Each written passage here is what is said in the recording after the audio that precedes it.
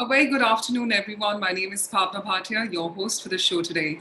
Well, before we begin, I'd like to inform everyone about the hashtag for this conference being hashtag e4m INCA report, and we request you to keep tweeting about the event. Well, welcome to the inaugural edition of the Impact Digital Influencer Marketing Conference and e4m INCA Influencer Marketing Report Unveiling. We'd like to once again thank our partners without whom this event wouldn't be possible. Our co-gold partner, AnyTag, Asia's largest and all-in-one influencer marketing platform, and co-powered by partners Clan Connect and Inca, Group M's influencer and content marketing solution. Well, let's take a look at our partner AV. Could we have the partner AV now?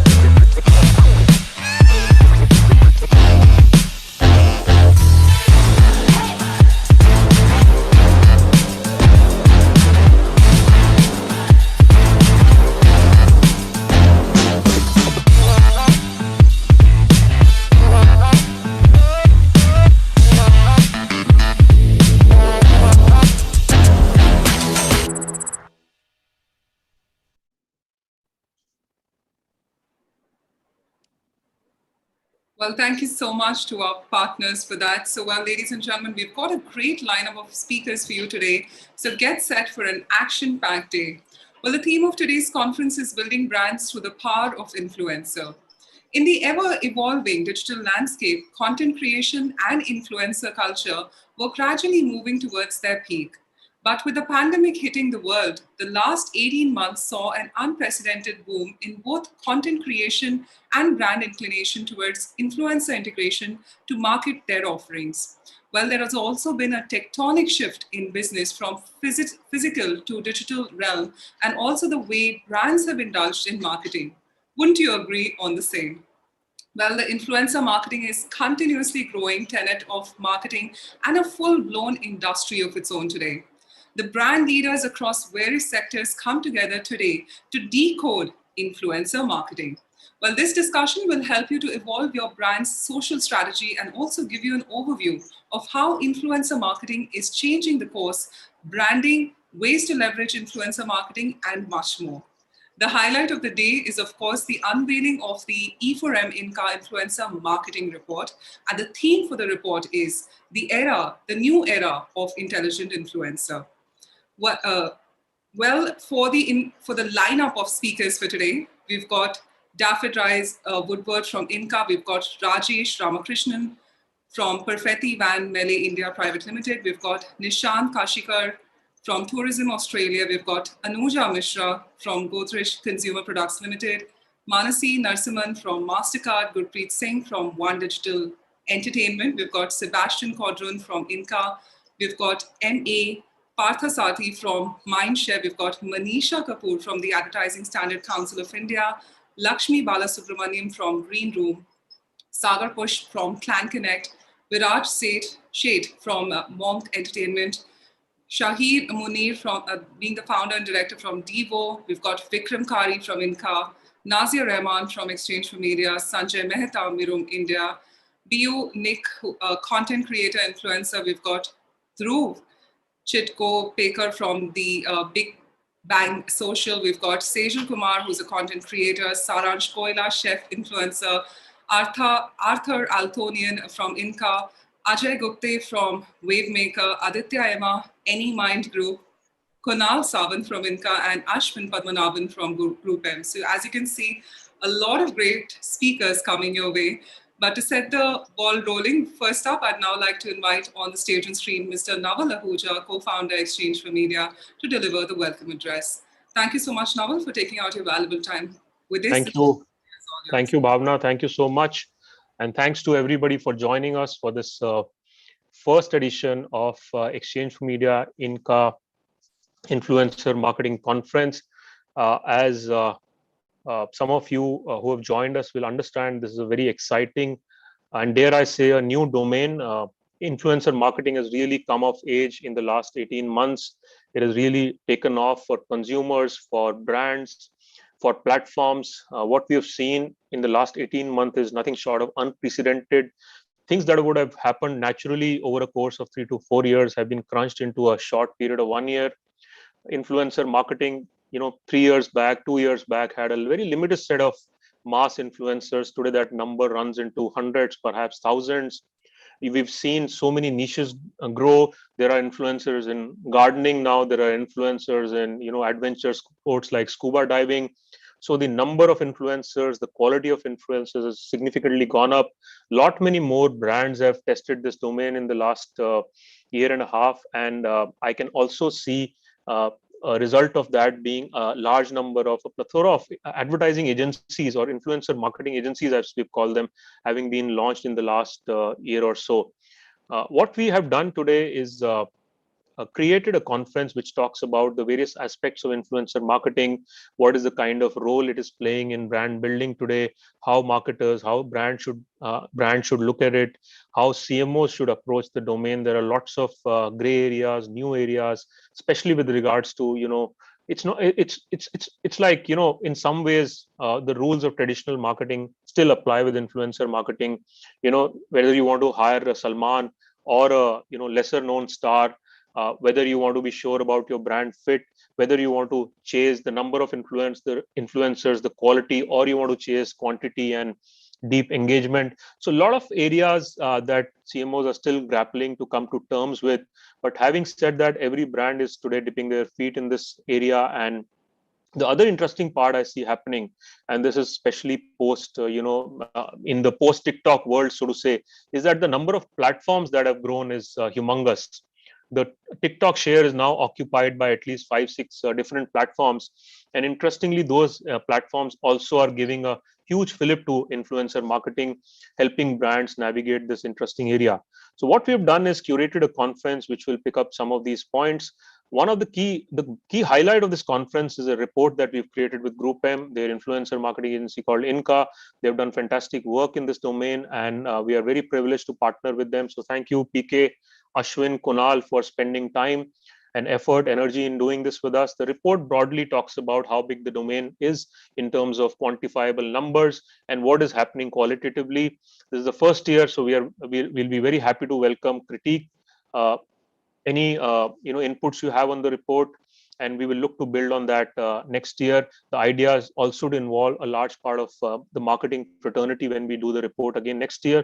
The report and the conference will be followed by our first edition of the Exchange for Media Influencer Marketing Awards. Again, these awards seek to recognize the good work brands have done in this domain in the last 12 odd months. Importantly, the awards also recognize influencers across various categories. That influencer award, the individual awards, is supposed to happen tomorrow evening at 4:30. We had significant number of categories, so we divided the award show across 2 days. So today, brands will be awarded. Tomorrow evening, influencers, individuals will be awarded. So do join us for the awards. My friend PK has caught up with a family and emergency. He could not join today, but we have his entire team here helping us navigate this conference, this area. Ashwin is here along with his team. So thank you, Bhavna. I look forward to the deliberations today. I look forward to learning like everybody else. Back to you. Thank you so much, Naval. So rightly put in the context of what we can expect from the conference today, and definitely, as Naval rightly said, that we're going to be having the another set of the influencer awards, which are going to be the individual ones, which will be happening tomorrow as well. So stay tuned for much more exciting news coming your way. Well, ladies and gentlemen, now it is time to move to the moment we've been all waiting for, which is the unveiling of the e4m INCA Influencer Marketing Report. For this, may I now welcome on the stage and stream Ashwin Padmanabhan, President of Partnership and Trading Group M, to unveil the e4m INCA Influencer Marketing Report. Well, with this, I'd really like to heartily welcome him on the screen. Thank you so much, Ashwin, for joining us. The stage and screen is all yours. Thanks, Bhavna, and thanks, Naval, for a fantastic introduction to what we've tried to create together here. Everyone, I hope you're all doing well. and I'm actually delighted to be with you for the launch of the E4m INCA India Influencer Marketing Report 2021. Sorry, interjecting, Ashwin. I forgot to thank Jessie. She's done significant hard work for this. Thank you, Jessie, Michelle, for putting this conference together. They deserve a lot of credit for, we have turned up on screen to talk, but they are the people who have done a lot of work in the background. So thank you, Jessie and Michelle. Back to you, Ashwin. Absolutely. I think you've taken words from my mouth. That's exactly what I was getting to, which is to congratulate this team at INCA and E4m, not just here in India, but across our regional offices in Singapore, who have worked tirelessly to kind of put this industry report. This has never been tried or done earlier, and it required a huge amount of effort to pull this off. So thank you so much for putting this together and making this happen. We all know that over the last few years, influencer marketing has become an industry now. It's not something which people try and do for a hobby. It's become an industry, and it's grown exponentially. In fact, influencer marketing has become an important part of our media, e4m's media recommendations to brands. That's how important it's become a part of the marketing mix. And authenticity and trust, I feel these are the two things that embody the relationship between the influencer and the audiences.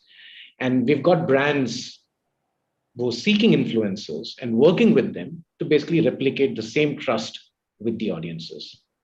And we're happy to see that more and more brands are recognizing this power of influencer marketing and making it an important pillar of their brand strategy. We all have seen the pandemic kind of accelerate the digital adoption in the country. We already had more than 400 million people who had access to social media before the pandemic. And parallelly, we've seen close to about $1 billion plus of investments to build apps and other infrastructure to create and engage more audiences. So clearly, this number has got a huge fillip now. But beyond numbers, I feel the significant shift in consumer behavior is a real fuel for growth. And we've seen it across spectrums, whether it's direct to consumer businesses or more traditional sectors. Everybody's understood the power of digital in making the life of consumers simpler and a better access to those consumers.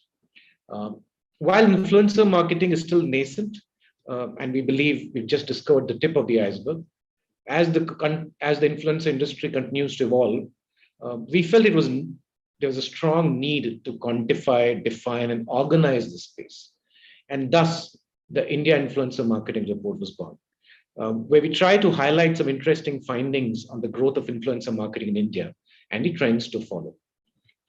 The unique advantage of digital is its duality. In other words, it can act as an independent medium. It can also become a measurement tool for traditional mediums as well. And with that, let me quickly take you through what we believe are a few trends that will shape influencer marketing this decade. And one of them, which we've seen evolve over the past 18 months in a big way, I think is the rise of the direct-to-consumer brands. In fact, as per Vendors Capital, India has already got about 600 plus D2C brands. And almost all of these brands have worked with influencers to not just drive awareness, but consideration, and in some cases, even purchase.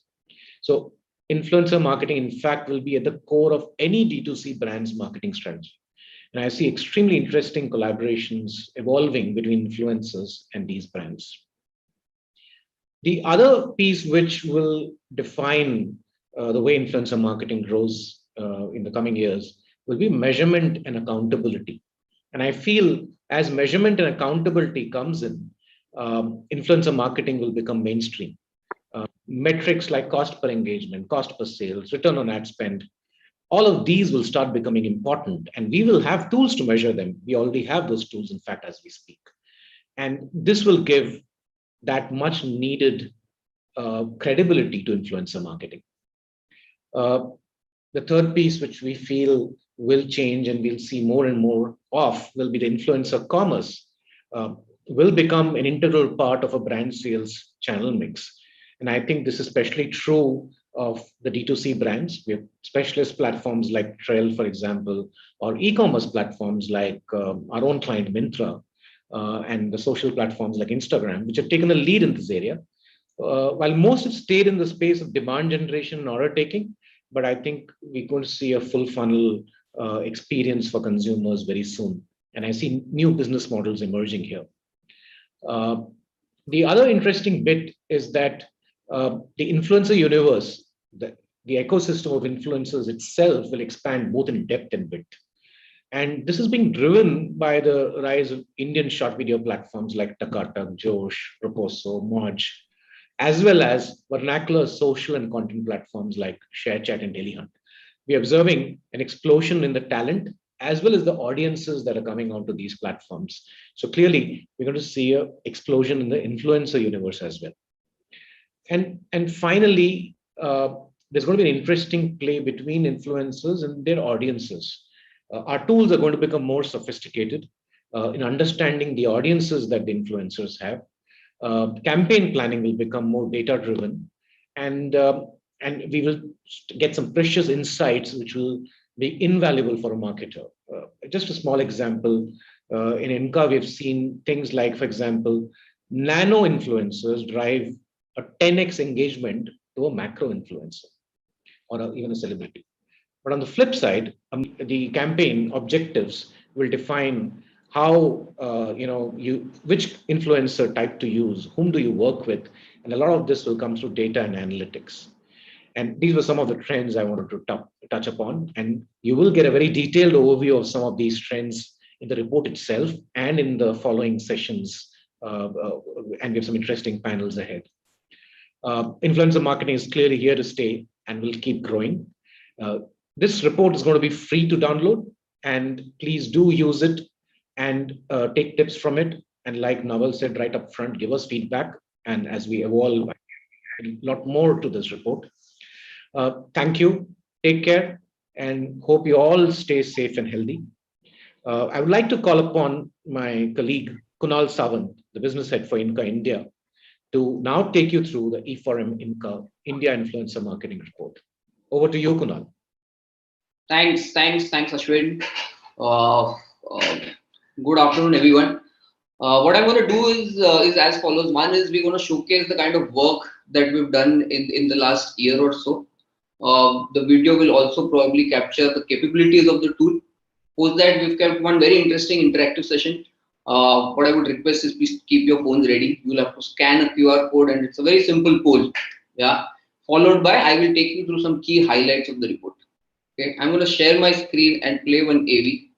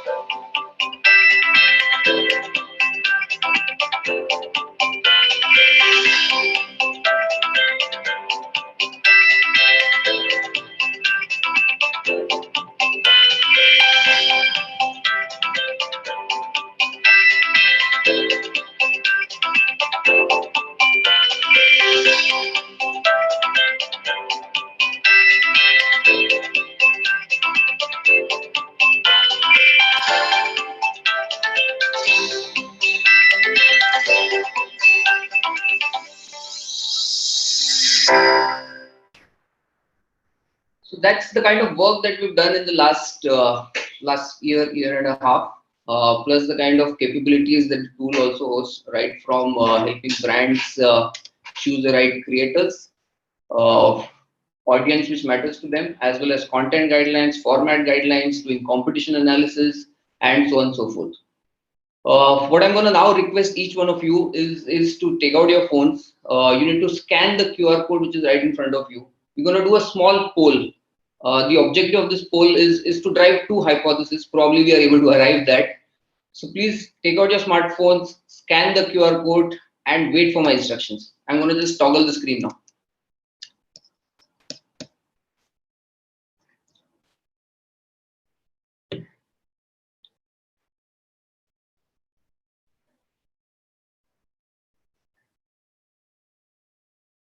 Okay, once again, either you log in through your web browser using slido.com and the hashtag and the passcode, which is hashtag 371879, or you can scan the QR code which is right in front of you. I'll wait for half a minute, and maybe then we can start the poll. These are all run-of-the-mill questions. Nobody's checking your intelligence here. These are very simple questions. I'm going to start with the poll right away. Okay, the first question for you is, have you indulged in cooking, referring to a cooking video online in the last 18 months? Once again, the QR code is still there in front of you. For people who want to start now, they can also do it. Let's wait for a minute. Currently, almost 85% of the audience which is taking part in this particular poll have at least referred once online looking for a cooking video, indulged into cooking in the last 18 odd months. It's 90% by now. Okay, I'm moving to the next question. Thanks for everyone who's participating. Who's the second biggest male influencer by follower count on Instagram? You might know the first one. Let's see how many of us know who's the second largest male influencer by follower count. Salman Khan. By default, it becomes PM Narendra Modi.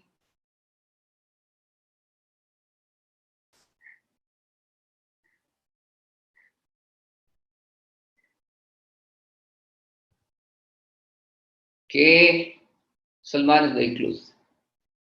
We'll wait for another few seconds and then just carry on. Okay, so there is a tough between PM Narendra Modi and Salman Khan.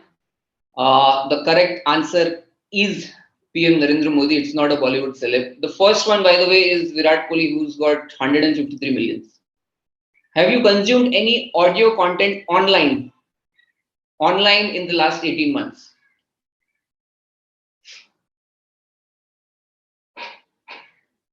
So 80% of us have consumed some content online in the last 18 months. That clearly says the rise and spike in audio consumption. 83% now. I'm moving to the next question. How many followers does Virat Kohli have on Instagram? More than the population of Australia, more than the circulation of largest print daily, more than the daily reach of the #1 GEC channel, more than the weekly reach of the largest radio station, or all of the above? I think this is pretty simple, straightforward. More than the population of Australia?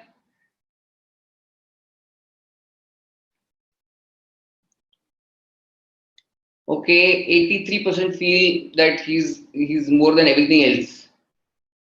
That's probably the right answer. Australia's population is 2.5 crore. He's got 12.5 crores in his follower base. I'm moving to the next question. Who do you think is the largest female influencer on Instagram from below? Not overall, but out of the 4 mentioned below, who do you think is the largest female influencer? Komal Pandey. 75% of us feel Komal Pandey, not Kusha Kapila, not Dolly Singh, not Anam Darbar, but Komal Pandey is by far the largest one.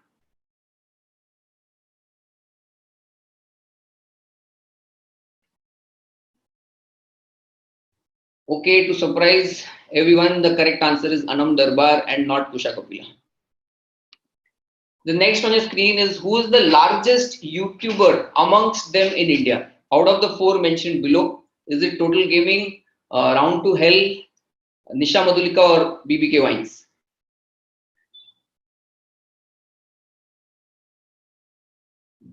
BBK Wines, sorry, it's moving now. Let's wait.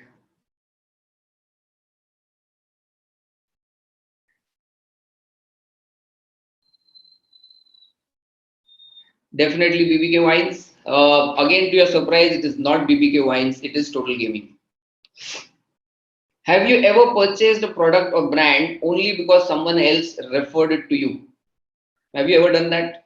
Have you changed your purchase decision or bought it just because somebody else told you? 83% of us feel that we've purchased a product or a brand only because someone else referred to us. It's become 85. Let's let the counter be at 30 and then I move. 80. 79% of us feel that we bought a product just because somebody else referred to us. Excellent. Who do you think has the highest engagement rate on Instagram? Engagement rate is nothing else, accumulation of all the interactions that you get divided by the number of followers. Virat Kohli, Hardik Pandya, nobody for Sachin Tendulkar or Rohit Sharma. We all feel that Virat Kohli currently has the highest engagement rate on Instagram. 23 respondents. We'll wait for 30 and then move on. Sachin Tendulkar is the least as per the poll right now. Again, to your surprise, Rohit Sharma is the correct answer and not Virat Kohli. Have you looked for online reviews, coupon codes before making a purchase decision? Have you ever done that?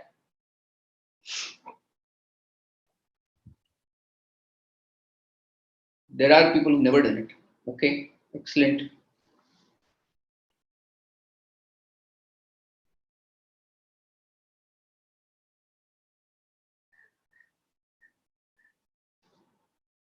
Superb.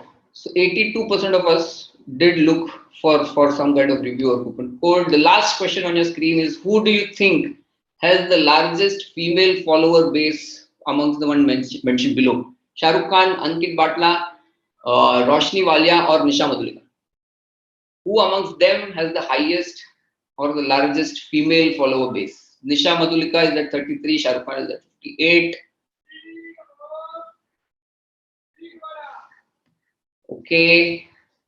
Shah Rukh Khan by far, 67%, followed by Nisha Madhulika, then Ankit, and then Roshni Walia. Sorry to disappoint you, but Ankit Batla has the highest follower base when it comes to female, highest base of female followers, and not Shah Rukh Khan. When we started the poll, so the poll ends here. Thank you so much for everyone who's participated. When we started the poll, we said we will try and come to two hypotheses, right? The two hypotheses are one, we all have been exposed to or have been consuming influencer content in some form or the other. The second is there is definitely a need for database planning. At times our intuition, our gut feel might not be correct and we need a solid AI driven platform to help us make the right creator selection. Thank you so much. I hope you've enjoyed this poll. What I'm going to now do is I'm going to talk about a few key highlights of the report. While I will also put up a QR code here, and you have an option to just scan the QR code and download the entire report. I'm going to quickly brief through few key highlights. We put them in three broad sections. What's in the future? Okay, Ashwin has already spoken about a few trends that we see post-pandemic. Okay, we will touch upon that. What do marketers actually feel? What are their pain points? What are their challenges? And what is the current state of industry? There are the three sections that I will cover in the next 10 minutes. Let's look at what's there in the future. This section. Sorry, I'm just quickly doing a audio check. Am I audible to all? Yes, can any one of you just confirm? Excellent. Thank you so much. So trends that will shape the industry, Ashwin has briefly already spoken about it. In fact, so I'm not going to spend too much time here. Direct to consumer, definitely a big area. As Ashwin already said, there are almost 600 plus brands. Measurability and accountability is not only one of the biggest challenges for marketers, but that's actually the elephant in the room. Probably creators and the platforms both will come together and come at a unified currency later. Influencer commerce, definitely one big area, and we will also talk about it at a later point. Influencer universe will expand both in depth and width, as well as there will be heightened need for scientific creator selection, which also talks to the right audience. Let's move on to the new formats. While there are several traditional formats which are already available, there are four key formats which we've kind of identified, and we would like to talk about it now. One is the audio format. Let's go back to the poll, a small poll that we did 5 minutes back. Most of us in the last 18 months have already consumed some amount of audio. What audio does is basically it allows you to do multitasking at the same time, right? Plus, it gives you a captive audience as well. Short form video formats, I think even Naval spoke at the beginning of the conference as well, right? Where there are a number of platforms which have already opened up. It's the best way to engage with the millennials and the Gen Z is to create a short, snackable, engaging content. That's what they want, and the platform really fulfills that demand in a very large way. Live streaming, again, most of us would have exposed to a live streaming either looking for some of our favorite celebrities perform live, right? Or we would have taken a masterclass with a popular chef, or we would have done shopping looking at our popular creators, right? Social commerce, again, this trend is pretty much already there in China and Korea. Okay, almost 16% of the total retail sales today is online. Social today, if you look at social universe, out of the 600 million people who are on digital, almost 400 of them are already on social media. So high social media audience plus growth of e-commerce is only going to fuel social commerce in a very large way. Next, I move to the ASCI guidelines. Self-regulation will drive transparency. What we actually mean here is one, looking at the kind of investments that brands are today doing on influencer marketing. There was anyways a need for some amount of regulation in this industry. And the new ASCI guidelines are definitely a welcome move, which will bring in not only some amount of regulation, but it will also build in transparency and accountability, both from a platform perspective as well as a creator perspective as well. There are various disclosure labels. The report does talk about them in detail, hence I am not covering this here. But yes, there is definitely a need to reinforce and educate all these guidelines time and again. Although we also have an elaborate panel session on ASCI guidelines later in the day. Next, I will now talk about what does our marketeers also say. Okay, what we've done is a small survey with a couple of our brands. Okay, and and I'm going to now talk about certain findings, which also talk about problem statements and as well as why do actually brands invest in influencer marketing primarily.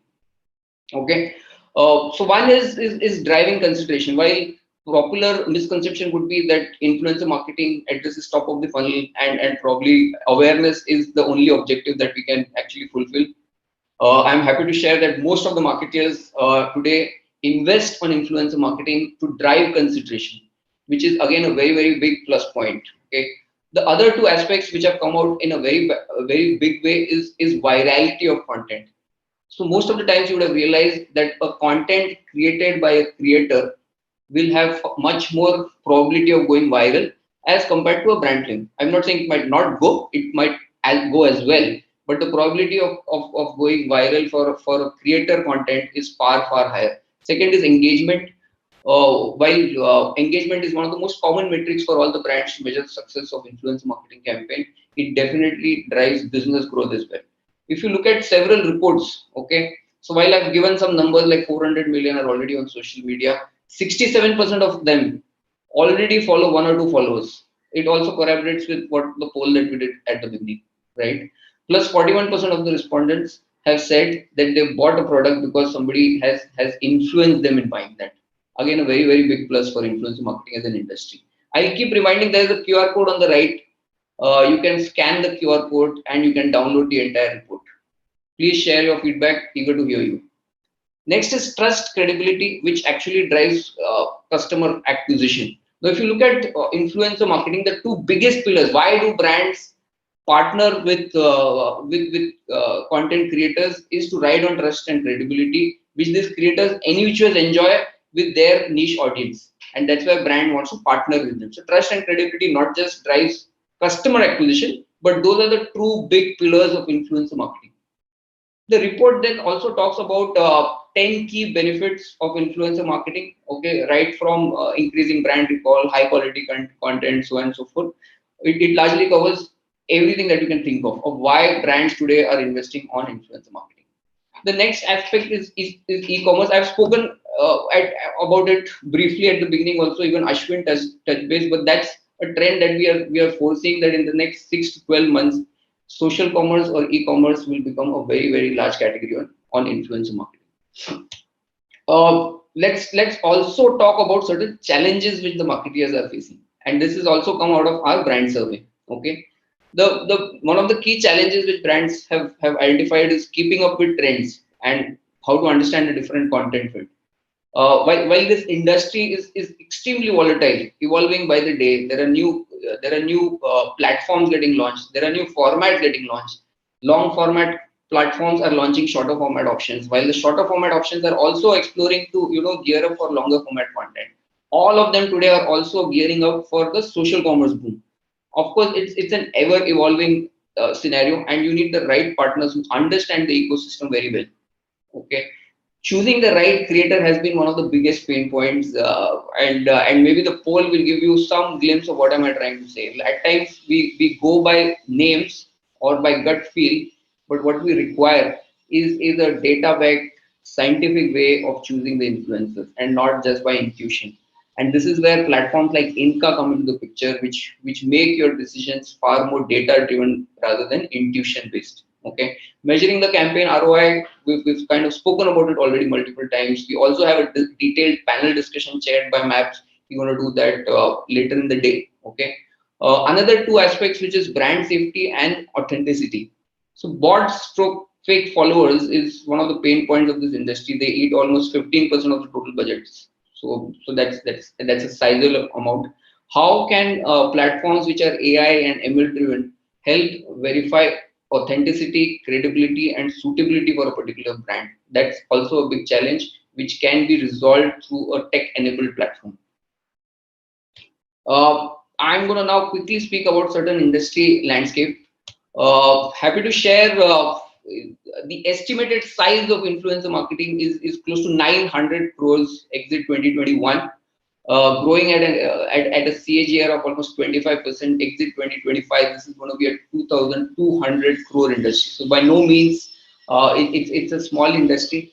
If you speak to brands, there are separate budgets now earmarked only for influencer marketing. Earlier it might be camouflaged between either digital budgets or let's say content budgets, but most of the marketers today have separate budgets for influencer marketing. Most of them, what they said is, or in fact, more than 50% of the respondents have indicated that they're going to increase their influencer marketing spend by almost 25 to 30%. So extremely strong growth potential for this industry. Which are the top categories? So we've kind of dwelled into, looked at the Inca Tech tool and kind of dwelled in terms of which are the top categories which advertise on influencer marketing. So if you look at the top three, which is personal care, food and beverage, and fashion. These three dominate almost 55% of the volumes on influencer marketing, followed by mobile, auto, telecom, BFSI, so on and so forth. But the three categories, large categories, are personal care, food and beverage, and fashion. I am moving to the last slide. The QR code on the right takes you to the entire report. You can scan it, download the entire report. Okay. So while 900 crores is defined as the size of the industry, how much do influencers contribute? How much do celebrities contribute? Okay, we've also defined on the right, you would see we've defined different types of creators. So a nano creator is someone who's got 10,000 and less followers.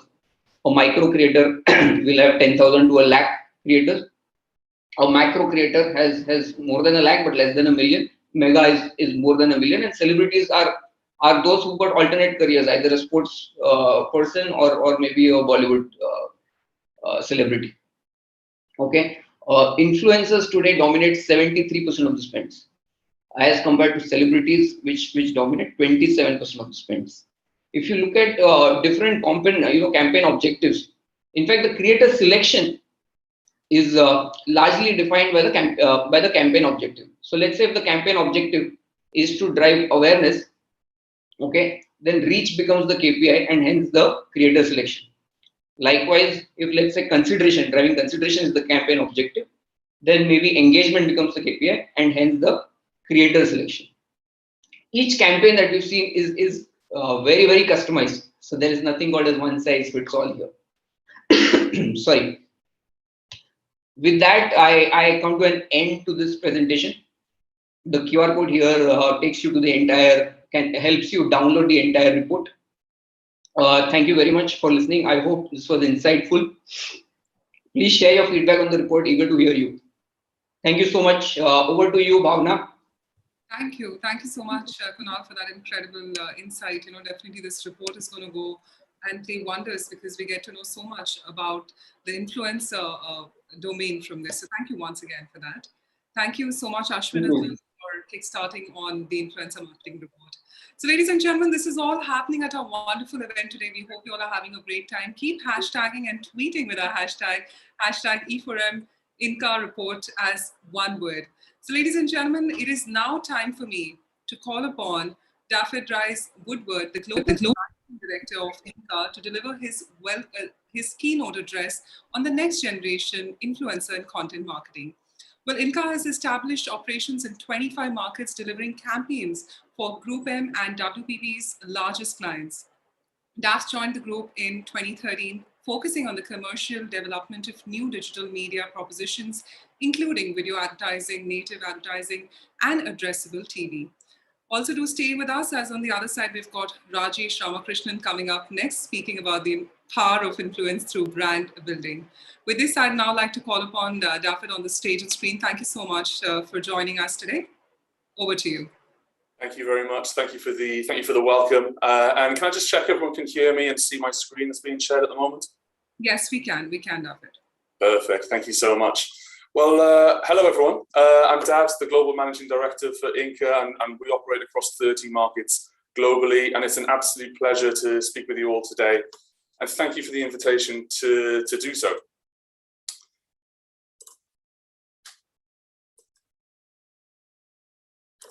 I'd like to kick us off, first of all, just by congratulating everyone on the publication of the Influencer Marketing Report 2021. I've had a sneak preview, downloaded it via the QR code. It's full of great information and opinion pieces and how to win in the influencer space today and in future. So I'd like to take some time today to talk about the direction of the industry and what the future may hold for the creator economy. If we look back just 5 years, I think the influencer marketing world would be unrecognizable from where it is today. And with the pace of change, I expect the landscape to evolve even more in the next 5 years.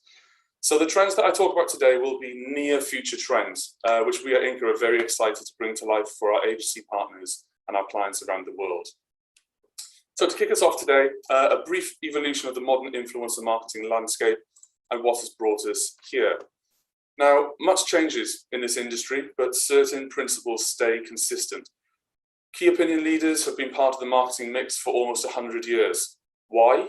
Because marketers have long understood that the endorsement from authentic voices leads to an increase in trust, attention, and audience engagement.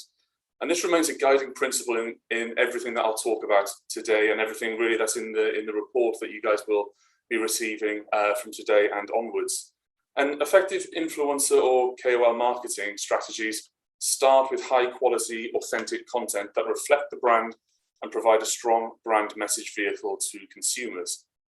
Now, moving more into recent history, the rapid rise of connectivity and social platforms, powered by technology, of course, has really poured rocket fuel onto this industry. First of all, it's reframed the definition of fame and by extension influence. And it's also democratized the ability to become influential and the ability to create a high volume of high quality content. Today, each one of us creates and consumes 16 times more content data than we did just 10 years ago. And where attention goes, advertising dollars surely follow. And as an effective way to reach and engage audiences on social platforms, it's no surprise to see the increased interest from marketers and the increased budgets that we're seeing dedicated to influencer marketing. Now, social platforms were originally formed so that people could stay connected or create new connections online. These social platforms quickly developed a monetization model around this as global audiences flocked to consume their free services. This gave birth to the era of paid social advertising, laying the foundations to reach targeted audiences at scale in social environments. And of course, this rapidly became a multi-billion-dollar industry that virtually every brand invests into today.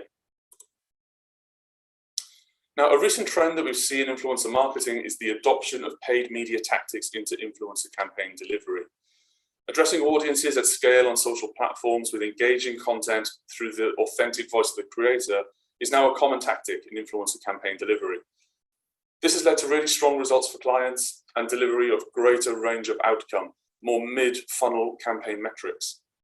So this is a key trend that's likely to gather pace, and we'll see budgets for influencer activity continuing to grow as planners consolidate budgets for both content creation and distribution across social. But where else do we see evidence of this as a growing trend? Well, we need look no further than the social platform giants themselves. For the first time, we're seeing these platforms recognize content creators as strategically important for them for the future of their platforms. Returning users are their lifeblood, and there is now a recognition that quality content that influencers create provides the incentive for audiences to continue to open their social apps on their smartphones day after day, time and time again, every day. Creators are now being rewarded for the content that they produce, and not only for brands that they endorse, but across the board. And for me, this is way overdue, and it provides the creators with the incentive and the reward for the audiences that they attract and the content they create.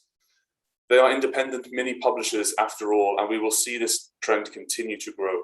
We have a white paper on this very subject coming out very soon and will be available on the INCA website.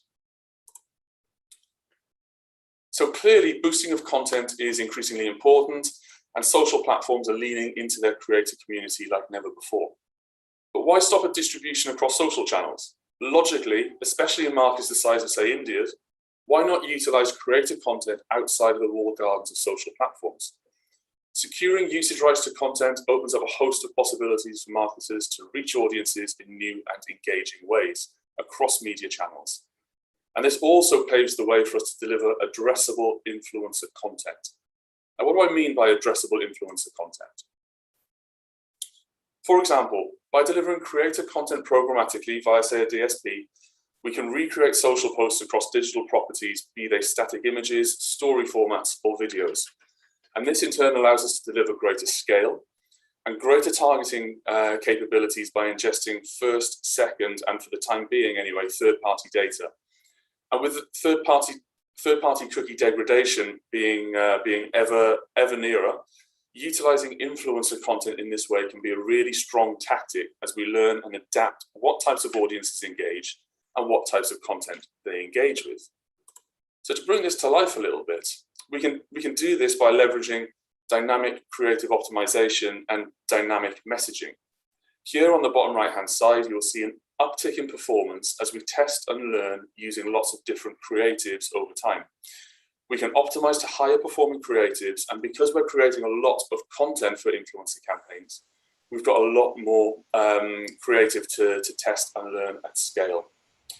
There's also the potential to utilize content from one market to target relevant audiences in another.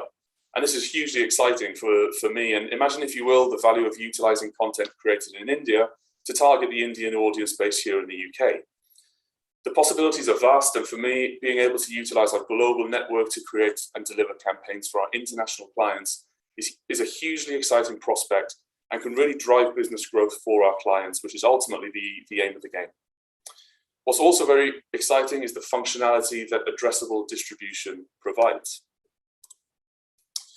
Here we have greater control over where and how we drive audiences to deliver broader actions and deeper outcomes. And this plays a really strong role in the commerce options that Kunal and other speakers have spoken to this morning or this afternoon. And I'll circle back to this in a couple of slides' time. But why stop there?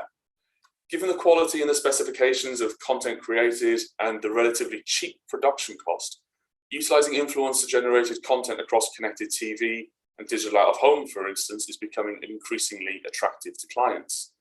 If we can offer connected TV and digital out-of-home as distribution channels, alongside the more addressable social and display environments, we have a true full funnel solution for clients based on quality content where we can deliver brand and performance-based results.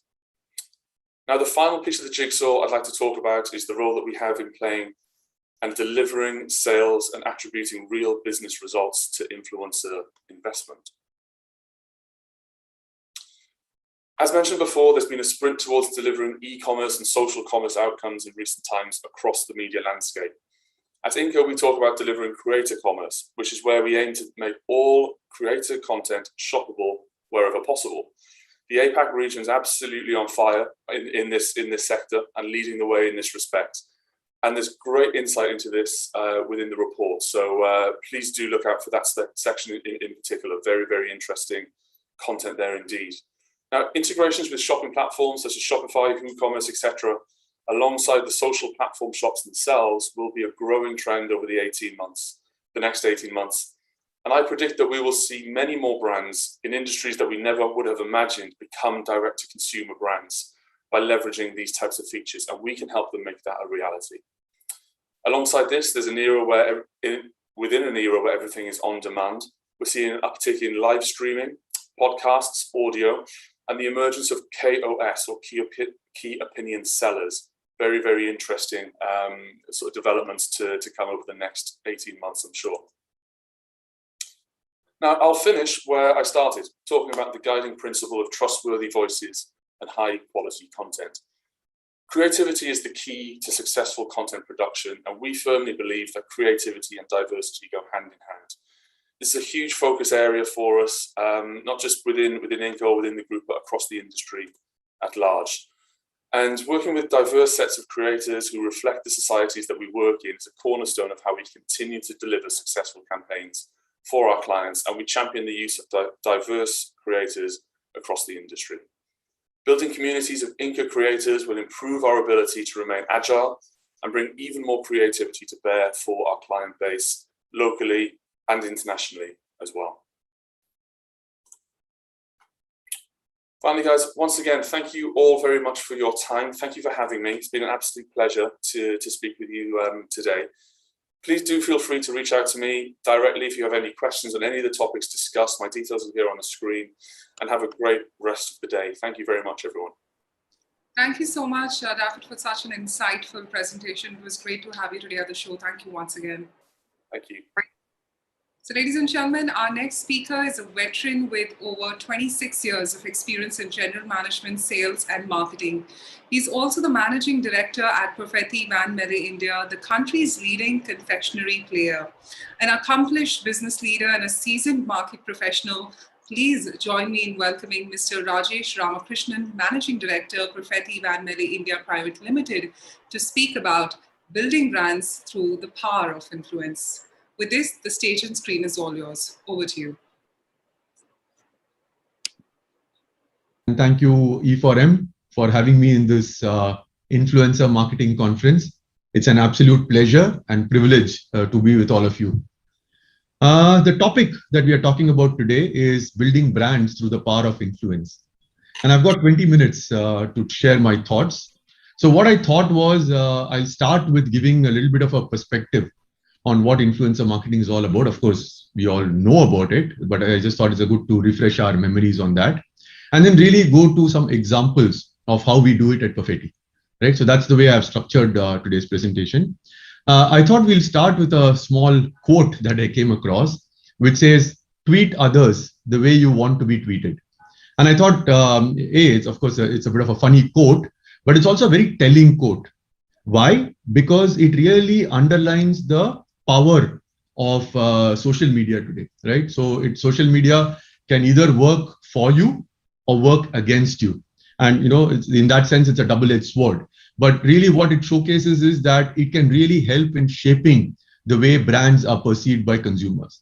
And I think one way to shape that perception is by the use of influencers. So when we talk about influencer marketing, what are we really talking about? One, of course, it is about the collaboration with people who can exert a significant influence on potential consumers or customers, right? At one fundamental level, that's what it means. And we all know that, and we have seen that in our own lives as well.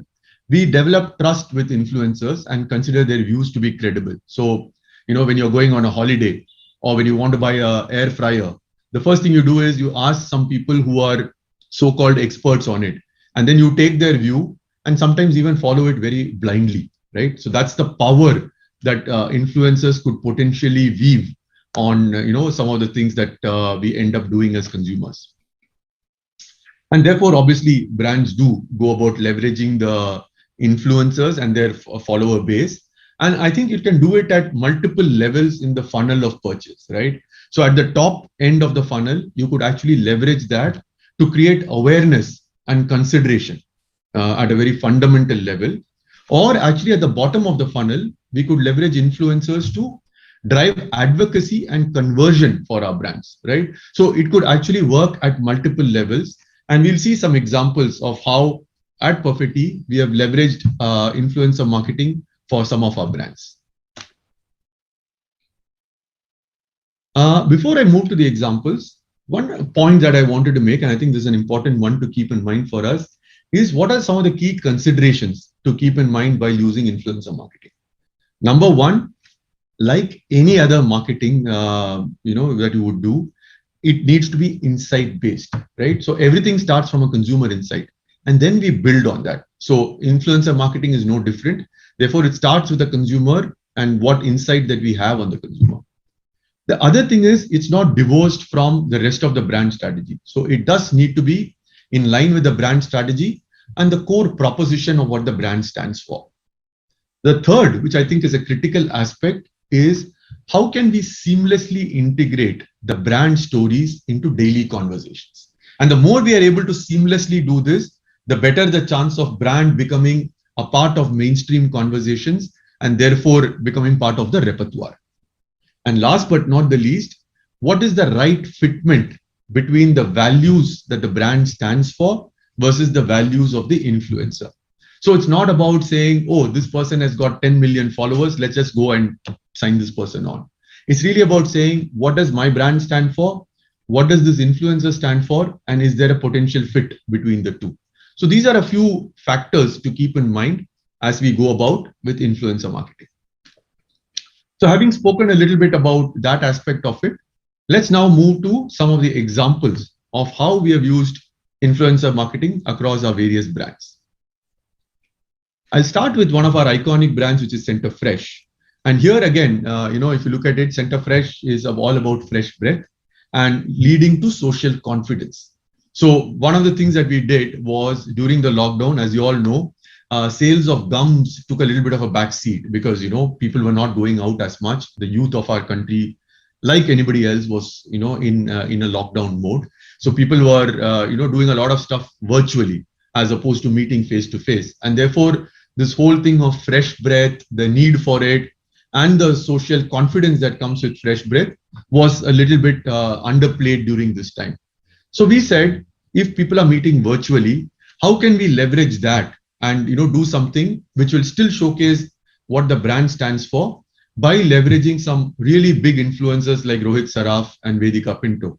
And that is how we came up with this idea of doing a long form film which really showcased the use of social media in terms of propagating what the brand stands for. So do take a look. Hello class, welcome back everyone. अभी हम हमारा 5वां session start करेंगे for physics और until now we have studied about simple machines. In this class हम थोड़ा ज़्यादा उसको आगे ले जाएंगे. हम Newton and mechanics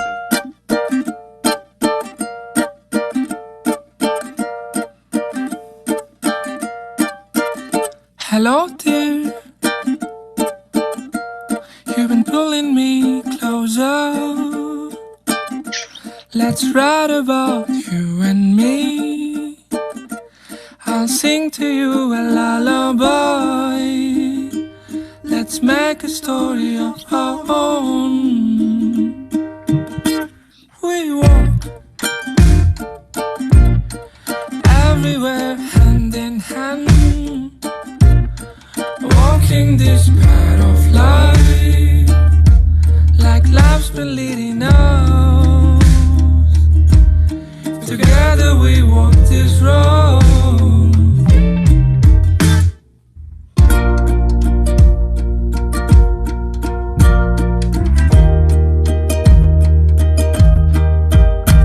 You have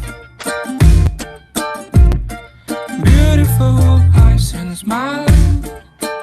So I'll just forward a little bit.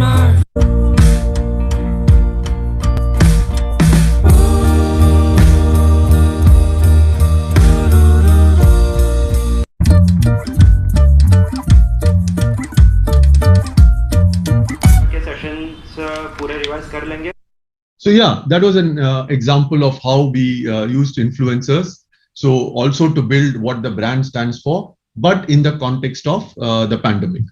Similarly, another example, which was very topical during the Women's Day, we used Sanya Malhotra. Again, here the film was about experience of a girl who sees a cute guy and wants to strike up a conversation, and how she goes about, breaking the hesitation for that. And then, it's something that is enabled by the brand, which gives her the confidence, the fresh breath confidence to actually go ahead and make the move, right? So that's again something that we did as a example, and I'll just play a small bit of it just to give you a sense of it. एक party में गई थी जो थी totally lit. वहाँ देखा एक cutie who could be a good fit. वो भी मुझे देख के हुआ totally shook, but then he got all nervous. I could tell from his look. देखा मैंने उसको करी eyes be roll. All the while I was thinking, अबे कुछ तो आके बोल. Just come and talk to me. I haven't got all day. Then it finally hit me. It was my time to slay. Why wait for him when I can break the ice and to a lame story add a little spice? क्यों हूँ मैं इतनी awkward? Stop overthinking and hit fast forward. Let me solve this age-old paheli. Just go and like be his saheli. Santa fresh mints लेके मैंने अपने कदम बढ़ाए. With full-on confidence, बोला ifs and buts go by. हाथ मिलाकर उससे तोड़ी मैंने ice. किया pat अपना back और बोला damn girl, that was nice. This Women's Day, stop caring about what, when, why. With fresh breath confidence, just go say hi.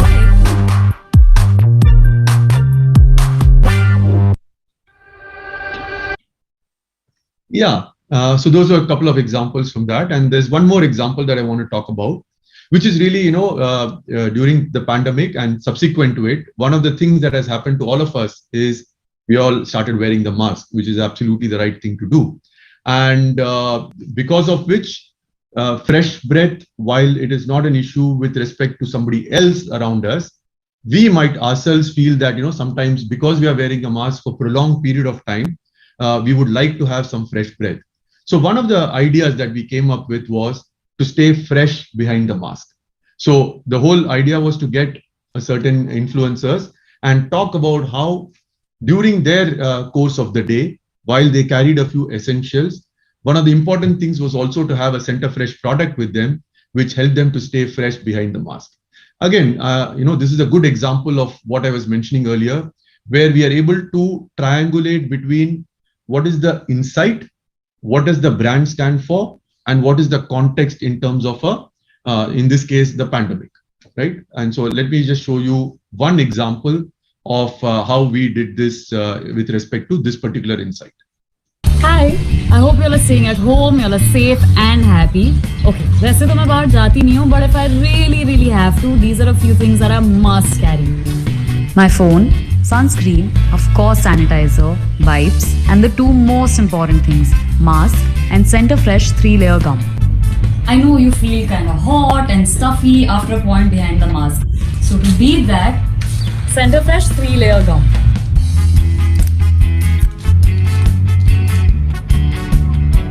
It feels great to stay fresh behind the mask. These are my essentials while stepping out. What are yours? Center Fresh urges you to stay safe, stay fresh behind the mask while you step out. Hi, I hope you're... Yeah, so let's move to another brand, Mentos. And Mentos has been doing some iconic communication in the past. The whole concept around Dimag ki batti jala do, which also makes people think creatively. And then we moved into a positioning of social connections that Mentors enables to have, right? So we had recently launched initiative on Mentors, which was all about printed candies. And we had printed various emoticons on the candies, and the whole concept was called Mentors Say Hello. So what we did was we tied up with and partnered with a few stand-up comedians, the popular ones, and leveraged them to say hello with the emoticons in a way that they were able to express their feelings in a humorous way. So let's take a look at one example and then we can talk about it. Hey guys, guess what I'm holding? Is it a candy? Is it an emoticon? It's the Mentors Say Hello limited edition pack. And my really good friend Azim Banatwala has challenged me to the Mentors emoticon challenge. So let's set the timer to 30 seconds. And the first one is, oh, this one's easy. This is when you accidentally turn on your camera on a Zoom call while you're wearing the banyan of your grandfather and you're smiling with dead eyes looking for the video off button. Let's check the next one. This is my expression when I crack a joke as a response to a very serious question by my girlfriend, like, do you see this relationship going anywhere? And I'm like, we can't go anywhere, it's not safe. Okay, next. Oh yeah, this is the one when I'm stressing for my college presentation, but then the professor falls sick, so they have to cancel the whole thing, but I'm like, oh my god, that's terrible. I'll be sick for another month as I plan my living room vacation. Terrible. Whoa, I got 3. Sorry, Azim. I nominate Rohan Joshi next to take up the challenge while I enjoy. Wow, go get your own pack and make some new friends. Yeah, so that was an example of how we did it with Mentors in terms of getting the relevant influencers in a very humorous context, but yet making it very relatable through the use of humor in a contextual situation. Hey guys, guess what? Let's move to a brand like Alpenliebe Just Jelly. Now, if you look at this brand, it is all about talking to families and enabling families to have fun together. So one of the things that happened during the lockdown is the families were all together in the house. Now that's nice to be along with your family, but after a period of time, it started also getting a little bit painful in many ways, right? Where parents were struggling to see what to do to keep their kids active and engaged, and how could the family sort of do things together to have fun. And one of the things that we've been building on Just Jelly is this whole concept of in-home stocking and in-home consumption of the product. And therefore, how could Alpenliebe Just Jelly be a part of homemade dessert recipes? So that's the concept that we had been anyways working on. And we said, let's look at some influencer chefs who we could use to further build awareness for this concept. So we tied up with, for example, famous chefs like Amrita Raichand in order to take this concept forward. And I'll just share a brief snippet of how we went about doing this. Hi guys, Diwali आने वाली है और उसी के साथ साथ bingeing की tendency भी. But what if you can indulge guilt free? Yes, you can, with the help of my mom and Alpenliebe Just Jelly. True that. So let's make nutty bars. इसके लिए हम यूज करेंगे Just Jelly Strawberry, जिसमें है 25% fruit pulp. So we will start by melting these jellies into the hot pan. ये पूरी तरह melt हो गया है. Now I'm going to add my toasted nuts in it. फिर थोड़े से walnuts, pistachios, finally some cashews. अब इसे हम अच्छी तरह से मिलाएंगे. Now I'm going to add this to a lined pan. So now we will flatten this out nicely. अब Just Jelly के bears और bottles को मैं इसके अंदर डाल दूंगी. बस रूम टेम्परेचर पे इसे आने दीजिए. ओवरनाइट इसे सेट कर दीजिए फ्रिज में. अगले दिन काटिए एंड एंजॉय कीजिए. You have to make these this Diwali and enjoy it क्योंकि Alpenliebe Just Jelly के साथ फैमिली में मस्ती चली. Yeah.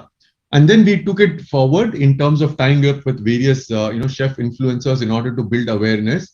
And the next logical step to it is actually to start crowdsourcing, ideas on what consumers could do with it.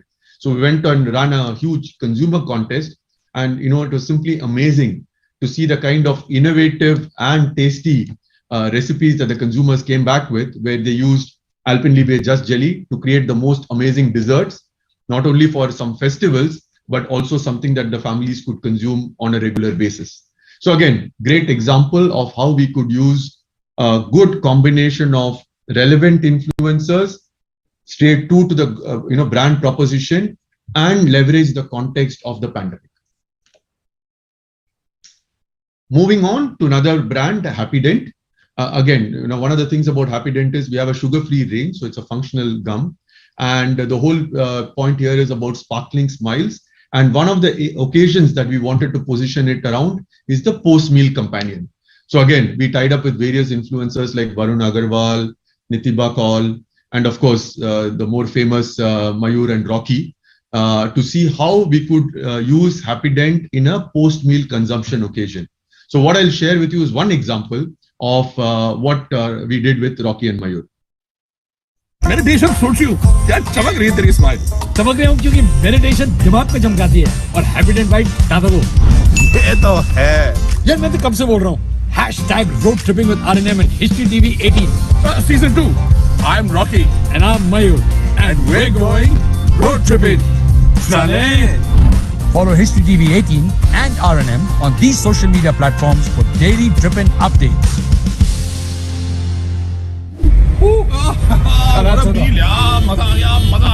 Lovely lovely हाँ 15 रोटी खाओगे इतने सारे खाने के साथ तो मजा तो आएगा ही 15 नहीं खाइए 11 खाइए ओह सॉरी 4 कम हाँ please I am very healthy वैसे पंजाब मेरे से लोगों को हेल्दी बोलते हैं हेल्दी ये हेल्दी होता है और क्या इतना सारा खाना के मतलब प्लेट से निकल के शर्ट पे गिर गया भाई साहब के हाँ तो अकेले थोड़ी खाते कभी थोड़ा शर्ट को खिलाओ थोड़ा जीन्स को खिलाओ मटन करी चिकन करी सब मिल बांट के खाते हैं सब लोग ये होता है healthy Happydent wave sugar free with xylitol for healthy teeth और ये मिंट फ्लेवर है अच्छा मतलब खाने के बाद ये खाना बहुत जरूरी है ना मेरे को भी दे यार मैंने कभी नहीं खाया यार प्लीज एक दे यार मैं तेरा दोस्त हूँ यार थैंक यू अपना लाया कर यार हाँ एक और दे यार एक और देना प्लीज प्लीज मीट खाया यार कम ऑन 11 रोटी खाइए तो 2 चिंगम ले लो thank you very kind of you यार मेरा वाला जो है ना थोड़े कम पड़ रहे थे यार अब ठीक है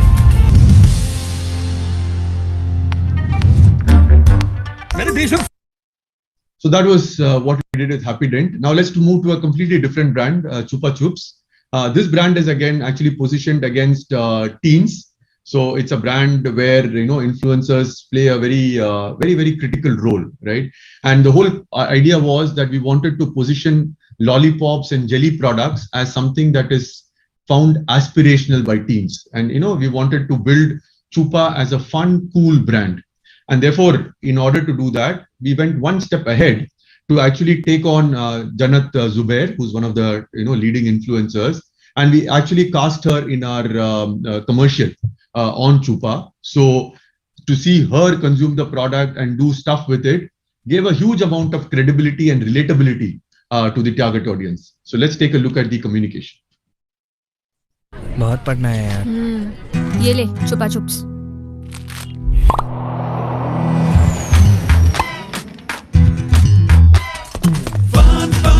Let's have some fun, fun. Fun, fun, fun. देखो fun खाओ fun लूटो यहाँ fun वहाँ fun आगे पीछे fun, fun, fun, fun. Fun, fun, fun, fun. Fun, fun, fun, fun, fun. Chupa Chups gum filled lollipop. करते रहो. Fun, fun, fun, fun. बहुत. Yeah, so that was the copy we did, and then we took it further to create actually branded content. So, Chupa again is about the shapes and the forms of Chupa Chups actually enable a lot of playability. And it's also a brand which has got high energy.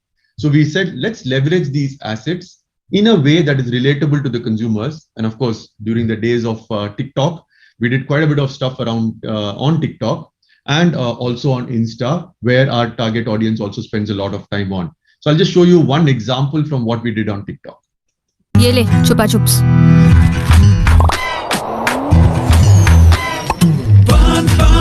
Let's have some fun, fun, fun, fun, fun. देखो fun खाओ fun लूटो यहाँ fun वहाँ fun आगे पीछे fun, fun, fun, fun. Fun, fun, fun, fun. Fun, fun, fun, fun, fun.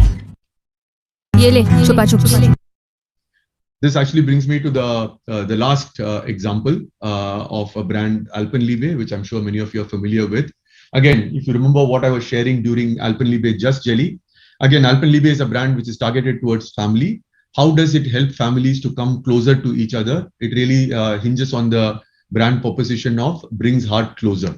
So again, the insight here was families are all stuck in the house. Parents are finding ways to keep the kids engaged. The family also wants to come together and do stuff together so that they can, come closer together as a family. And what we thought was, let's come with this whole concept of do it yourself. So whether it was Rakhi or Diwali or Halloween, for each of the festivals, we came with this campaign of saying, create your own Rakhi, for example, or your Halloween stuff, which can then be used by the family. So it brings the family together in the process of creating that, and it is also very relevant to the occasion that we are talking about. So that's something that we did extremely successfully on Alpenliebe. We used one of the most famous influencers, my Miss Anand, and I'll just like to share what we did on it through a small video. Alpenliebe, one of India's most loved candy brands and relished by people across all ages. In 2018, we expanded our target from kids to adults to promote in-home family consumption. This posed a unique challenge of engaging families together, specifically for a medium like digital, which is known for individual content consumption. Our consumer insight showed that while families are increasingly spending less time with each other, they enjoy doing shared activities like playing games, building things together, etc.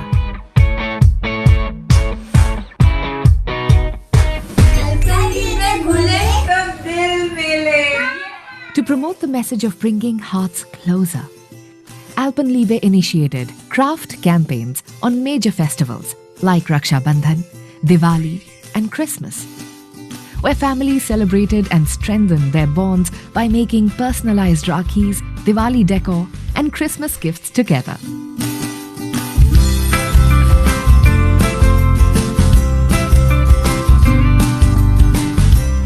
The campaigns kick-started with videos by mega influencer, my Miss Anand. चलो अब मिलके Christmas decoration बनाते हैं। हाँ दीदी।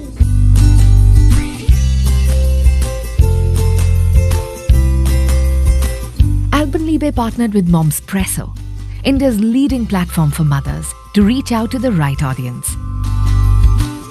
This was followed by amplification through popular mom influencer videos, which were self-produced at homes. Exciting contests promoted the idea of creating personalized DIY crafts and ensured engagement.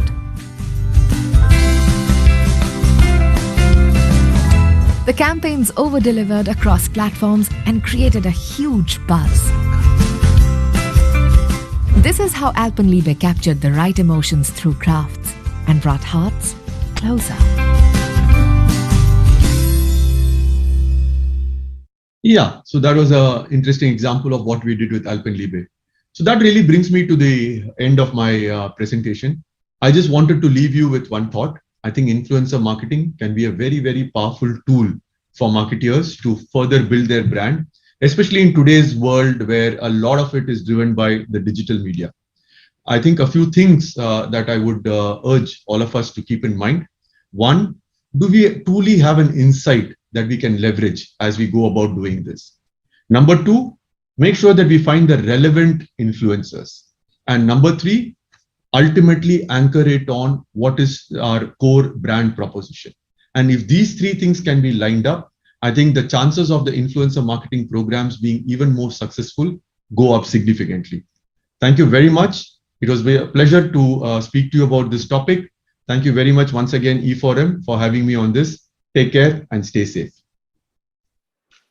Thank you so much, Mr. Ramakrishnan, for that wonderful presentation. Definitely gave a lot of insights to us. Well, ladies and gentlemen, we hope you all are having a great time today at the e4m INCA Influencer Marketing Conference. And right now we're heading towards our panel discussion. Well, an interesting one, that is the topic of the panel discussion, is measuring the influence. I'm sure all of us would love to know more about this topic, and we have an eclectic panel of speakers to discuss this topic. So a warm welcome to our panelists. First up, Nishant Kashikar, the Country Manager, India and Gulf Tourism, Australia. Anuja Mishra, Vice President and Head of Marketing, Personal Care and Hygiene, Godrej Consumer Products Limited. Manasi Narsimhan, Vice President and Head Marketing and Communications, South Asia, MasterCard. Gurpreet Singh, CEO and co-founder, One Digital Entertainment. Sebastian Cordron, the Global Lead, Inca Tech, INCA. We've got Aditya Emma, the Managing Director, Any Mind Group. And ladies and gentlemen, the session chair for this panel is going to be Emmy Parthasarthi, the CEO of Mindshare. So don't go anywhere. As post this, we've got an interesting panel coming up with our Manisha Kapoor, Virat Seth, Lakshmi Balasubramaniam, Shahid Munir, Sagar Push, Vikram Kari, and Nazir Rahman. So for now, let's welcome our eminent panelists. Firstly, you all have wonderful smiles, great energy coming on the screen, and a huge, huge welcome. Thank you all for joining us. How are you doing?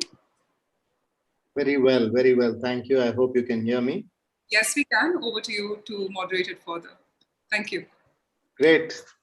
Good afternoon, everyone, and welcome. It is great to hear the earlier two sessions. And obviously, influencer marketing has been around probably since the dawn of civilization, right? I mean, from Ayurvedic recipes, which have been done by word of mouth, from sage to sage and written on palm leaf scrolls, to possibly gladiators peddling stuff, in the Roman amphitheaters. And what's happened is that, obviously paid media gave it a sense of scale. And with social media, it did something which it did right at the beginning, right? It brought back a touch of one-to-one kind of communication. It rekindled a dialogue. And with that, what we've seen is obviously spends on this medium have gone up significantly. And whenever spends go up significantly, immediate reaction is that a lot of questions are asked. How much to spend, where to spend, on whom to spend. And most importantly, what does success really look like? 1 second, there's something with the video. Okay. And most importantly, what does success really look like? And what we have a fascinating panel here because we've got marketers who use the power of influencer marketing. We have people who are developing solutions for this need, and we have some technology experts who are actually the builders of the platforms. So I think we'll have a very good perspective from three different sides. So maybe let me just plunge right down into it with the first question which I have. And this is to the marketers in the house. So maybe I'll start with Anuja. Hi, good to see you. So the first thing is, how should influencer marketing actually be measured in your opinion? And is it very different from the way you would do any other form of marketing like paid media? So, I'll kind of break this into two parts. I think, of course, like any other medium, there is, very clearly an objective that defines the usage of an influencer. But I think broadly speaking, I'd break it into a quantitative and a qualitative aspect. And I think like I also heard Rajesh, mention, it's very important, firstly, that the choice of influencer is fairly deliberated. It's coming really out of, a very core, brand philosophy, and the influencer has, you see some kind of a strong association of the influencer, because that really helps to amplify the authenticity and, the messaging of the brand. So I think I really say that that's the foundation of even getting. It really helps to amplify the authenticity and, the messaging of the brand. So I think I really say that that's the foundation of even getting. I think there is, if the team can mute, please. Thank you. Over to you. I think, however, from a KPI lens, I'd say that quantitatively, you usually would look at a set of influencers to give you a much wider reach, amongst their community. And I think from that standpoint, the way I would, at least, the way we've been evaluating a lot of our influencer campaigns is to look at the kind of outreach within a relevant set of communities and cohorts. And I think equally, getting a positive, rub off on the brand with respect to the authenticity of the influencer and the content. So if the influencer is seen to be an expert or, or somebody who's allied to that specific area, it sort of definitely helps in terms of amplification and almost a multiplier on your content getting shared and spoken of. Absolutely. I think the outreach part which you mentioned is so critical.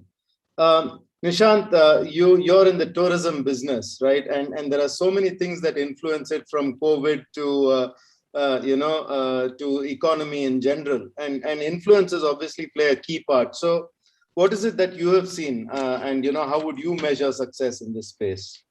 All right. First and foremost, a big hello to each one of you, all the fellow panelists and all the marketeers on this wonderful Friday afternoon. Partha, to answer your question specifically, I guess one of the values that all the marketeers should have is the fact that we should treat every dollar as if it was our own. And as custodians of a brand, we are really accountable for every dollar that we spend. So be it the taxpayers, the shareholders, or the VCs, or the investors. So because every dollar that we spend, we are really truly accountable for that.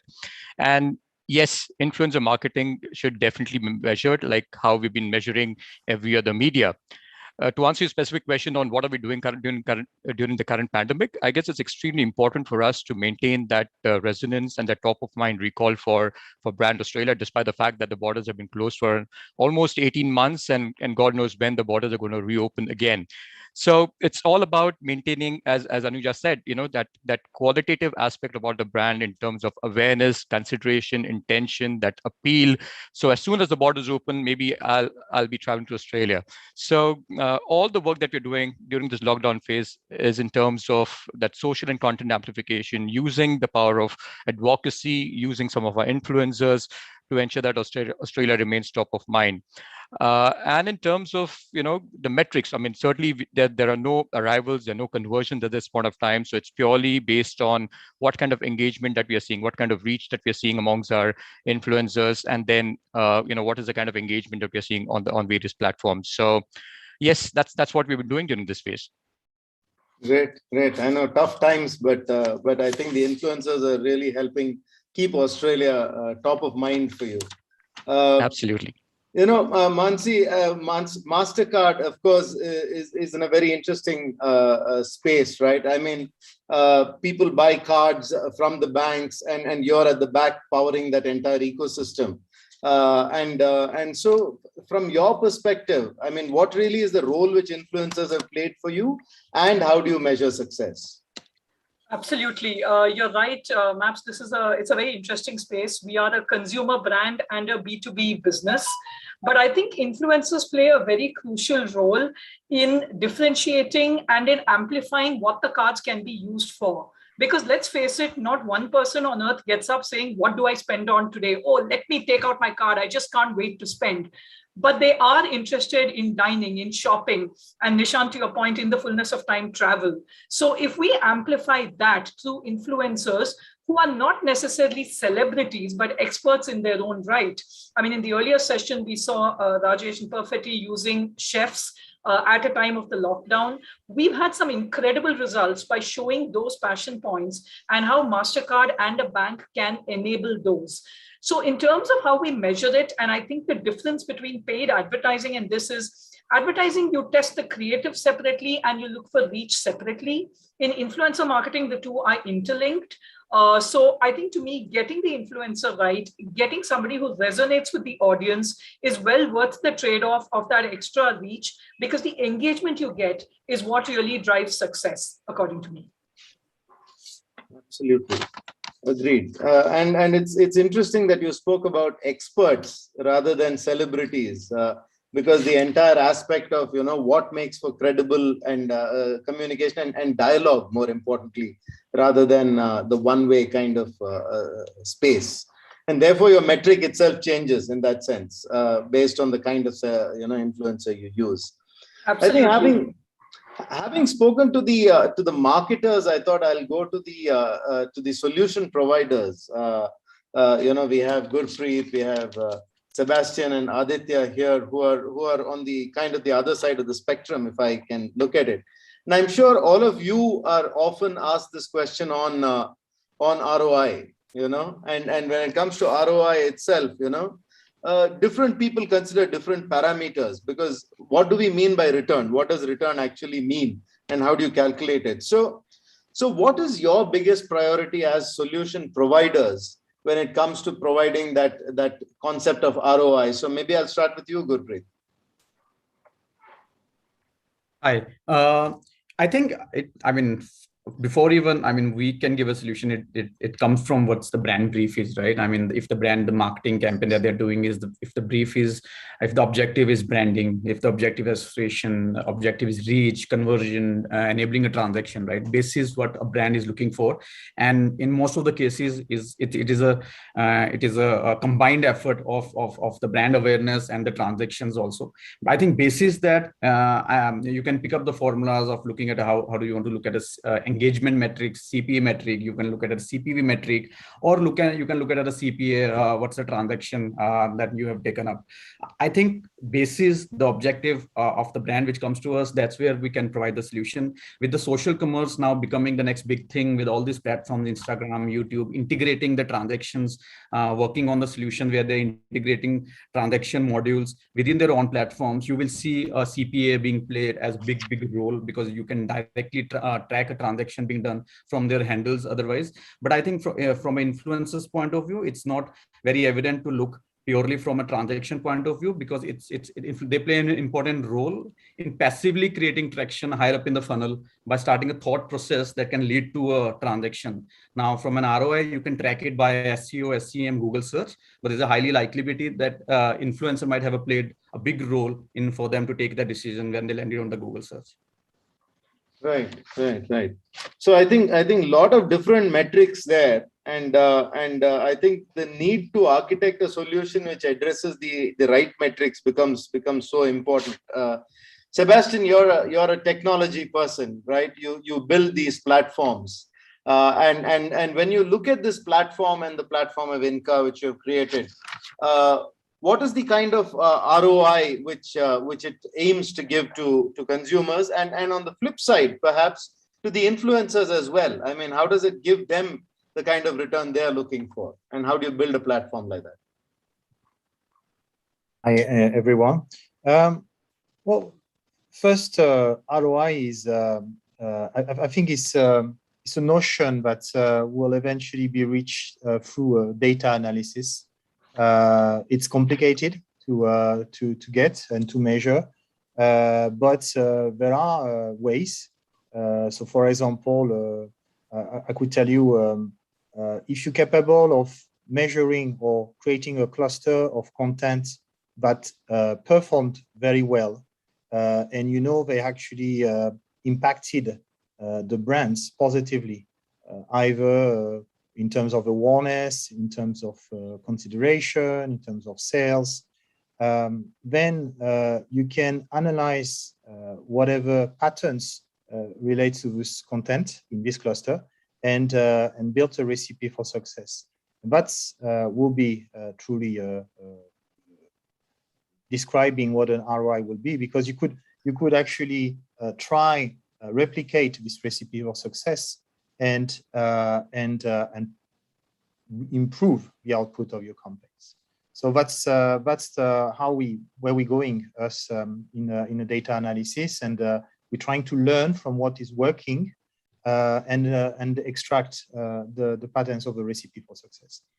Now, for measuring, we can easily get a media value out of any post from any creator. This is because we have a price database from everyone, not from everyone. We have a price database from those we have worked with. And from this price database, we can actually model what should be the price from the others. In the same way, we can model what will be the expected performance if they post for your brand. And with that, we can actually improve the output of a campaign. And this is why we sell on performance in INCA, is because we have the ability of identifying those who will do well for your brand and therefore deliver more, improving the ROI. Thanks. Aditya, I think in terms of the solution which you offer, you obviously come from the background of gaming, and you know, now some of the biggest influencers are also coming from that kind of space. So what has been your perspective in terms of driving ROI for brands on your platforms?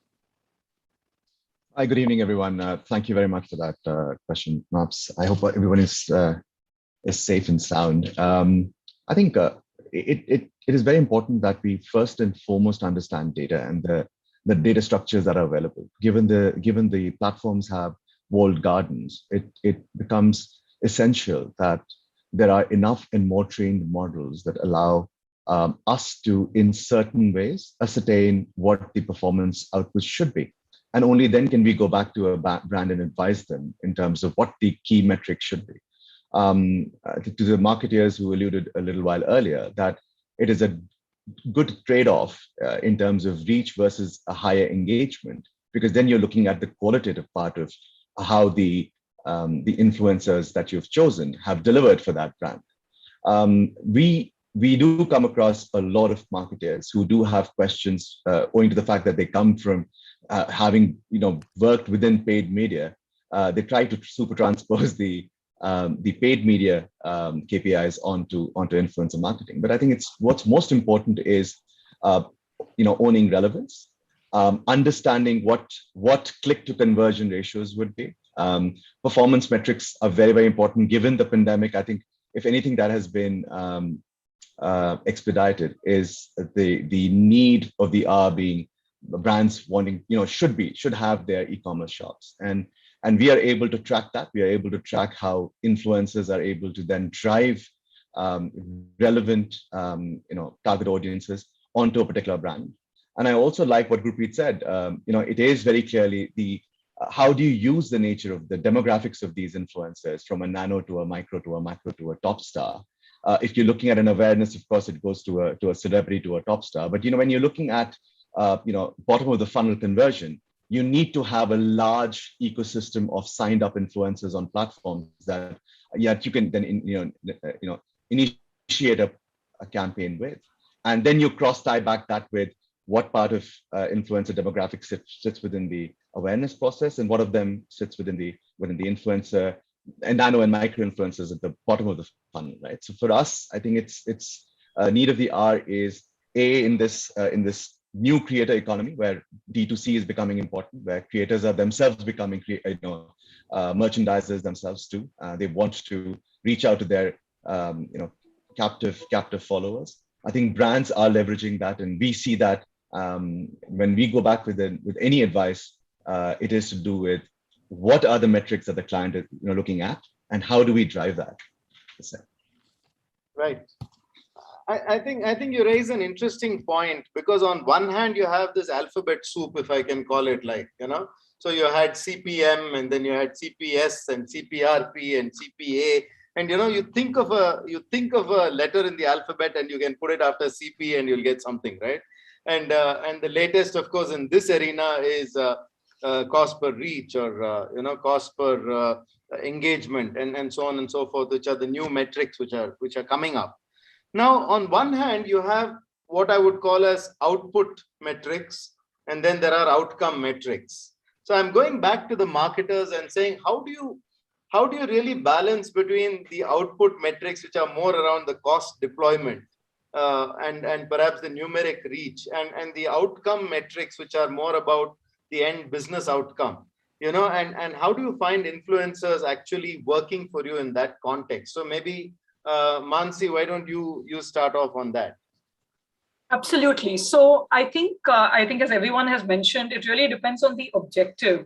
So I'll give you a couple of examples where we've used influencers. So one has been when we were launching with certain banks, cards targeted at millennial audiences, and obviously millennials kind of live and die in the digital world. So again, it was about identifying those passion points, whether it's gaming, whether it's music, getting those experts to talk about how convenient the card makes their life.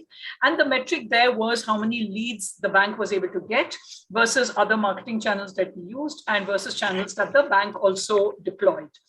A different use that we've had, so that's a very clear sort of measurable metric, so cost per whatever that we could put.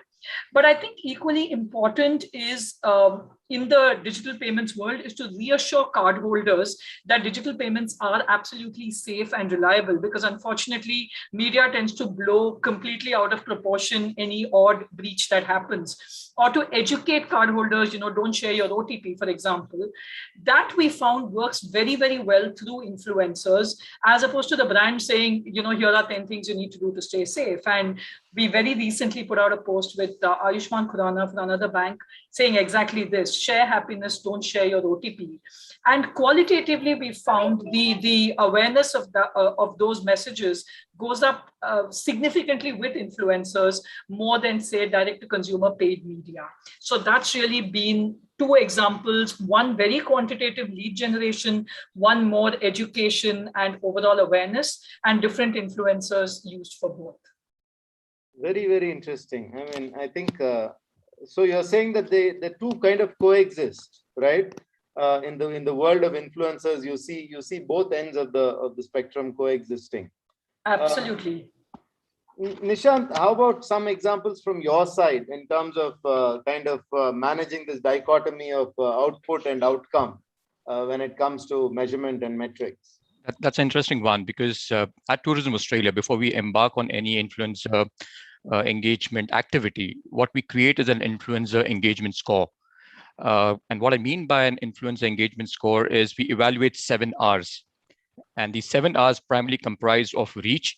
What is the traditional reach? What is the social media reach? International reach, in case of if you're having some global influencers as a part of your advocacy panel. What are the connections that they have within the industry? So reach is very important.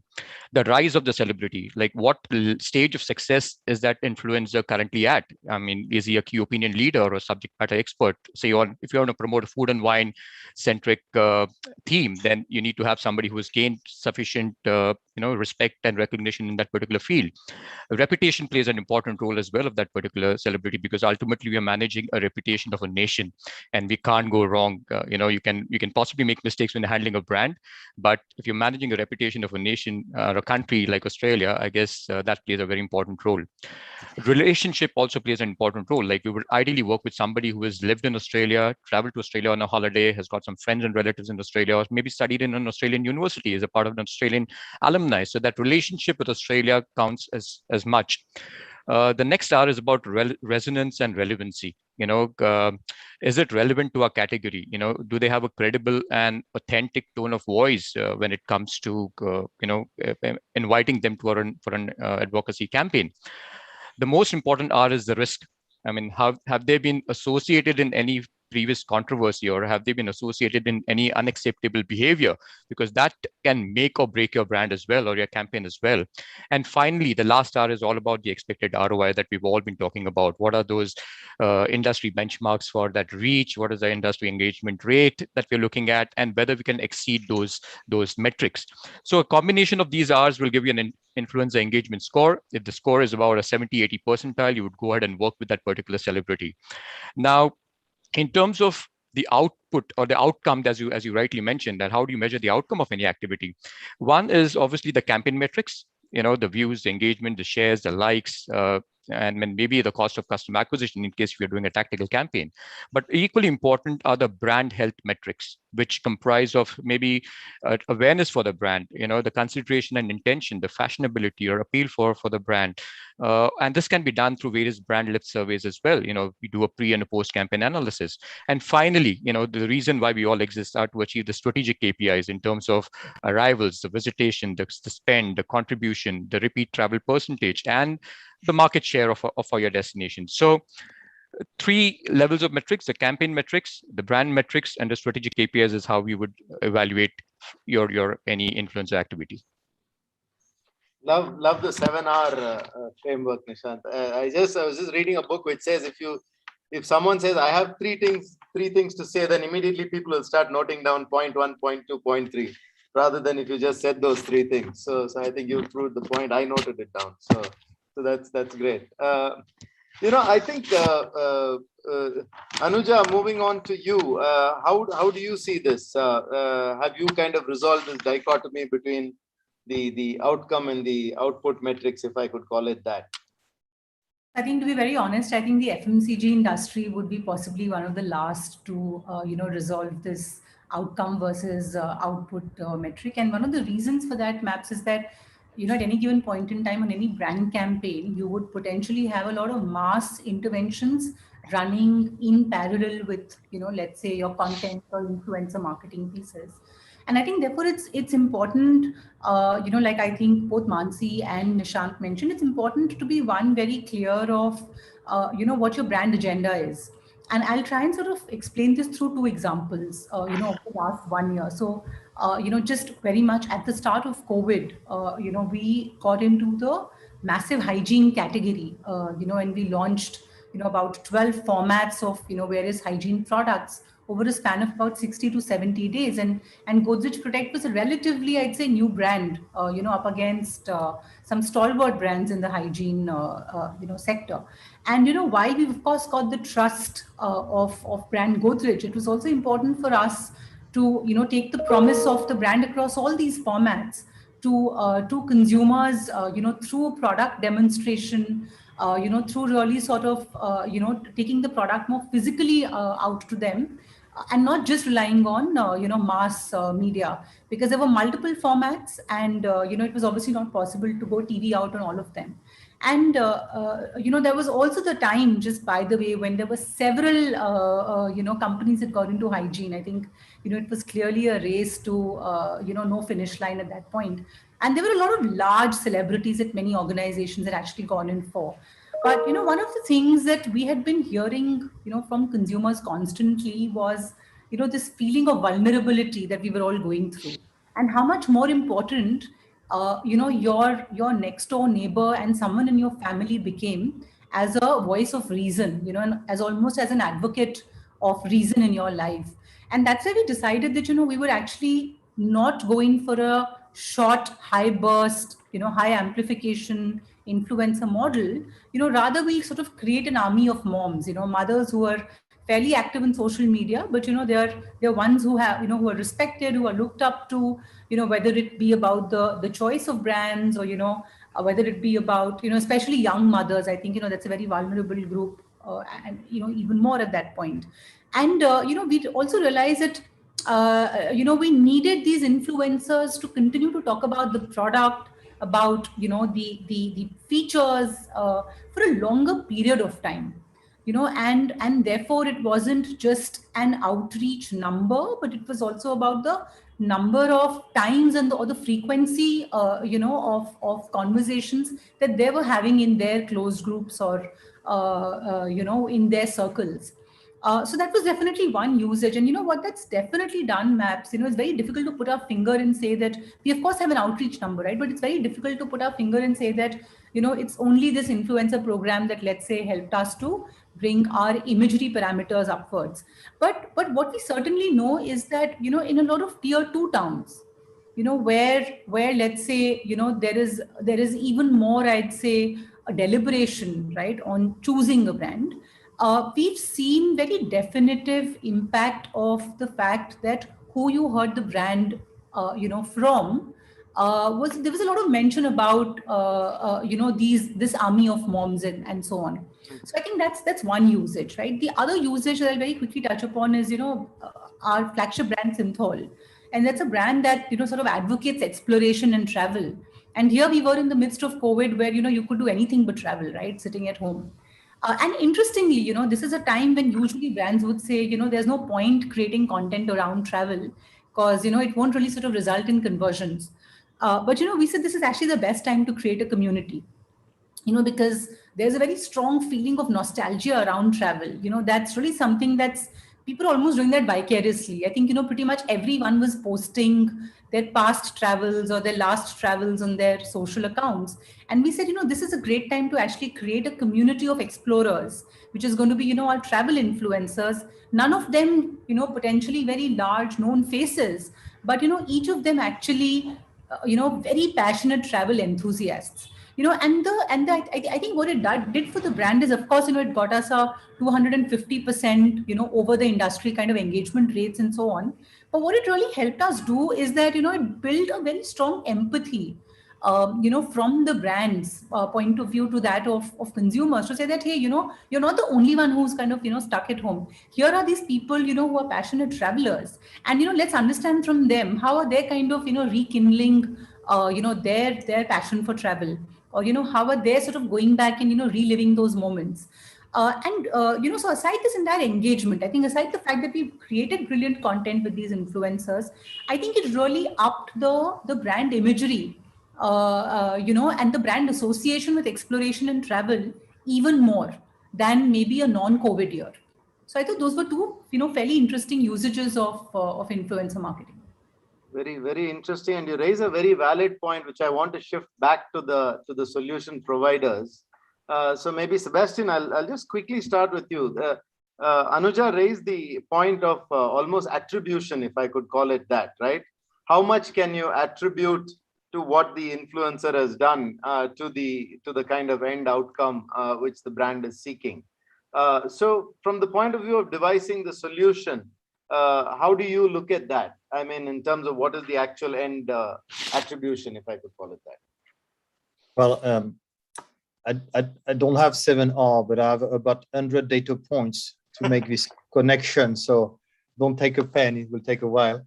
But yeah, what we're looking at is basically measuring the influencers matching with a brand. And what we're looking at is understanding how an influencer can match a brand in terms of content. So the brand has territories, the influencer has topics, and there is certainly a matching there. We're also looking at the audience. The brand has a target audience, the influencer has followers audience, and then we can definitely match it. In the same manner, a brand has a digital persona. They have a typical kind of profile, and the influencer may have or may not have this profile, so you will also establish a matching there. A brand has objective. Influencer can answer this objective by the type of content he is creating. For example, if you want to generate awareness, perhaps better to work with a celebrity, but if you want to create consideration, you need to work with somebody who's specialized in this kind of topic and has created a lot of content about it and is very engaging when it comes to this kind of content. So we're looking at all of this in order to make sure we select the right person and that we're going to get something great in return. Because, if you only look a little bit, just as we were talking about, maybe just as the audience, maybe the reputation is not good. You also need to look at it. So to me, it requires a lot of intelligence, and I mean by that artificial intelligence, to be able to eventually match the creators with a brand. And that's where we have to go. Doing it manually is not possible. And which is why those data platforms are absolutely necessary nowadays, because without it, you won't be able to know who to work with and what to do. Thank you. I think AI coming into influencer marketing is perhaps the last bastion of what was once a very right-brained and intuitive kind of selection. So that's an interesting space. Gurpreet, your thoughts on this?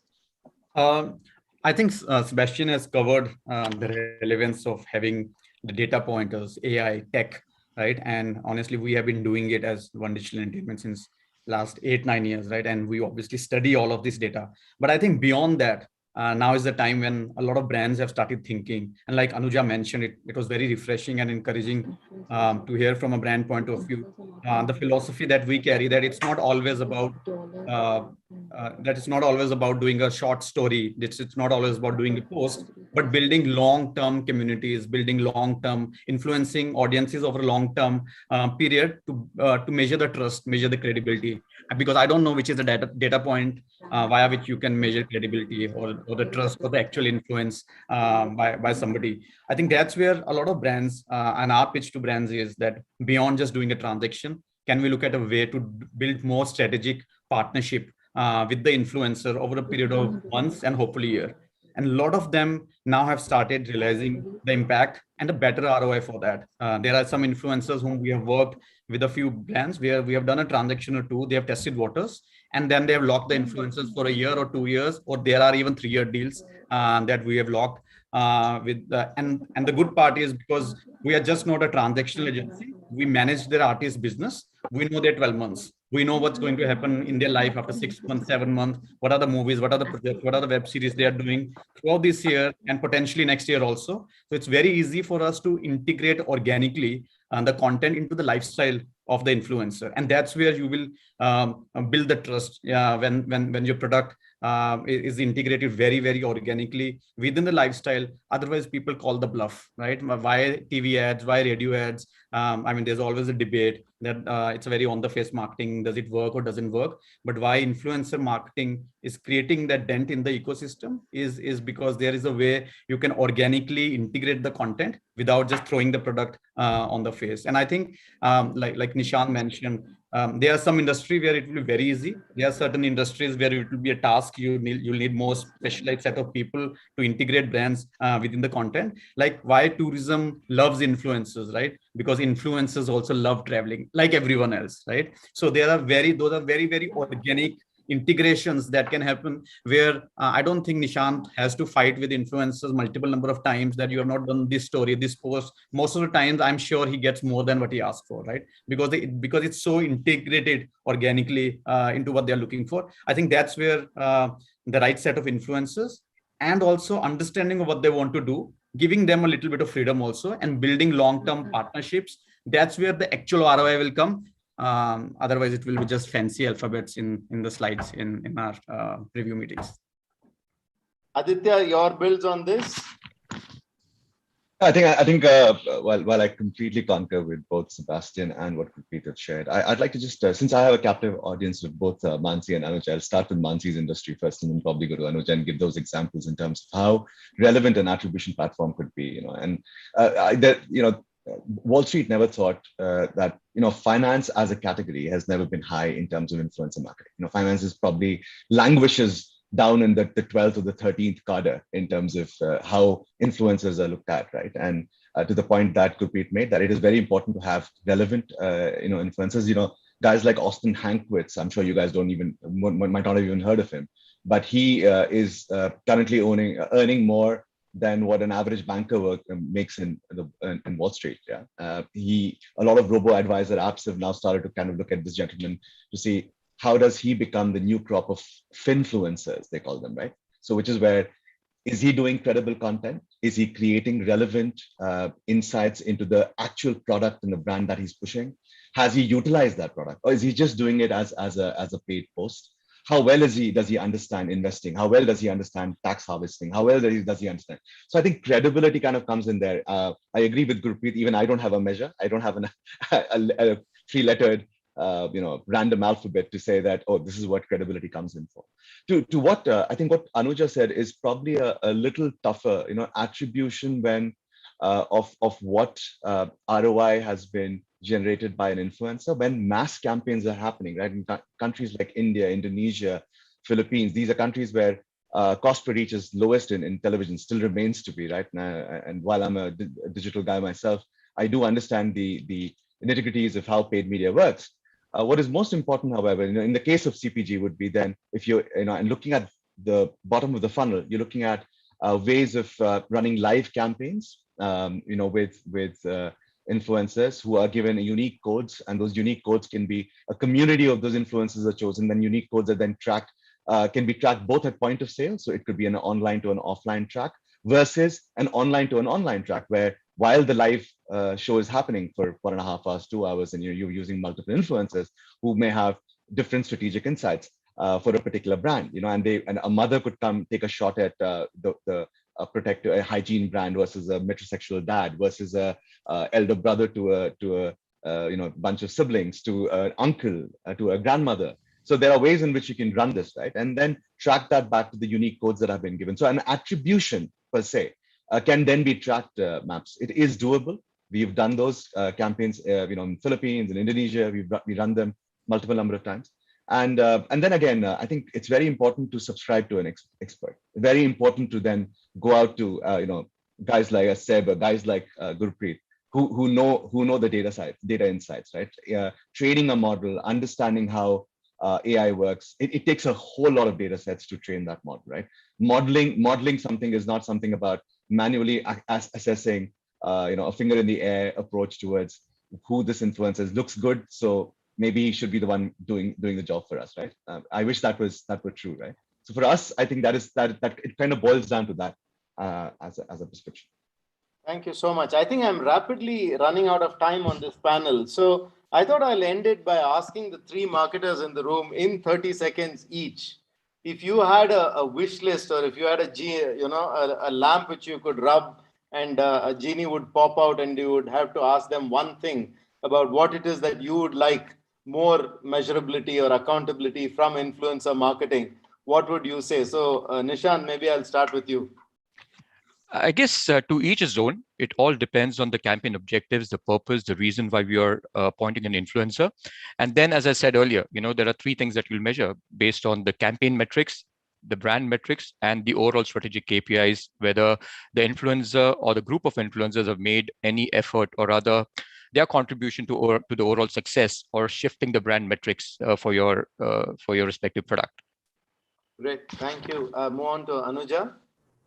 I think to the three genies who are on the call here with us, I'd just say that I think what will be interesting for marketers, Maps, is to understand various models of influencer marketing, right? And therefore they can be a longer term advocacy model, a shorter term quick burst. But I think what will be interesting is just to understand, there are fundamentally 3 or 4 large objectives that brands would have. It's either about building awareness or driving consideration, or let's say, driving a certain, bottom of the funnel kind of a conversion. It'll be interesting to just understand models, and a very quick reckoner, I think, almost of sorts, so that we're not kind of, learning by trial, but there is some science to it. And my sense is with all the work that's happened on influencer marketing in the country over the last 6 to 7 years, I think there's enough data points to kind of put that down. So yeah, so I'm not asking for much really. Just a playbook which tells you exactly what to work. Thoughts, right? Which just say these are the 5 or 6 ways that you can effectively utilize and measure. Great. And the last word goes to Mansi. Well, I absolutely echo what Anuja said. I mean, absolutely wish we could have a plug and play model. But the other thing, and again, personal experience, is I think as a community, we need to convince others that influencer marketing is not about how many times your brand is mentioned in a post. I mean, I've had, when we work with banks and even, with several others, they say, oh, my brand needs to be mentioned at least 20 times. I'm like, no, this is not advertising. So I think as this, this part of marketing evolves, that will happen, but that could be one of my, points of a wish list. Correct. Knock off the words, make the logo bigger from this at least. Absolutely. So thank you all so much. I mean, it's been a pleasure being on this panel with you all, and I would hand it back to the team at E4M. Thank you. Thanks, Partha. Thanks, everyone. Thank you so much. Thank you. Thank you. Bye. Bye. Thank you for joining us. Well, ladies and gentlemen, what an incredible discussion that was. Thank you once again to our entire panel for contributing on this wonderful discussion. A reminder that the hashtag is hashtag E4M INCA report as one word. Share your thoughts and keep tweeting. Well, ladies and gentlemen, it is now time to view in a message from Dr. Anurag Batra, Chairman and Editor-in-Chief, PW Business World and Exchange for Media. Well, let's have a look. Good afternoon. Happy Vishwakarma Day. Also, a very happy birthday to Mr. Narendra Modi for serving the country for the last 7 years. And I'm sure the country will progress under his leadership. But most importantly, welcome to you at this Exchange for Media Influencer Marketing Summit. Influencers in the last 5 years have become mainstay. Over the last 18 months, as more and more of us have spent time digitally, virtually, on screens, influencers are influencing what we do. Influencers have become the new editors. They've become the new centers of attraction. They're changing viewpoints, they're enabling e-commerce, and they're creating content and entertaining us. The social media platforms have acted as an accelerator to create influencers, to create talent, to create bridges between the audiences and those influencers, whether it's fitness, whether it's health, whether it's food, whether it's hospitality, whether it's gadgets, whether it's beauty, whether it's fashion. You have a whole host of influencers, whether it's comedy, whether it's serious commentary, or whether it's making sense of what happens on a daily basis. We have a set of influencers who become our first choice for unbiased content. So today at Exchange4Media, we celebrate these influencers. We have a long day of having brands and influencers come together, and then we have the Influencer Marketing Awards. So I wish you a great day at the Exchange4Media Influencer Summit and Awards. As all Exchange4Media initiatives, it is a pioneering initiative, and it will become the marquee initiative in this domain. I'm sure you all will make an impact either as business owners, brand owners, or influencers. Thank you. God bless you. Thank you so much, Dr. Anurag Batra, for that wonderful note. Well, ladies and gentlemen, it is now time for our next session for the day, which is going to be a panel discussion titled Disclosure Diktat. Our panelists will be discussing the impact of the ASCI guidelines have on digital creators and brands that rely on them for their advertising needs. Well, join me in welcoming our panelists. First up, Manisha Kapoor, Secretary General, the Advertising Standard Council of India. We've got Lakshmi Balasubramanian, CEO and co-founder, Green Room. Sagar Pushp, CEO and co-founder, Clan Connect. Viraj Sheth, the co-founder and CEO, Monk Entertainment. Shahir Munir, founder and director, Devo. We've got Vikram Kari, Senior Director, Product Head, INCA. And finally, the session chair for this panel discussion, Nazia Rahman, Editor, Exchange4Media. Well, with this, I'd like to humbly welcome all our panelists on the stream. Great smiles, great energy from all of you. Kudos. Thank you for joining us on this virtual platform today. And I'm going to be passing it on to our moderator today, Nazia, to take it forth with her panel. How are you doing, Nazia? Great. Over to you, Nazia. Hello, everyone. Thank you so much for joining us on a Friday afternoon. Manisha, I'm glad you could make it. You were supposed to be going out for some meeting. You said you might be on road. Yeah, I managed to postpone that, so I'm happy to be here. Thank you. Thank you so much. So Bhavna has already introduced each one of you, and I think we should start with the panel discussion. It's a very interesting topic, and I think we have to start with Manisha because she is the one who has given us this topic. This diktat has come from her.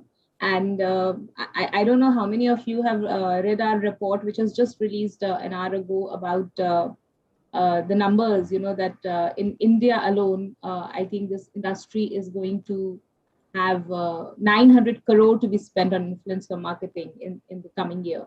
So this is going to be an annual thing now. We are going to do this report annually. If you've not read it, you must go to e4m website and read it right away. So, I mean, before I start, I'm not an expert like you all guys, but all I know is that there was a time when we were kids and in a classroom, a teacher would ask, what do you aspire to be when you grow up? 90% students would say they would want to be a doctor. Now, when I have kids and I interact with a lot of little kids, they all want to be influencer.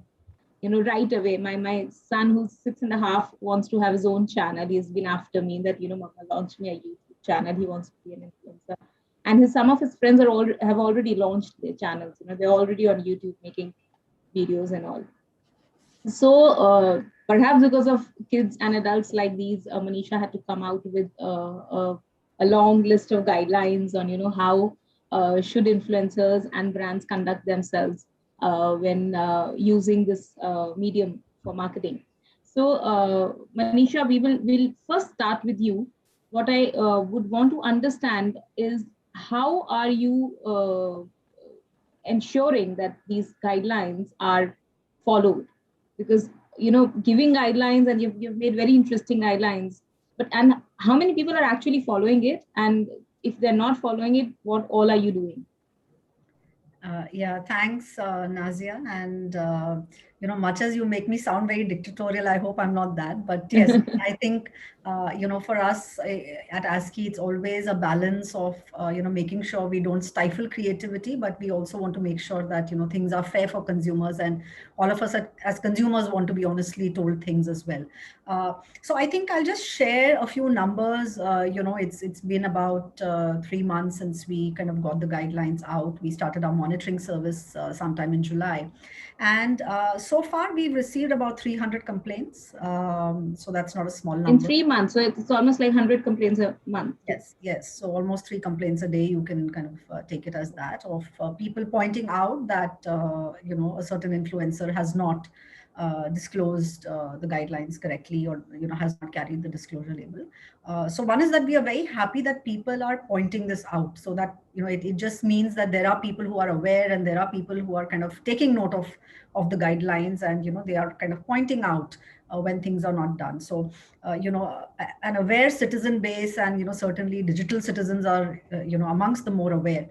So that's great news to start off with.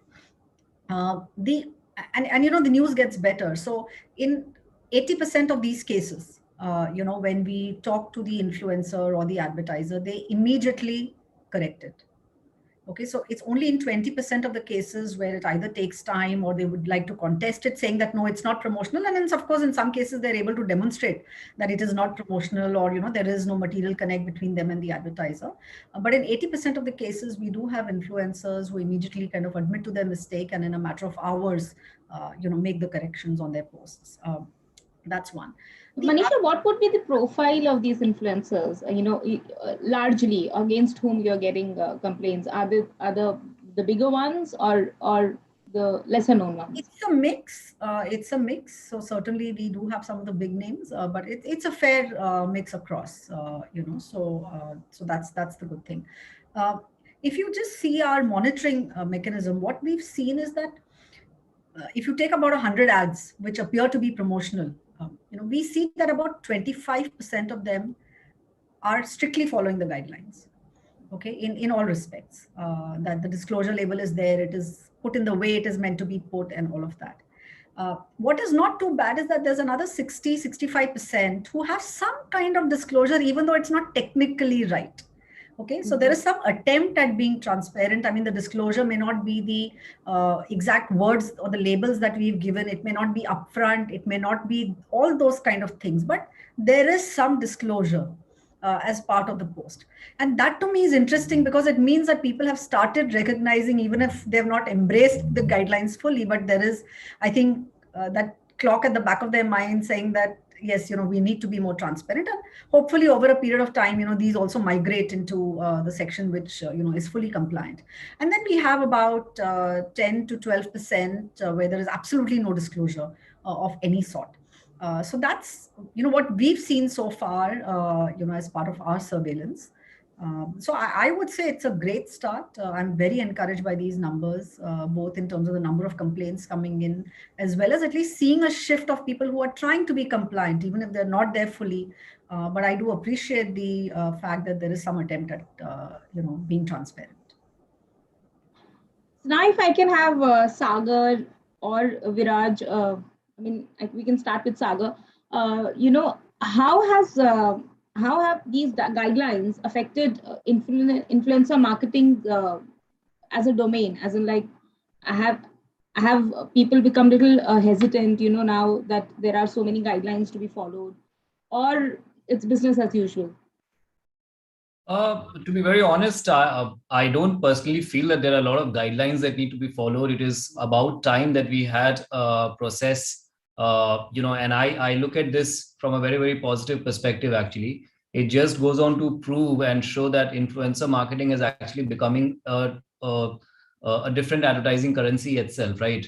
You would only want to regularize a system which definitely has a potential to, of course, become big. And with anything becoming big, there are chances that it can be misused. And that we could see that, any and every person would come, create a content, and some people are vulnerable to follow these people, and they may get impacted in a negative way. So it's a good thing. From our side, what we ensure actually is that it is not just the influencers, it is also the brands who need to be informed, because as much as we like influencer marketing, the brands also want the content to look organic, right? And the moment there is a paid tag, collaboration or a hashtag which carries it, eventually people will start realizing, that it's a influencer campaign, which is not really a organic, post or something. So some brands are totally fine. A few of them need to be convinced and told that this is a guideline that we need to follow. Influencers, so long as they are, getting paid, and I can say that, the things are looking very, very positive. They of course recognize the fact that their work is, is getting attention, and they are responsible voices. It cannot be that they just come and they say something, because it does impact the decision making of people who follow them. So to be honest, at my end at least, we have some resistance in terms of, bringing them on board, but not as much as, saying a complete no or anything.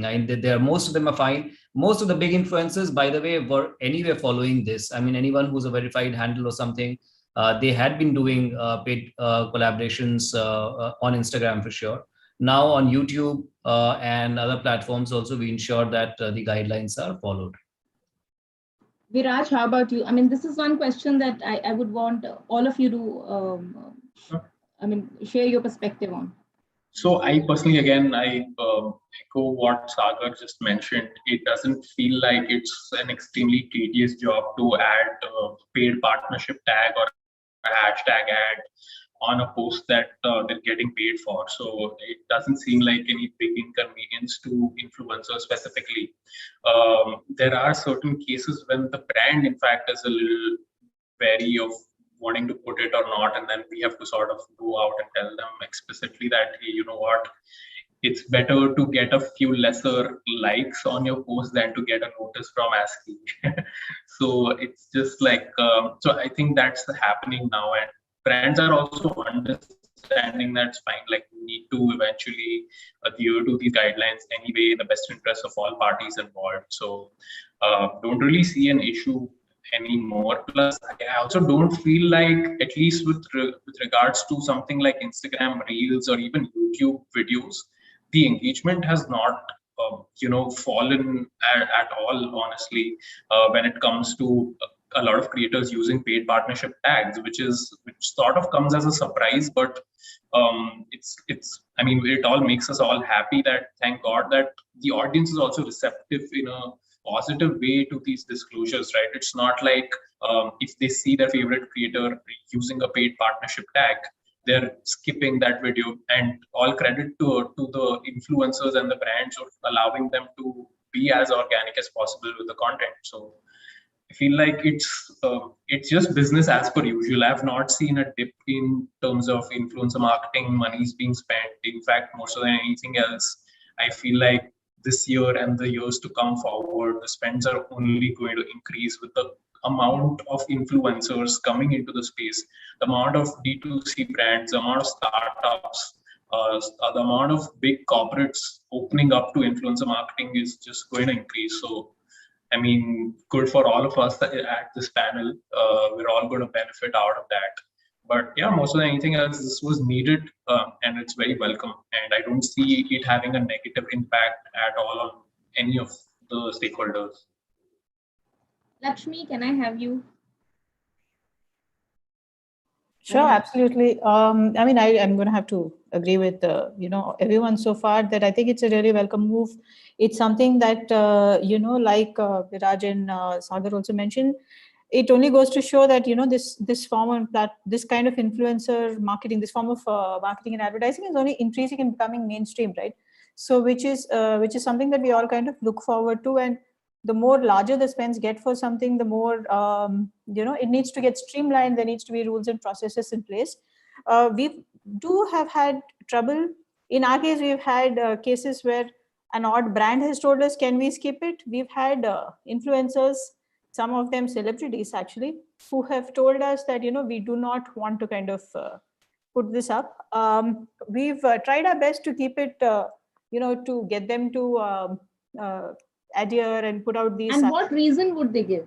I mean, when they So when influencers kind of tell us, like I mentioned, some celebs as well, right, that they will not put this up, it's because they believe that it might reduce their engagement on the particular post. So, and if the post gets lower engagement because it's publicly declared as a branded post, brands might not want to associate with them for the next content piece that they're trying to work out with them.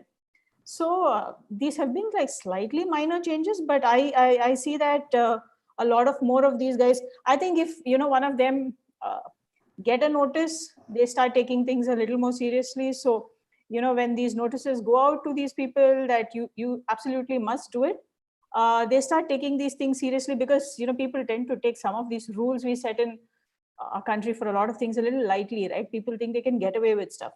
So as an agency, it's our job to ensure that we have the influencer interest and the brand interest in place. We do that. But we've seen a small number of these kind of, cases happen.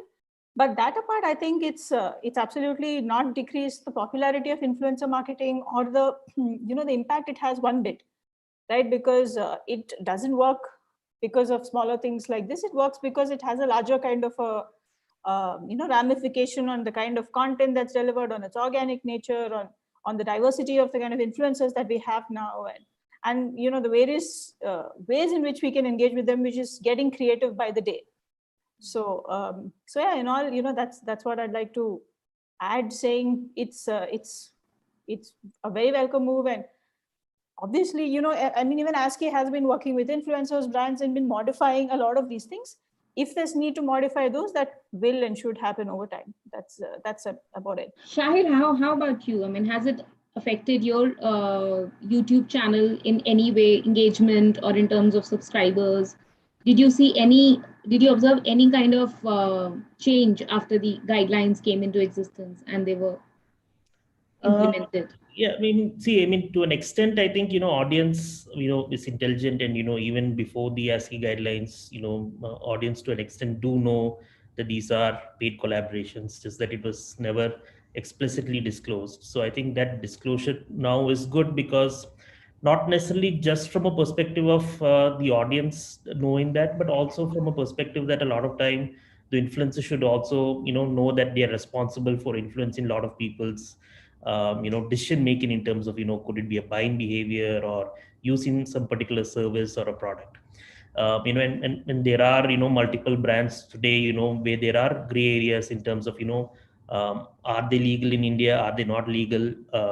Which could be companies like betting, binary trading. There are different legal opinions about it. So that onus on the influencer as well, that you are also responsible for what you claim to be providing for the advertiser, I think is important, so that the influencer also takes up the responsibility that I'm not promoting something which is going to lead into something where my audience, who's the core reason for me to be an influencer, is not getting cheated or getting into some fraudulent activity. So I think in that way, having the guidelines is good for influencer marketing as an industry, getting into processes and guidelines.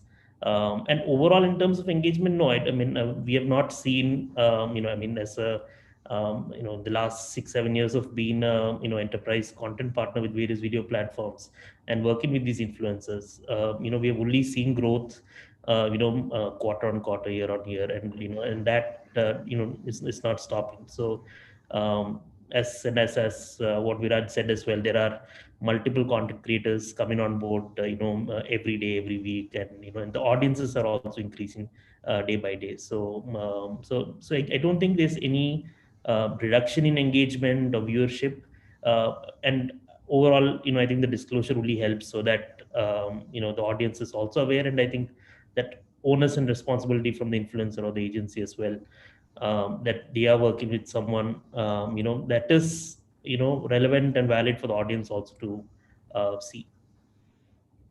Vikram, you are part of such a big agency, and the kind of brands you work with, and I'm sure you're aware of the report that has come out. Your inputs must have gone into that report. So what kind of insights you have for us when we talk about the new guidelines and how brands and influencers have reacted to it? So honestly, I mean, the good thing about coming in the end is that you get to agree with everybody, which I do. I think we are all on the same page that, that it hasn't really, affected much in the sense of getting lower, affecting the popularity of influencer marketing for that matter, right? Also, the fact that I also agree with what Shahir said is that we cannot underestimate the audience. Everybody knew what a paid ad is, especially when it comes to celebs. I think this is especially beneficial. I mean, these guidelines are especially beneficial for people that are specialists, right? For example, a tech influencer, I would rely on his reviews for a product, and I should know. It's my right to know whether it's a paid as a consumer, right? It's my right to know that it's a paid partnership. Right? So definitely welcome step, great for the industry. Influencers are also taking it positively. I think the only bit of a challenge that we have currently is adoption, right? It's going to take a while. So as Group M, we've always been very big on brand safety, right? So from the beginning, we've been insisting on paid partnership tags, etc., for face resistance, obviously before the ASCI guidelines, especially. But now I think with ASCI backing us, we have that much more. We have that much more of a reason to tell them to adhere to these. So great move, I think, and we are pushing adoption. It's going to be a little tough for the smaller creators, at least, because even with these short format video platforms, etc., that we have right now, even rural influencers, a lot of them are not even aware of what ASCI is or what, if they are supposed to do certain things with their video. They are just putting out content out there every day. So the onus is on us. The onus is on all of us. Actually, that is what I want to discuss in the next part. Yeah. Sure. Glad you brought that up. Yeah. Yeah. So it is on us, and we have to kind of educate people and tell them the importance of it. And of course, we are not. To be honest with you, I am myself not very clear on what the repercussions of not obeying these guidelines are. So I think it would help if the ASCI also puts out that note. And if there is also some kind of an outreach program that, where they reach out to creators or, to educate them, I think that would help.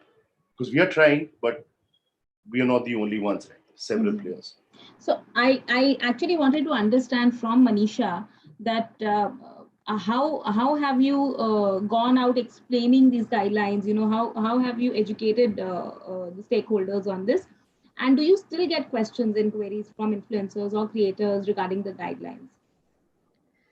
Yeah, so I think when we launched the guidelines, and even in fact before we launched the guidelines, I think we were very clear that this has to be a collaborative effort, and therefore it was not something that we went about and just wrote down in a room and decided. So we had a lot of collaboration with influencers, with talent management agencies, with advertisers, etc., to really understand not just what the guidelines should be, but how should these guidelines be put out, because like all of you are saying that we have thousands and thousands of new influencers coming into the fold every day, and many of them are really young people who are not traditional marketeers and advertisers, right? I mean, they've not had, in that sense, a formal induction into marketing and advertising, where you would say, okay, someone is kind of teaching them about rules of advertising, etc., right? I mean, these are people who are going with their own intuition of what is right and wrong, and therefore there is that whole need. So it was in fact on a suggestion that of this nature that we created ASCI.social, which became a platform for people to come into. We did a guide to the guidelines, because the guidelines have to be written in a certain technical way, but a more explanatory kind of thing. I think we are also looking for the industry to kind of take this message forward, and we are happy to kind of be on their platforms. We've had calls where a large corporate has called us and got 200, 300 influencers that they work with in a room. And, we've kind of tried to explain the guidelines, done a Q&A with them. So I think we are, in that sense, quite happy to participate where required.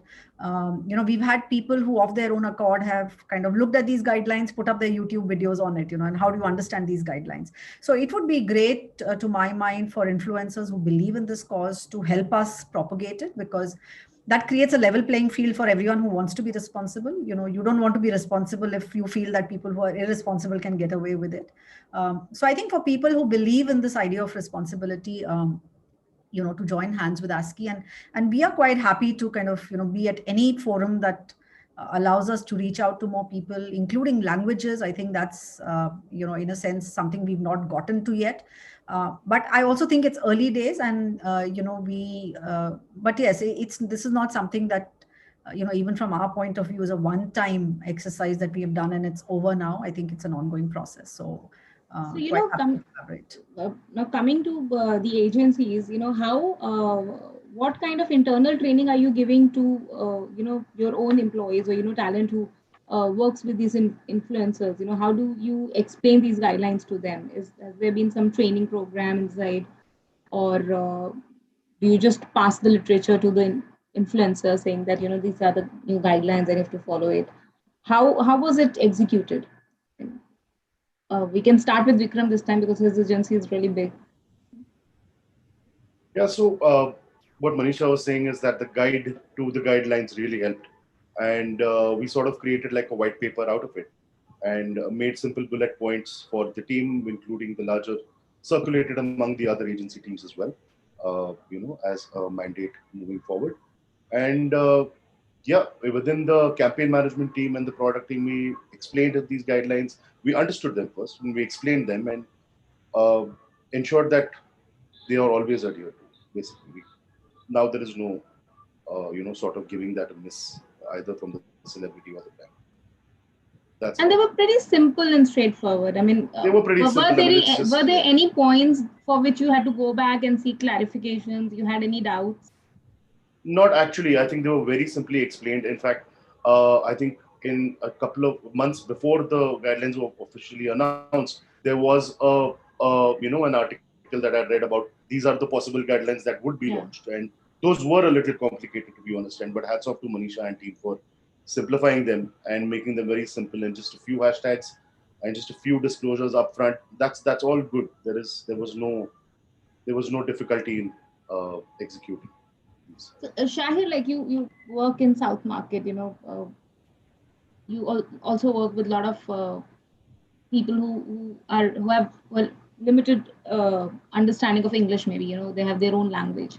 How did you tackle this? How have you trained your own teams? Yeah, so I think the first objective that we did was that as an organization that we understand the guidelines clearly, and our team and extended team are also aware about it. So I think we did reach out to ASCI to kind of clarify a few questions and doubts the team had, and once we did that, we kind of did. What were these doubts? I mean, if you can. I mean, it's typically like do we need to add this particular hashtag in the video? Is it needed to be done in the edit, or is it just fine to be added in the description of the video? What is the procedure for Twitter? It was not mentioned in the document. So so things like this, right? And I mean, it was very basic, and I think the implementation of it also wasn't complicated, as what Vikram has as well said, that it was just a couple of hashtags and disclosures. So I think the more time-consuming part was since we have an extended network whom we work with, not just necessarily from the perspective of working with them as an agency and providing them with brands, but also that we are also either producer, co-producers of the content, and a lot of these talents, we needed to explain to them as well why this is important and why we need to implement this, right? And I think something which even Lakshmi also mentioned earlier, that they were having that worry, wouldn't this make things look very commercial and people would not think this is an organic content, wouldn't engagement reduce? So I think, but those were just initial hiccups.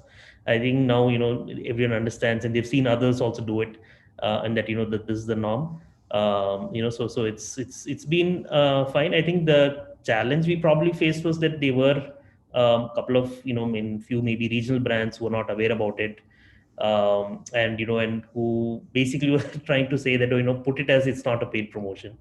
And we told them about the potential repercussions which could be there, which can even be public, doing an outcry and getting trolled and things like that. So, which is unnecessary, tactics being taken. So, having said that, I think the propagation straightforward, and I think it's it wasn't a very complicated task. Lakshmi, how was your experience?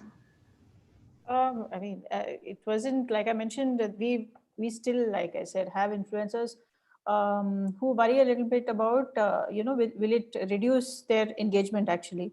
And when I say influencers, these are not, small guys with 10K, 20K followers. These are fairly big influencers, some celebs, like I said. And maybe, one place where we could kind of get help on, I'm not sure if, maybe ASCI could get Instagram to also kind of clarify these queries, because they believe that their engagement or their organic reach will drop. Actually, we don't know if that will happen or will not happen. There have been instances, maybe it's gotten reduced. See, it looking commercial and things like that, we can still explain to them after a point, right? A declaration like this is required because of XYZ reasons. But when it comes to quantitative things, like your reach will drop and your impressions, views will drop, and these are important metrics, right? I mean, they're getting paid for their reach. A large part of the payment that goes to them is for their reach. We don't have clear answers, right? I mean, nobody except in Instagram, Facebook, or YouTube has very clear defined answers as to will the reach really drop or not, right? So if we could get some kind of assistance or, knowledge also on whether that's a fact or it's just a myth that's, floating around, or a misconception, which maybe ASCI could kind of help clear with the platform owners itself, that could, really help, because that's probably the only hiccup we've, ever seen. Brands, obviously, there are brands who wanted to not do it. And when we do tell them you're going to get a no notice and it's legally kind of not okay and all of that, they eventually understand it's a brand, right? They don't want to get into trouble and things like that. So this probably has been the only hiccup, if you could call it that. And a clarification on this would, really be wonderful. And another, otherwise, I mean, influencers kind of really understand why it's required. And so long as it does not, make their lives difficult, they're kind of okay with it. One more maybe difficulty was why add both the paid partnership tag as well as a hashtag, right? Because a paid partnership is not compulsory, but when we do add them, maybe can we do away with the hashtag in those cases? So yeah, so I guess these have been the only 2 points where we've gotten, we wished we could have some assistance. We have reached out to Manisha's team, and she herself has responded a lot of times. In fact, a brand has asked us to help reach out to her so that they can get stuff clarified, and we've done that too. So from their end, it's been, we've had a lot of conversations that way through various media, and it's really helped us kind of get the guidelines in place and implement it. Manisha, you want to respond right away? Yeah, sure. So I think one is on the reach. I think, we had spoken about this. Actually, I remember at the time when we had launched the guidelines that, so we had, as part of our panel, Guy Parker, who is currently the president of the International Council for Advertiser Self-Regulation. And a lot of countries have had these guidelines for a while now. So, so they've had them for 12 months, 18 months. Some have even had them for 2-3 years. In fact, the UK had guidelines for YouTubers, I think about 7 years ago. So these guidelines have been, in certain markets for a while, and they have noticed actually absolutely no drop in engagement for good content. So I think it goes back to basics, where good content will get you the reach and the engagement that, you're seeking. And I think most influencers also recognize that. I mean, I've also started seeing, just anecdotally, much more organic content that they now intersperse between paid content, so that they kind of keep the interest of the audience, not just on commercial messages, but who they are on, also. And I think that just makes the internet a little bit more authentic in terms of its own space. So I think on, I'm not particularly worried on the reach and engagement going down. I think empirical evidence suggests that it should be robust. I think on the other point that you mentioned, Lakshmi, on these tags, etc. See, there are only some platforms that have them, and not all platforms have these kind of declarations. So over a period of time, yes, perhaps we could work with different platforms, have different rules in place for different platforms. But I think at this point of time, we want to start with a common slate that is irrespective of medium, because we don't want to add a lot of complexity at the beginning, and also for consumers to see a uniform way in which the declarations and disclosures are done, because some channels or some platforms may call it a little less obvious than a paid partnership. So I think at this point of time, we wanted to make sure that the disclosure labels are consistent, irrespective of the medium. But yes, I think it's an evolving field for us as well. And, I mean, 6 months, a year down the line, I'm sure, we'll have these conversations and see where to evolve these guidelines to. Viraj, do you also have some questions? I mean, the brands that you work with or influencers you work with, they also have some questions to clarify with ASCI. They also have their doubts.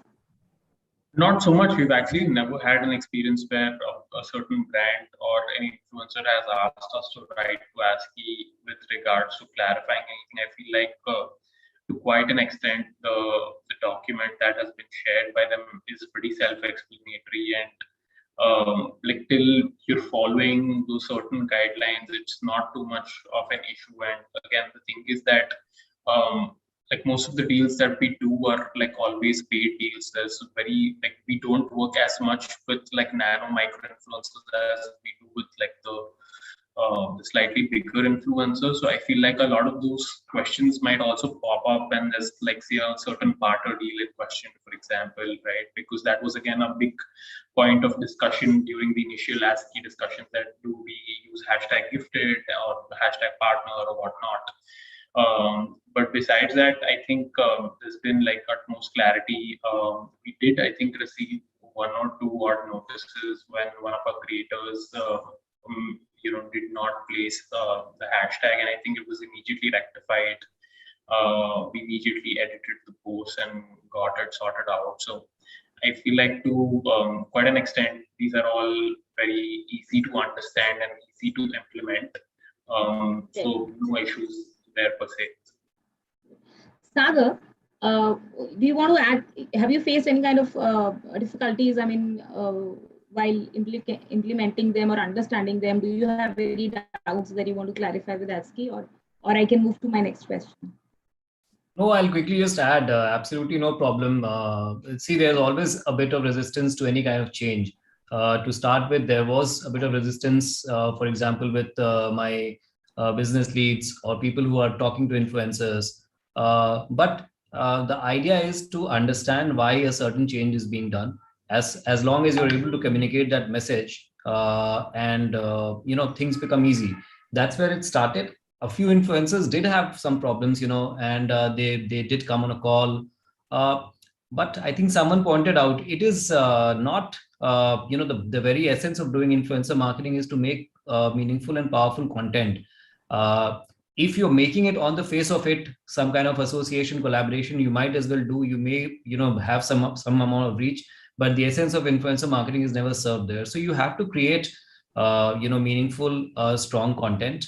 And if your content is good, irrespective whether it's a paid partnership or not a paid partnership, it will gain the traction that it does. So the guidelines are pretty simple, very straightforward, not much of an asking with respect to the influencers that they have to do. Some education, the entire value chain, you have to educate everyone, right from the brand to the influencer. So yeah, it is, we are totally good with it. So, this is the first set of guidelines that have come for Indian market.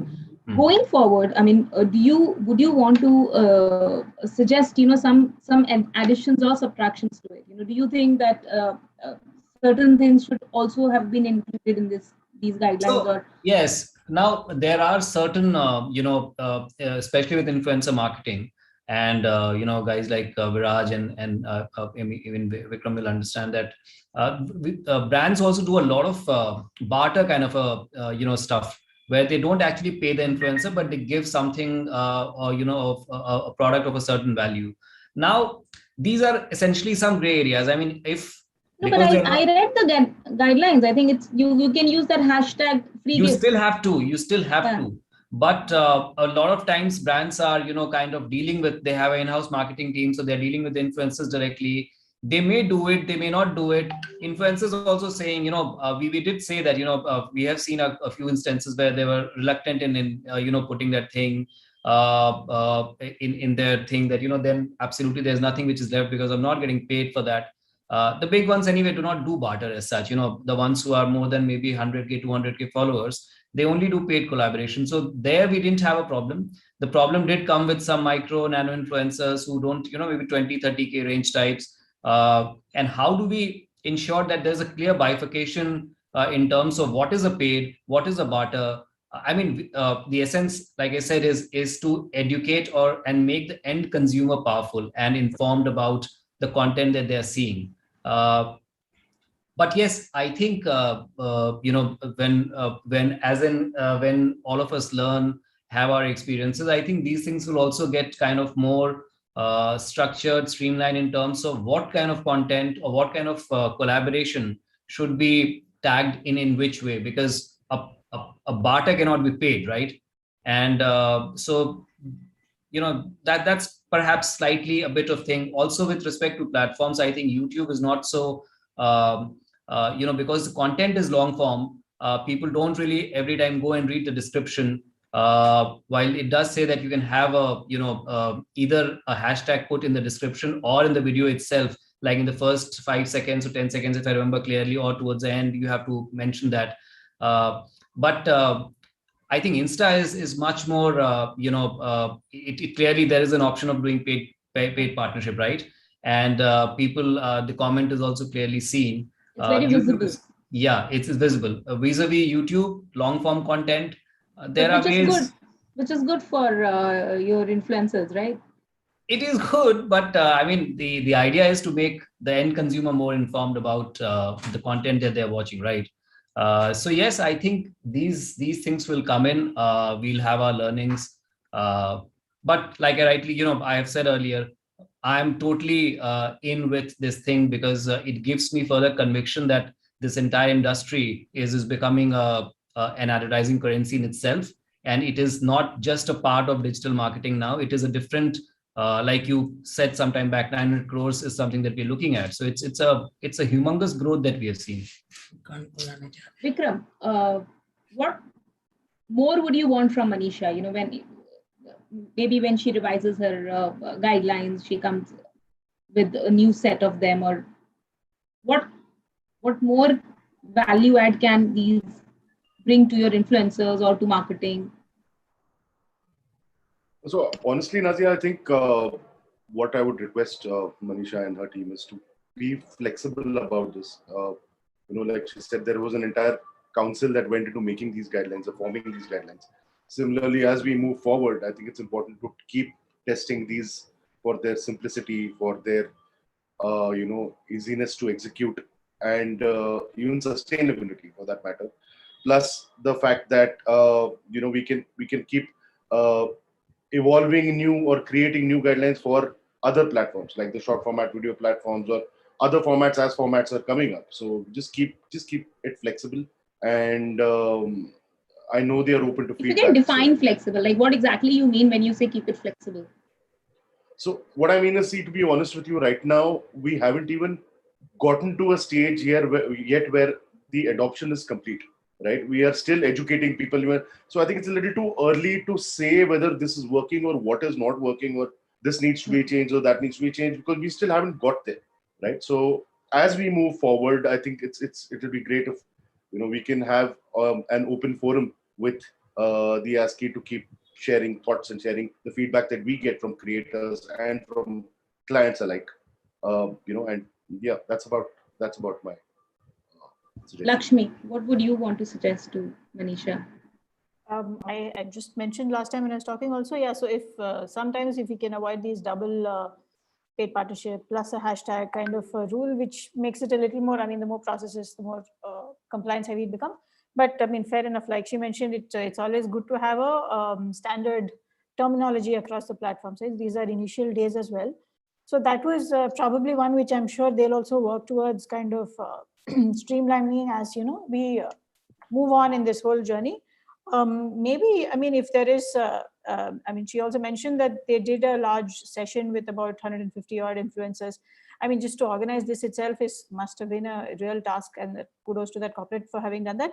But if there are more such sessions slash interactive pieces that ASCI can arrange with the direct stakeholders, which in this case is influencers a lot of times and brands in some cases, to educate them about, like I said, bust the myths and give quantitative examples, or whatever, all of those things, like maybe even have an Instagram page to kind of explain a lot of these things, or keep making content probably, so that it becomes mainstream and all of these guys really know what it is and why it's important, and understand and just disseminate this as much as possible, which I'm sure they're doing. But yeah, I guess that's it. And like Vikram said, I agree, it's a little too soon to already jump to conclusions to say this is working and that's not working. It's an evolving process, and from what I've seen, they've been. No, I mean, when you see the guidelines, of course it is too early, it's just been 3 months, but when you see the guidelines, if you feel that they could have included this aspect also to these guidelines, or maybe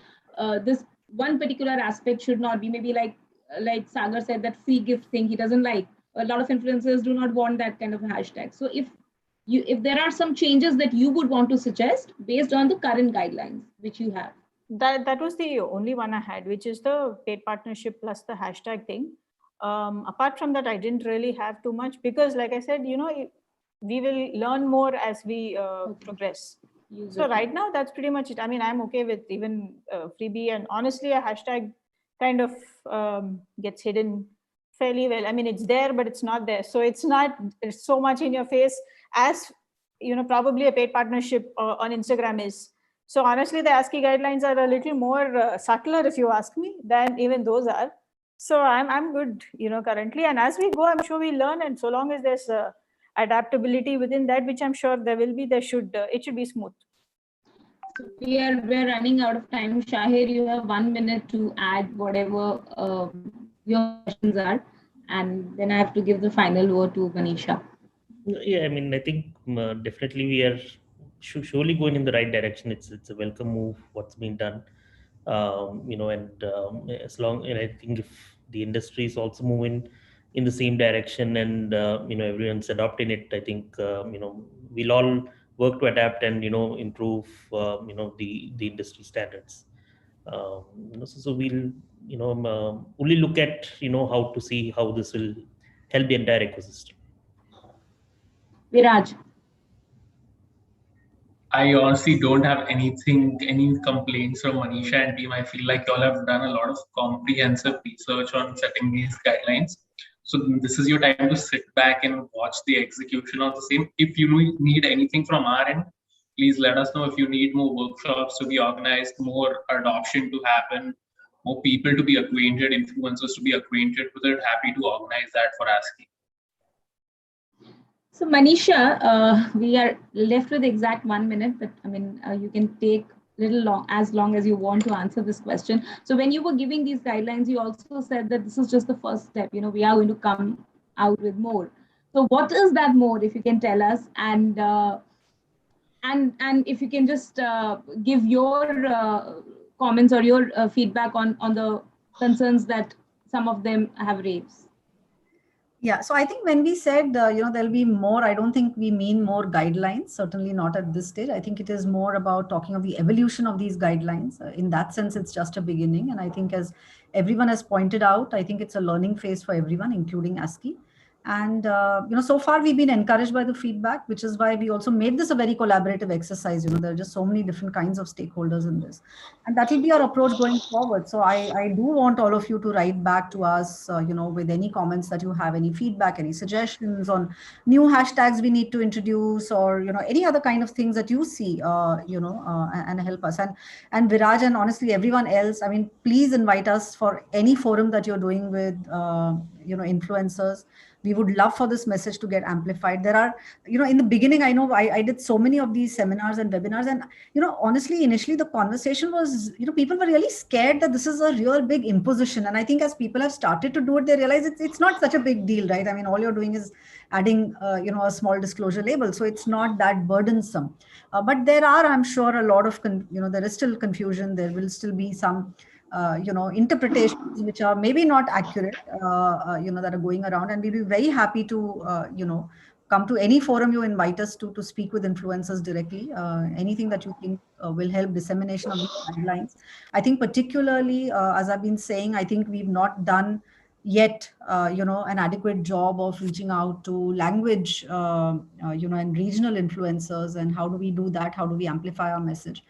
So if there are ways in which you can reach out to them, please make us a part of those platforms, and we'd be happy to be there. And I think just going forward, our approach is collaborative. We are a self-regulatory body, which means that we together, everyone in this room and in this group, are together putting a certain set of guidelines that we are voluntarily subscribing to, saying that this is the responsible thing to do. And I think it is with that spirit of collaboration and self-regulation that we wish to also proceed.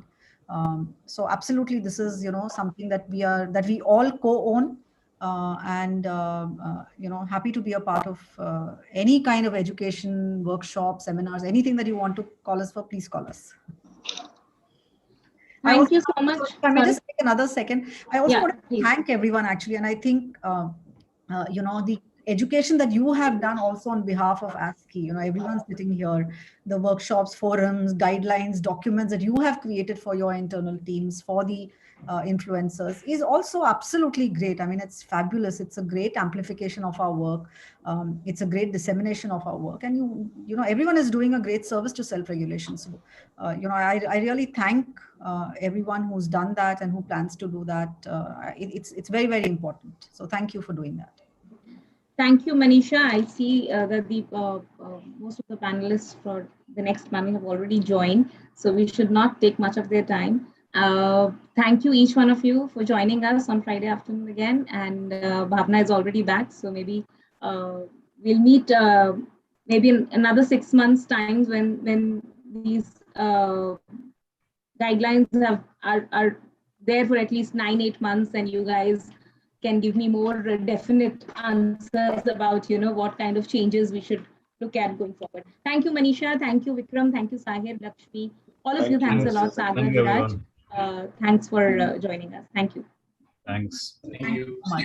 Thank you. Thank you so much. Bye, Viraj. Panelists. Thank you for your valuable time. Thank you, Nazia, for moderating it. Thank you once again. So, ladies and gentlemen, what a great day this is turning out to be, and it is now time to move on to the next session, which is a session which I am personally looking forward to. Our next session is a panel on decoding the secrets of great influencer marketing, and a discussion I'm sure all been waiting for. Please welcome our panelists, some of India's most loved influencers and leaders. We're now going to be joined by Sanjay Mehta, Joint CEO, e4m India, Nikunj Lotia, BU, Nick, content creator, influencer. We've got Dhruv Chitko-Pekar, the co-founder and CEO, Big Bang Social, and co-founder, Collective Artists Network. We've got Sejal Kumar, who's a content creator, Saransh Koela, chef, influencer. We've got Arthur Altonian, Senior Client Development Director, e4m INCA. And lastly, our session chair, Ajay Gupte, CEO, Wavemaker. So ladies and gentlemen, with this, I'd like to thank everyone for joining us today and taking out your valuable time. Great smiles. We've always seen you on the other side creating content, and this is the time when you'll be speaking about the same. So we're looking forward to that. Ajay, it's going to be a great conversation ahead. I'd love you to take forth the live baton now to take it with your panel. Over to you, Ajay. Thank you. Thank you very much, Bhavna. Good evening to the panelists. Hi, how are you? I hope you're all well. Yeah. Yeah. Hi. Hi. Hi. Hi. Good evening. Good evening, everyone. I hope you're all having a very good Friday evening, and a warm welcome to you all to our panel discussion, where we'll find out more about the secrets behind great influencer marketing. Globally, influencer marketing is a $14 billion industry, growing at more than 31% per annum.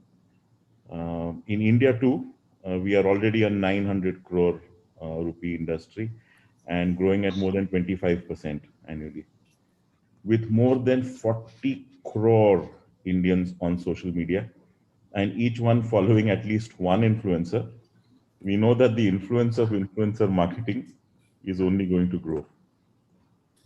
We have with us on the panel today experts who represent various parts of this growing industry, who are in a great position to help us unravel the ingredients of a successful marketing campaign in the influencer space. So welcome everyone, and I'd like to get into it right away. My first question goes to Nikunj. Nick, with your BU Nick which has what, 7 million followers? Across all platforms, there are around 10 million followers. Gosh, 7 million followers, and I believe 2 billion video views. Yeah. That's great. I'm still surprised. Yeah, so you got here with 7 million followers and these number of video views. It would have been a real long journey, and there would have been a lot of learning and a lot of things that you would have built along the way.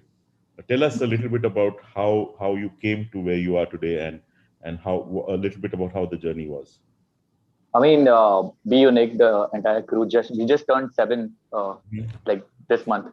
On like last month on August 26th, we just turned 7, and it has been an amazing journey because I remember back when we started, it was like 7 years ago, and it's actually 10 years ago because I had a channel before this called Not So Funny, and it turned out to be exactly how the name was, not at all funny. So yeah, it's been like almost about like 10 years journey, and we started creating videos on YouTube first. And we started creating videos on YouTube when the only thing on YouTube was probably like a trailer or like a movie song or something like that. So didn't realize that it's gonna be this big, and yeah, it's been amazing. Now I see a lot of people doing it. Back then we didn't realize that we can make a career out of it. I still remember we were the first ones. YouTube used to send us to this such panels with brands, and we used to it used to be called as speed dating with brands, where we used to make the brands understand that how you should get on digital, and not we don't used to make them understand why you should work with me. We used to try to get them on digital by comparing their the amount of money that they're spending, say, on a college fest, to the amount of people who are coming on a college fest, to the amount of people who are watching our videos. So yeah, it's been a beautiful journey. We've worked with like probably hundreds of brands by now, and it's fun, and I'm still exploring. We recently did a web series with a brand called Upgrad, and yeah, I mean, it's fun. I'm enjoying every bit of it. Superb. I mean, you've been part of it right from the beginning, I guess. Then, yeah, getting things together, and I think where we are today, the efforts that you guys have put in right in the beginning have gone a long way in bringing us here. Lovely, Nick. Sejal, I come to you next. You are a really successful fashion and lifestyle influencer. And again, a massive number of followers. I believe there are a million plus followers in the lifestyle and fashion space who follow you, and have again watched 200 million odd videos of yours. So how has it been for you? How has the journey been for you? It's been really great. Nick and I pretty much started at the same time. We used to be part of this event called YouTube Next Up, where we learned how to produce videos together. And we were on the same team, learning how to edit and just storyboard and stuff like that. And I've also gone through pretty much every phase of like pitching, doing like a brand deck for brands to sort of like put money in my videos, to being in a space where it's great to have the freedom to say no to certain projects and say yes to the ones that truly excite me, which is amazing. I love the fact that as I've grown, I've sort of expanded from doing really low budget fashion styling videos to now getting into other things that are my passions, which are acting. The second season of my web series just came out on Z5, and also music. Been producing my own songs as well. I love the autonomy that comes with the internet, and it's awesome to be an artist along with producer and obviously business person as well. And it's great. I love it. It's great to sort of like build this universe around you, which you can do whatever you want with it. So it's awesome. I'm having a really good time. Awesome. That really sounds fun, and I completely understand when you say the freedom to do what you want, and the ability to play by your rules. That must be really, really liberating. Yes. Wonderful, and great to see where you are today, in the position that you are, and creating so much influence around you. Fantastic. Thank you. Great work. Our next panelist is Saransh. Saransh, you are a celebrity chef and an influencer chef, and you have a butter chicken, I believe, that is named after you. I mean, what more? This is state of this is what legend is made of. You know, to have a butter chicken actually to be named after you. Incredible. You've also been on the MasterChef Australia as a guest judge. That's an incredible journey. Tell us a little bit about how it has been. I think, first of all, it's very kind of you because butter chicken is, I think, India's sort of one of our national dishes. So I think to even have a small part of countries. To have a small part of it connected to me makes me really, really proud and happy, of course. I think a lot of this actually is courtesy social media and the digital platforms that exist. The brand that I run is called Goila Butter Chicken. And Goila is my last name, and that's how butter chicken is connected to me. But it was a hashtag on Twitter and on Instagram and on Facebook, actually. At that time, Instagram was still like, before Instagram was like the cool spot to be. I think that's the hashtag was one before that. And it's that hashtag that really blew up for me. And I realized that Bombay didn't have a great butter chicken like Delhi. And I think found some great friends and people who supported my style of cooking and food. But I think what has been really interesting for me as a chef is that there is a whole world of creation that exists for food creators online. And I think that's the route that I chose to grow as a chef. And it's been very interesting to be able to blend an offline business with an online community. And I've been able to learn a lot in the last 6-7 years. Guys like Nikunj and Sejal, I have been following them for as many years probably as they have been running their channels as well. And there is a lot to learn from each creator's universe, which means that whatever applies to fashion can also probably apply to food. And we use those tools and we use that universe of creation to promote our restaurants, to promote recipes, to build myself as a chef. And I think to say that chefs only belong in the kitchen now would be a lie. I think they truly are artists online and offline.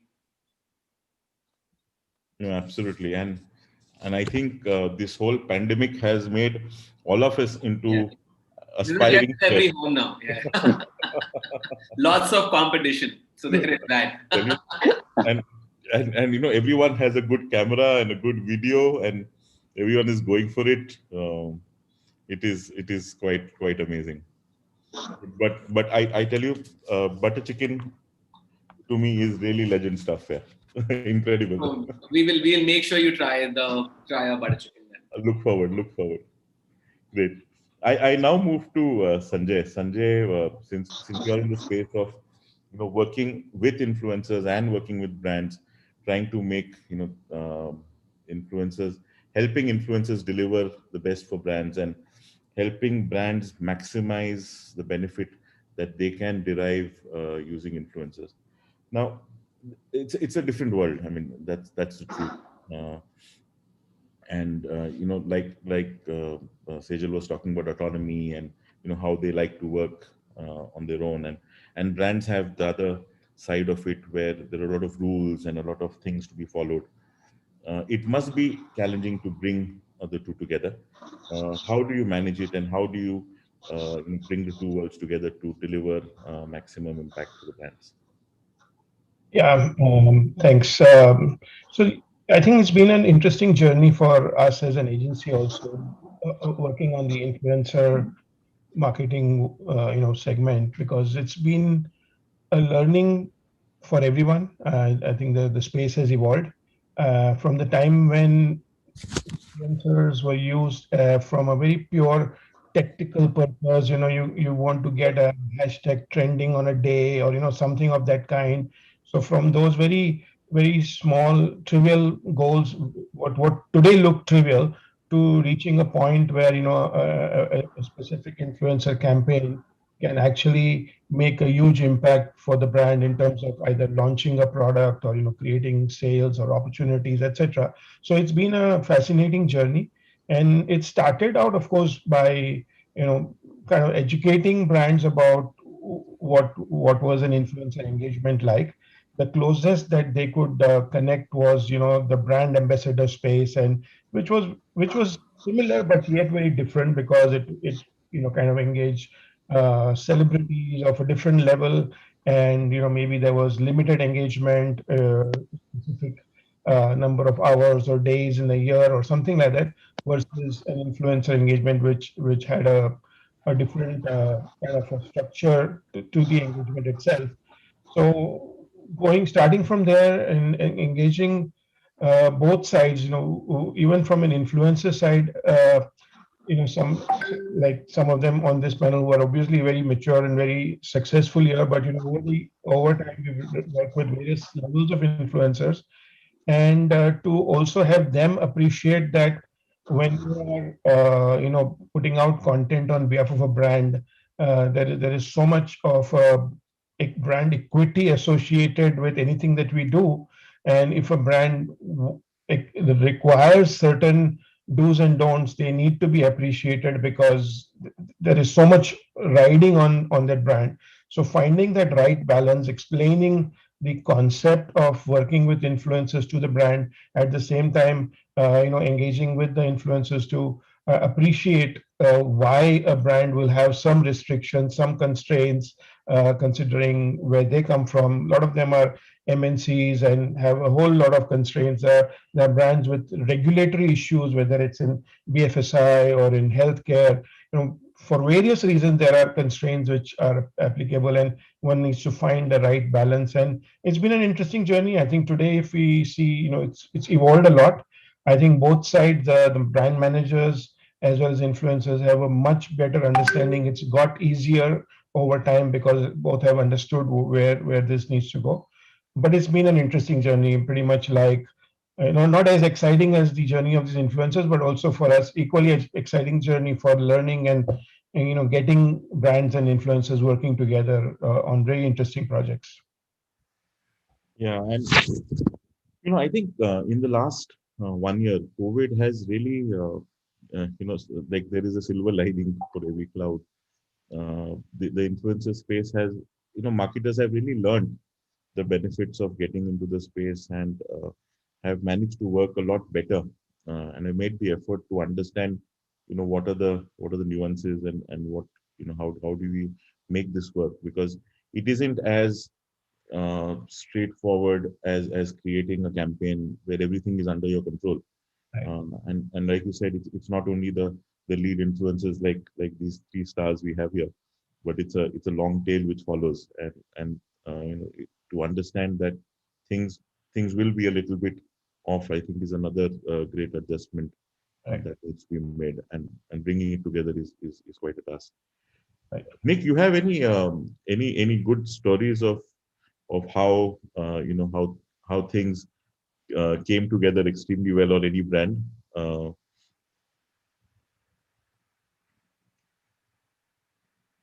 You're on mute, Nick. Nick, you're on mute, or something wrong with you. I'm sorry. Yeah. I'm still getting used to this now. So see, we also like you guys, man. Like it's if you think that we know everything, but like this is me.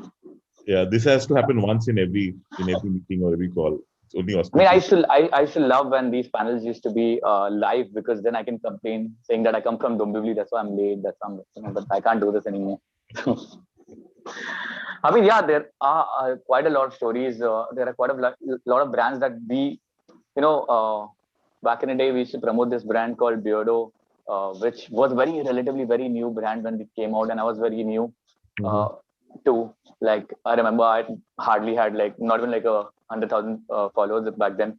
And then it's fun that I saw them grow and they saw me grow, and we kind of did it together. And it turned out to be really well for them. I know the owners personally, and they've moved out now. Obviously, they've got cashed in and they've left. And I always I feel proud about getting the whole beard culture in India back then, when though it was not a thing. growing a beard was not a thing. So I kind of say you can say I kind of 5% impacted the whole culture of getting beard in India because that brand was paying me well. And off lately, we are doing this web series with Upgrad, which is going like really well. And yeah, I've spoken about this to Dhruv that generally I was not into bigger content because I feel that it's easier for me to make short content, make it today, get my money, and then leave. And I thought that making bigger content takes a lot of time. I've asked a lot of people around. I've lost a lot of producers around that. They say that it takes probably around 6 months to write, 4 months to produce. And then when I wanted to do it, when I got into the roots of it, that's when I realized that we've been doing all this for so long that we forgot that we are asking someone who's doing it differently. Like we are asking someone from a film background. So I realized the first season of the series that we wrote, from ideation to filming to the first episode to come out, it took us like 9 days. So now I'm so much involved into making bigger content, and it's been amazing. We are still due our last episode of the season. I'm super excited about it. It's been fun. I love creating branded content. If you watch my videos closely, you will understand like 8 out of 10 of my videos are branded, because I have this theory when I write, is that if I write on my stuff. So if I write a video for a brand, what I do is I write a video for a brand, then I take out the brand from the video and I look at the script and I ask myself, would I post this video without the brand involved in it? If the answer is yes, only then I add the brand in it. And that's why it looks very authentic. It looks very unique. And that's why I don't get a lot of comments saying that I have sold out, that you're only doing branded stuff. I truly enjoy the process. I think that's an amazing way to look at it, really. And no wonder brands are enjoying working along with you, because a force fit in my mind is actually as negative as possibly not using, and not doing the kind of work that we want to do. So that's absolutely great. Yeah, that's great. Dhruv, you are on the panel, on the ASCI panel, and the last discussion was all about how the ASCI guidelines have been. I know that there was a lot of flutter when the guidelines came into place, and people were concerned of how things would get impacted. But I think things are settling down now. From your perspective, tell us a little bit more, about what the guidelines are like, and how it's going to impact, and what is the big picture in terms of how we see benefit from it coming through. First of all, thanks, Ajay. Great to be here and great to be with everybody on this panel. I feel a bit burdened that we're going away from Nick and Saransh's and Sejal's beautiful, fun content stories to something as unsexy as regulation and terms and things we have to do on ASCI. But the truth is, Ajay, that I got onto the ASCI board and I was very honest on the task force, I should say. And I was very honest with the entire task force team that I'm only coming because I'm very honestly coming in as a spy. I wanted to ensure that I've been in the business of talent for pretty much my entire adult life. I spent 15 years working with the best of talent, and now some of them are here on the screen, which is an incredible opportunity.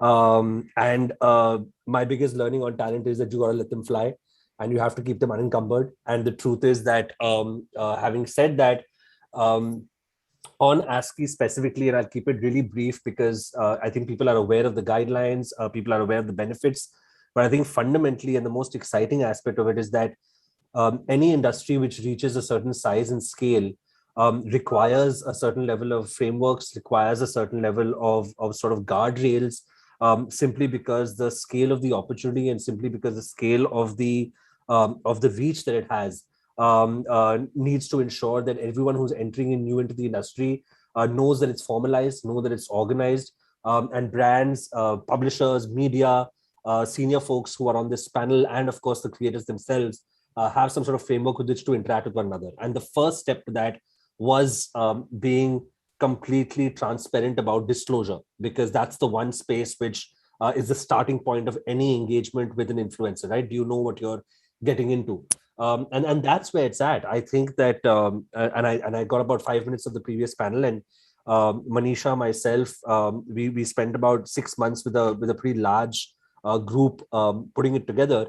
It's really just phase one. I think the future is going to mean a lot more tools, a lot more insights, a lot more, I would also say protection, right? Because our background and my background is that I've worked with celebrities, traditional celebrities, so to speak. And the new age celebrity is what you're seeing on the screen with you right now. So a lot of that entire consumer protection code, celebrity protection code, all of that is going to come into the content ecosystem as we see it. And that's really where it's at. And I think, like you rightly said, it's early days. It's starting to, the initial stress, I think, on influencers is starting to flutter down. Brands are starting to understand their guardrails. And it's just now about more and more execution adoption. And what we have in mind, and I'll just share this, is that we're going to make this something that the industry is going to want to celebrate. Just like you have the Cannes, just like you have the Emmys, just like you have the Effies, where you celebrate great advertising and great content. We're going to put ourselves in a position where we're going to celebrate great branded content. Nick gave a couple of examples of the stuff that he's done. It's why he's so loved. The other content creators here, very similarly so. So I think once we start creating industry-wide benchmarks about it and celebrating it and acknowledging it, I think there will be a pursuit from both brands and content creators to want to collaborate in that fashion. And that's where we're going. Super. So you're so right. It's now a 900 crore industry, like you just said, supposed to go to 2,200 crores in the next couple of years. We're not talking small numbers anymore. And I think the only way to make sure that it goes well is to set up the frameworks today and ensure that there is a sanity to how things are moving. Sanjay, just on this, a quick one. How have brands been reacting to the guidelines in general, from your perspective? So in our case, at least, most of the brands that we work with are reasonably large corporates, and they have had from regulatory, governance point of view, they have been transparent when they have been using influencer marketing. So even before the guidelines came, there was a certain sort of voluntary disclosure of sorts. When they were working with influencers, it was not portrayed as being own content. So I think those have been easy transitions thereafter. I think for at least the kind of brands that we work with, we didn't see any challenge in getting them to agree, to now, specific standards which have now come in place. Okay, that's great. Sejal, just from your perspective as an influencer, I know these are early days, but how have you seen how these guidelines come into play for you guys, and how have you been able to adapt to it? Any insight for the rest of us?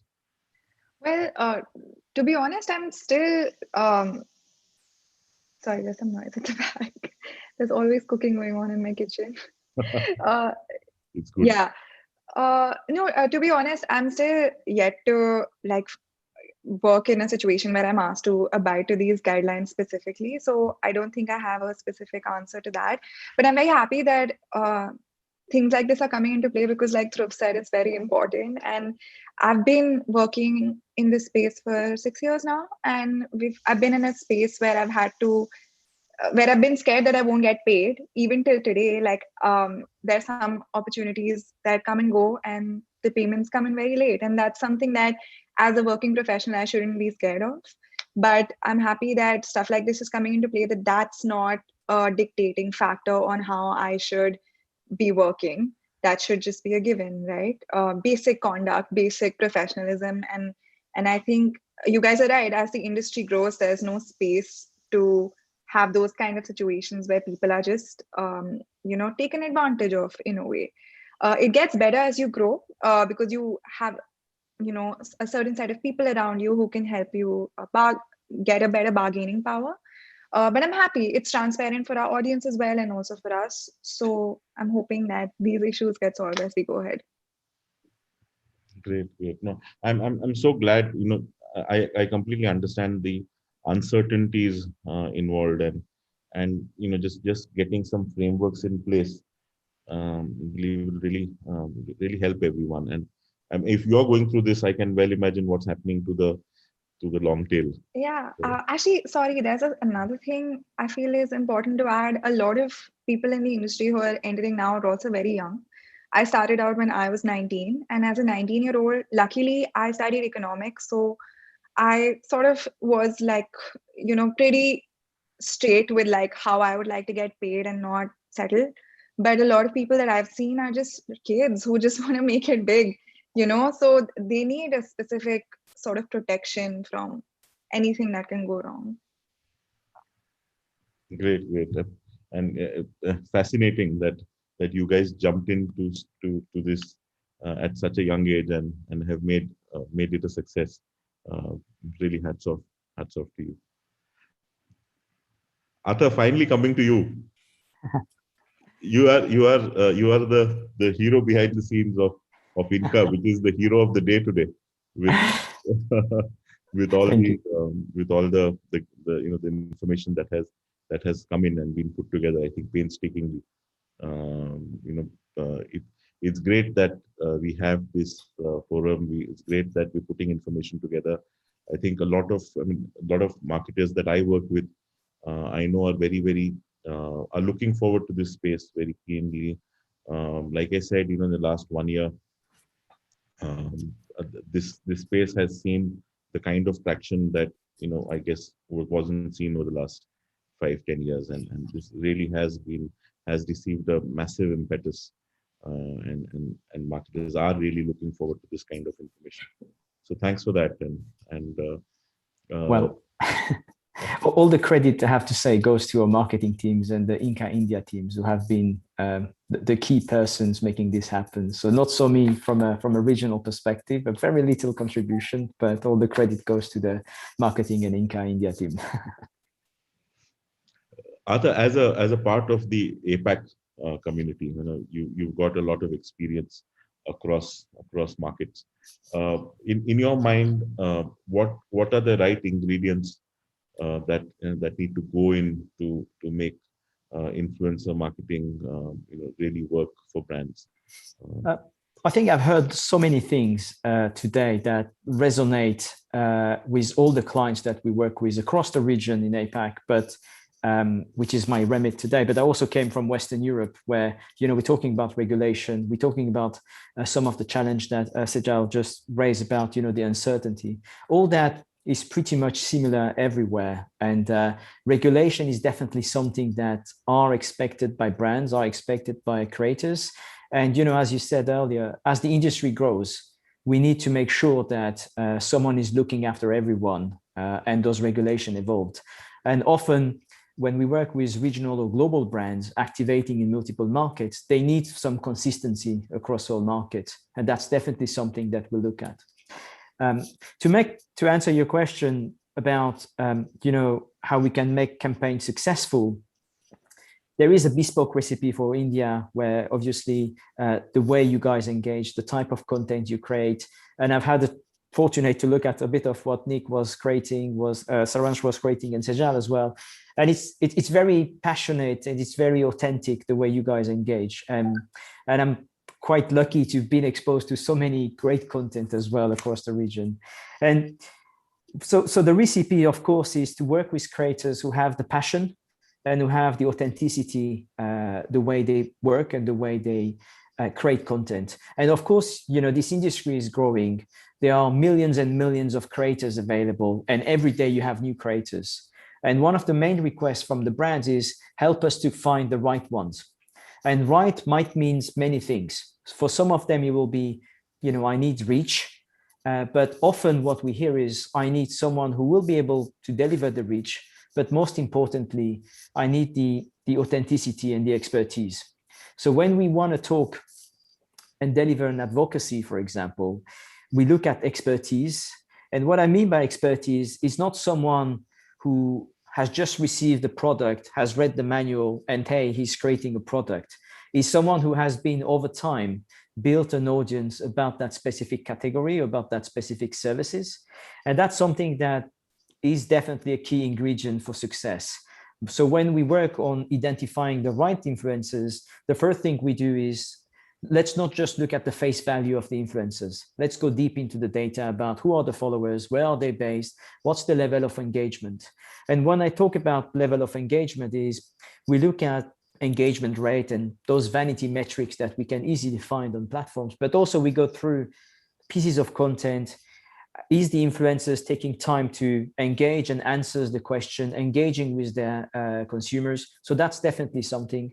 Is the influencers talking about the product or the service from a personal way? And I think Nick was talking about that example he gave about, you know, he will take the name of the brand out and he will say, is this really me? Or is it something that you can just put any other brands and it could work?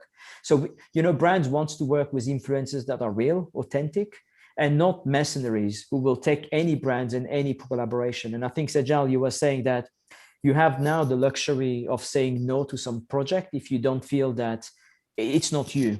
And I think that's what brands need. And more, that's what consumers as well are looking for. You know, this industry is growing. It's no longer something silo. It's no longer something that people are just easily influenced. The regulation are coming in to make sure that no one is deceived in this space.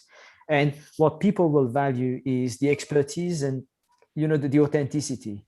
There are a couple of brands that I've seen which resonate to people about, you know, how they're talking about in a fun environment or entertaining environment. And we've seen that a lot over the last 2 years where people were stuck at home. You know, they needed something to escape. And we have so many great examples. But another thing that a very successful campaign that I've seen was, you know, when we talk about pharmaceuticals, often you would say, well, it's not a sexy product, you know, not talking about the specific medicine or drugs. But however, that brand managed to work with some niche influencers who were specialized in, you know, sports. I'm into rock climbing, so I was kind of like following those influencers. And that specific influencers not only was talking about their passion, which was the rock climbing, but she was also talking about the birth control. So basically, she was collaborating with that pharmaceutical company about how this company was providing guidance, providing information. And so it was done in a very subtle way, as opposed to a very hard sell way. And I think for a successful campaign, why people and consumers are moving away from traditional display and video ads that we will see everywhere, and we know that the engagement, the clicks is very low, to content created by the influencers, is mainly because they are looking for something very authentic. And the influencers, I'm confident, more and more will replace the standard brand assets that we see. I'm not saying that the creative agencies have no future. They definitely have, but in a different aspect. And more brands are using the content created by the influencers, not only on social media, but are using them on their own social channels, on their own website, and we've seen that on out of home, we've seen on connected TVs. They're using the content and the creativity that the influencers are using. And I think, to summarize, if we can stick to the passion, the authenticity, and being real, I think those are definitely a success for any brands, regardless of the verticals. Great. I think that's so valuable, really. And looking at Sarans, Shejal, and Nick, we know that, you know, we can see that what they've tried to do is stick to that, the whole thing of being original and being real to their cause, and therefore working a lot better with brands. Great, thanks. Dhruv, you work with a whole lot of influencers, right? How do you make sure that you are able to select the right bring the right kind of influence and brand together, and also how do you need to actually support the long tail of influencers, the relatively newer ones of not very large size who are still getting there? How do you support them, and how do you make sure that you have the right fit between the influencer and the brand? Well, that's the secret sauce. But in a nutshell, right, I think that I'll start with just saying that the biggest danger to the industry, Ajay, is the commoditization of this incredible talent, right? Because it is talent that is available to interact with at scale. the reason why we started Big Bang Social out of our traditional celebrity representation business was that we very strongly believed that the journey, the grooming, the opportunity for them should be not unlike anybody who is, well, to put it very simply, operating at a different scale. The fact is talent is talent. It's just the way they're consumed is at different operating scales, right? So I'll start by saying that the most important thing is, and I think Arthur spoke about it quite well, is to find and is to really understand content creators for who they are as personalities, right? Really understand who they are as people and not reduce them to commoditizations like numbers and reach and engagement and likes and followers and bookmarks and falana dimkana, whatever, the algorithms will get thrown at us because they're not commodities. They're human beings who have tremendous talent and are building media assets that are larger than most media assets in the world today. So, and they're doing it alone. Some of them, like the people on this call, are privileged and have grown to a point where they have teams around them, but they all started when they were individuals, working two jobs. And I know a bunch of their backgrounds, so I won't get into the details, but they were hustling three jobs at the same time and finding a way to make this happen. So they've grown to a point where the scale of their operation requires teams. But first and foremost, they were human beings with great stories to tell.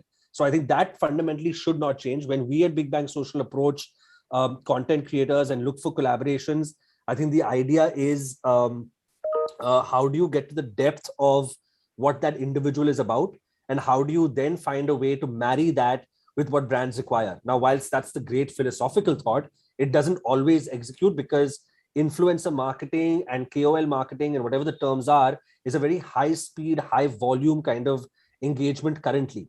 What's going to happen, which I think is going to marry very beautifully to what's already happening in other parts of the world, is that for a certain section of the content creators, the levels of engagement are going to go deeper. You're going to find that content creators will work with a smaller group of brands, but will have longer engagements with them, because the brands will understand that this is not a one-off, but this will become more of an ambassadorial, co-creation, co-development kind of association. It's what, if you speak to Sejal and you speak to Saranch now, you speak to Nick, these guys are actually starting their own businesses. I can't let the cat out of the bag, but they're entrepreneurs as well, starting their own businesses or already have businesses, right? So you're going to find many of those journeys also taking place.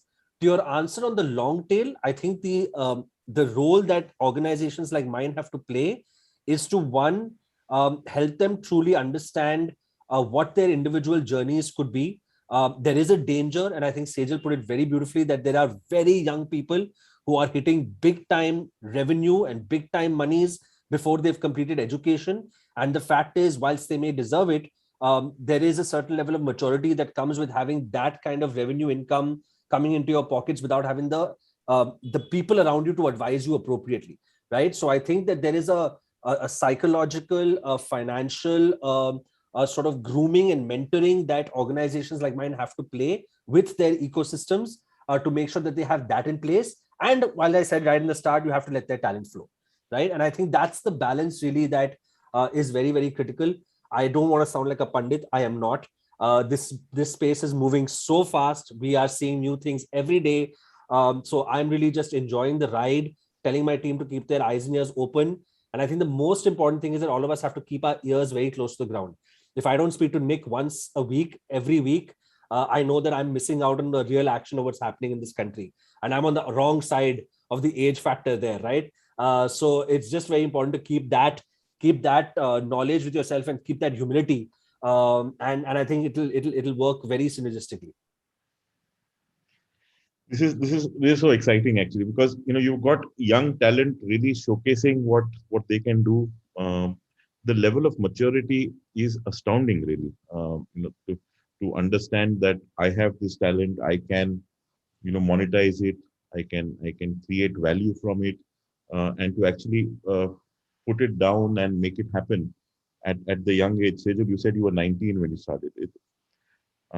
I don't think I thought about anything beyond college at that point of time, but it's inspiring, really, really inspiring to think that you guys started off so early and have made so much out of it, and you're saying there are people who are younger. It's an incredible story. I think we're coming to our end. I have one last question for everyone around the table. I would like to know about the campaign or the piece of work that you believe really is gold standard and that you have been part of or you've seen and you wish you were part of. So Saransh, I'd start with you. Yeah. What do you see as a piece of work that really cuts it? Okay, so I would really say it because recently it's been on the top of my mind. I think this Money Heist campaign that Netflix did recently. It happens to my girlfriend happens to have curated that campaign, and there is a direct connection that I have with it. But I think it's a beautiful way of promoting something so organically and something that everybody wants to be a part of. And in fact, today I uploaded a recipe cooking in a Money Heist jumpsuit. So a Spanish recipe just to, because I felt so connected to the show and to that campaign. So I think it was very, very beautifully done. On a personal front, I had worked with Agoda this year, and again they fit in so beautifully into my travel and food journey. As a brand who told me that go and eat your heart out in Kolkata and just show us the city from your lens. And the fact that they gave me creative control and narrative over showing people Kolkata from my eyes as a chef, really, I think it's the best travel piece I've ever created in my life. And I could not believe that it was sponsored.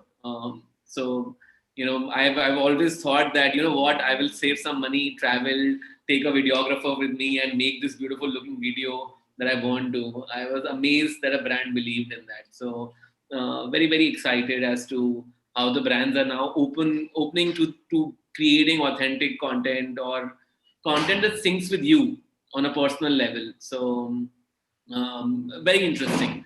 The fact that my mom messaged me saying that I want to go to Kolkata the next time you go, I was like, "Arey, mom also watches." So that was fun. Amazing. I could feel the passion and the love you had for the brand when you worked on it, and I think that came from the freedom that you were given. It made a massive difference and really something for all of us to learn.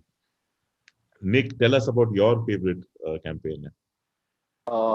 Personally, for me, it's the one that I'm making right now. Upgrade is trending all over India. We've done it's like a lot of hard work went behind it. Like the team of 100 people who were working, we shot the whole series in 3 days, and we invested in it. That's why personally it's the same. And because the last season also won a YouTube Works Award, so we wanted this one to be bigger.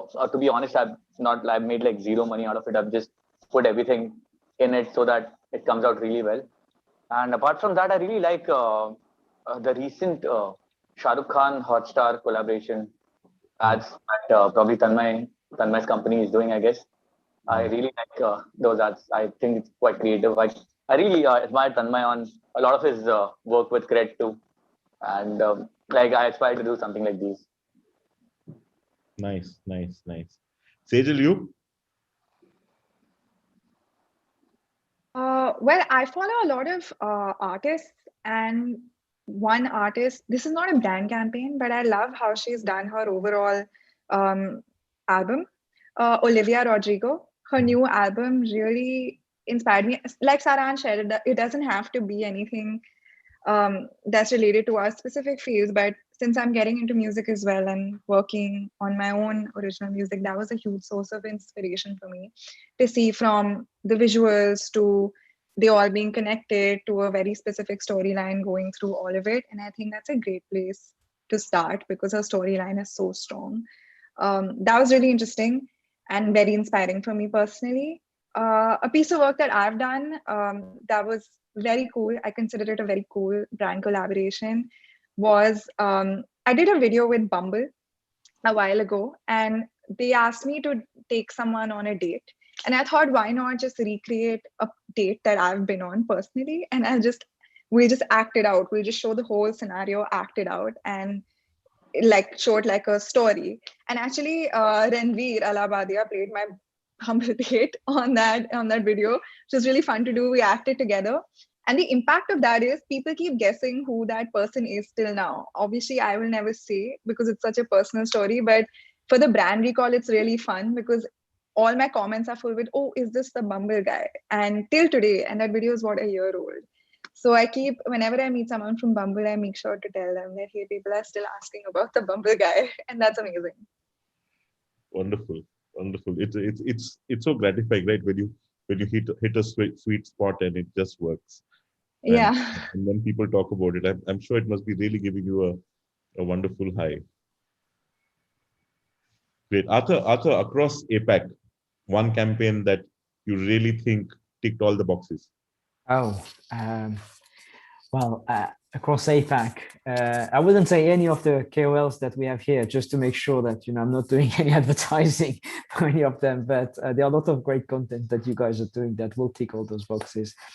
You know, it will be hard to say this campaign is ticking all the boxes because it's kind of like have this subjective approach about, you know, it could be very successful for you and it might be okay or average for someone else. But I think, you know, it's down to, I follow a couple of sports people and, or, you know, sports. And as I said, I'm into rock climbing, and it was the Olympics not so long ago in Tokyo. And of course, it was the first time the Olympics and rock climbing was on the Olympics. So I kind of like follow all the key medalists or the participant on that. And so, you know, their story, you know, you have these emotions and these connections already with the individuals, but also about the brands that they work with. And then, of course, what they achieved during the event.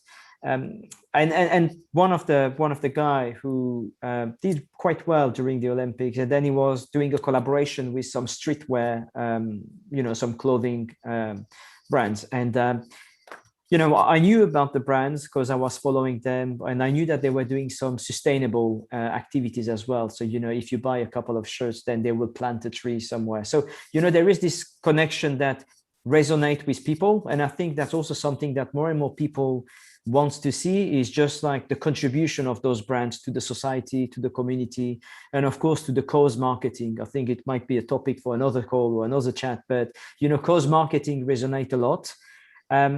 And then he was promoting one of the t-shirts, and the way he was moving and the way he was using it, I had that connection, and I bought it straight away. And when I received it, my wife was like, you have so many t-shirts, why did you buy this one on top of it? And I was kind of like, I felt connected when I saw the content, and I felt connected. I needed to buy, I needed to contribute. So you see, it wasn't a great campaign for my wife because she wouldn't understand my perception, but for me it was, they connected all the things because it was someone you feel related. There was the passion, and there is also this cause marketing on top of the creativity about how to talk about a t-shirt, for example. So for me, that will be the one that I would say, or one of the latest one. Super. Sanjay, yours?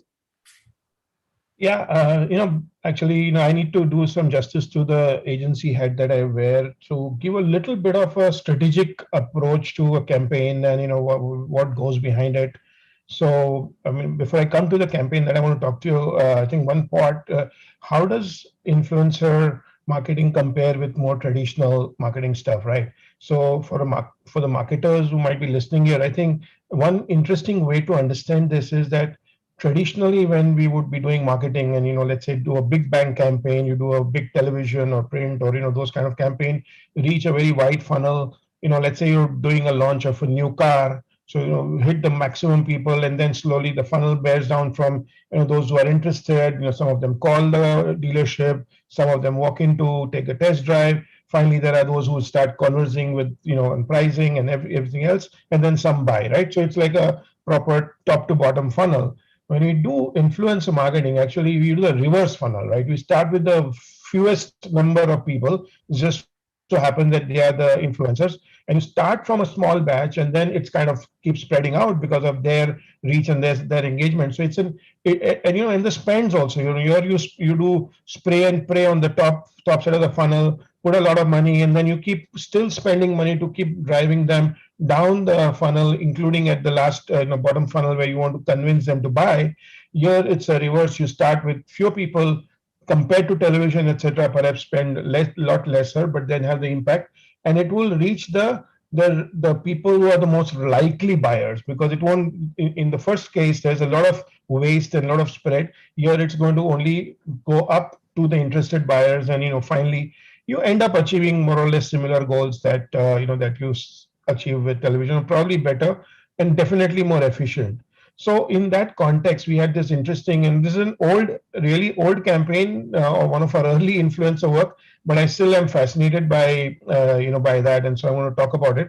So this was for actually Tourism Victoria, which was to promote Melbourne as a travel destination for Indians to go.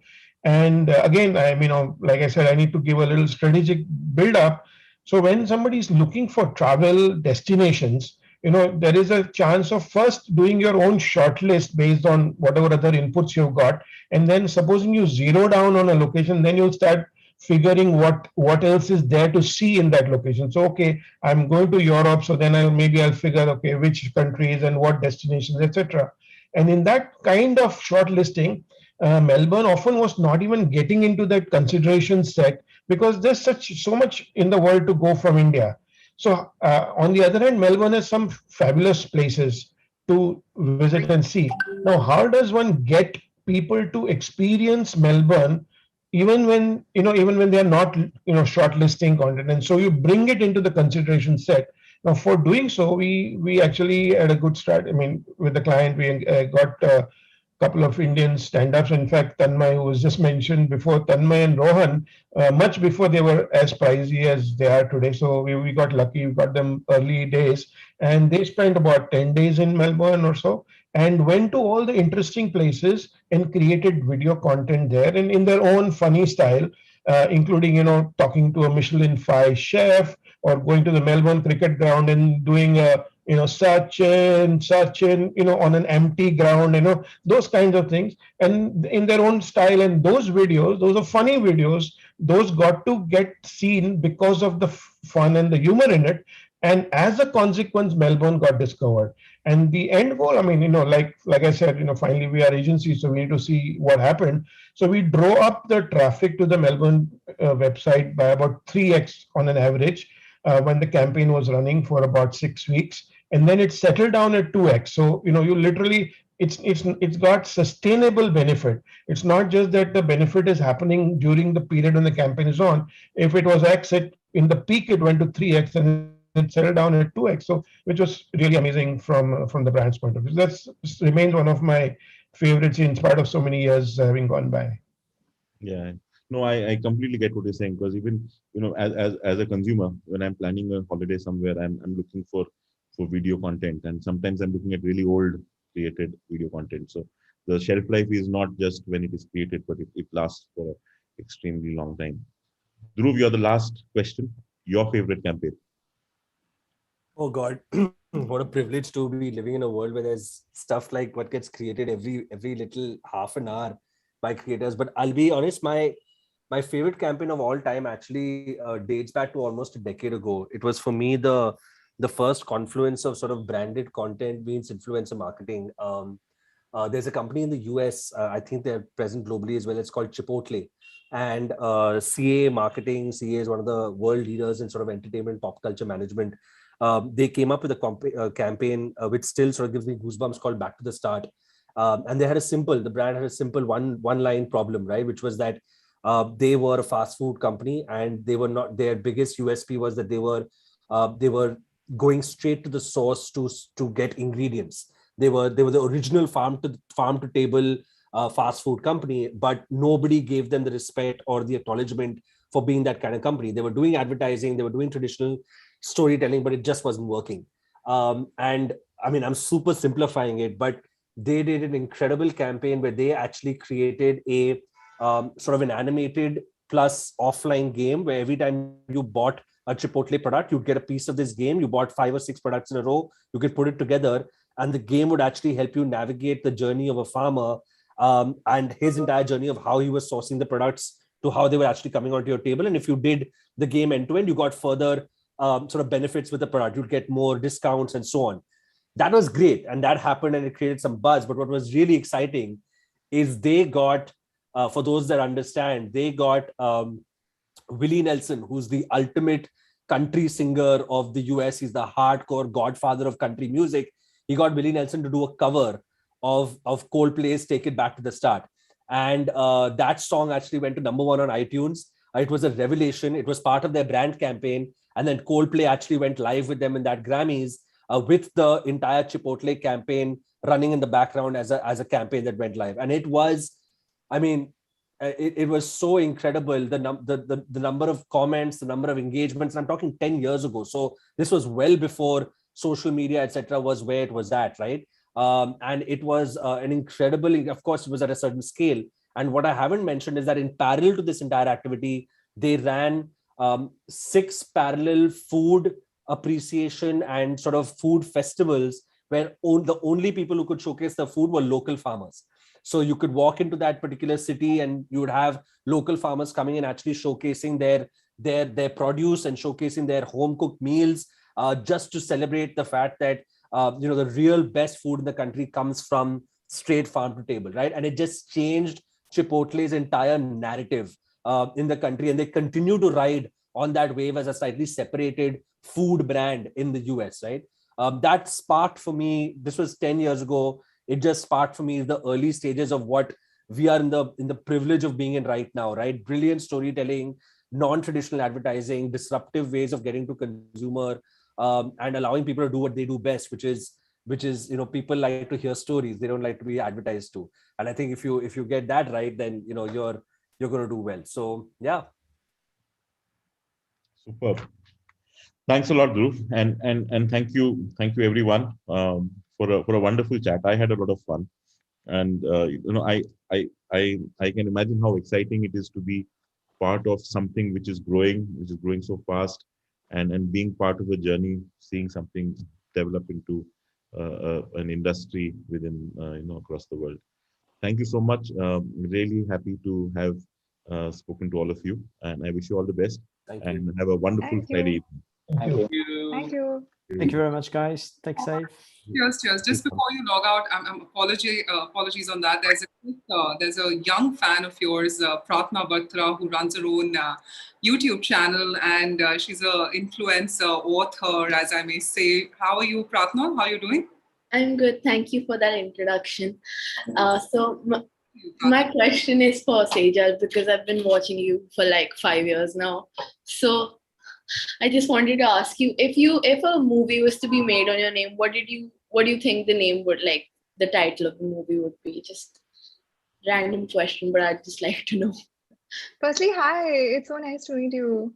Same, I'm so excited. When Harry met Sejal, we meet already. So, but then you need a Harry for that. There are many Harrys I can choose from. Many. Good. Yeah. And also, just one last question. I mean, if you could choose one artist, dead or alive, to have dinner with and like ask questions, who would it be? Oh, me? Yeah. Billie Eilish. Ah, good answer. Yeah. I would also like to be invited to that dinner. Yeah, come along. Come along. And yeah, those are the only questions I wanted to ask, because I know we're running out of time, but thank you. Oh, thank you. Thanks for those really cool questions. Really nice to meet you. And I would love to interview you for my own YouTube channel. So. I love that. These are the skills I wish I had. But great. Really nice to meet you, and best of luck with your career. Thank you. Thank you, Pratna, for joining. And this is what we love. The youngsters come and they make it more cool, and they ask the questions what it'll appeal to the youngsters. So firstly, thank you all to all our influencers and content creators and all our brand influencers, because as I told you, we've all been seeing you on our mobiles, iPads, and laptops, and today everyone's seeing you in a very different perspective. So thank you so much for your valuable time. Thank you, Pratna, for joining us as well. Thank you. Thanks everyone. Thanks, Pratna. Bye. Thank you, everyone. Bye. Have a great weekend. Bye-bye. So ladies and gentlemen, what a wonderful panel that was. I have to say, what a great time we had. And let's move on to the last session of the day. Well, we've got a fireside chat between Matthew Chandy, Managing Director at Duroflex, and Naval Ahuja, co-founder, Exchange for Media, where they'll discuss how Duroflex has built its product line through the power of influence. But before we get on to introducing our speaker, I'd like to show some of the campaigns done by him and his team. So could we move on to displaying the campaigns first? Hey guys, welcome to my space. A space where I spend most of my quality time. Be it spending some time with myself, be it reading, or just chilling with my pets.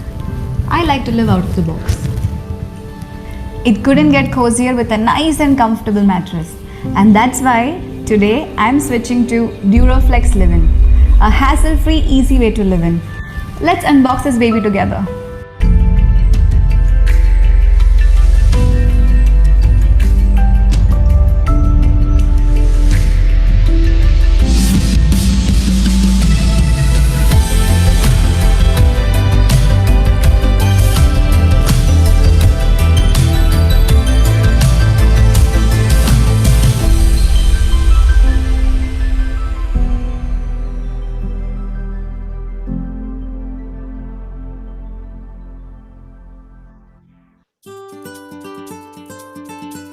हो गया?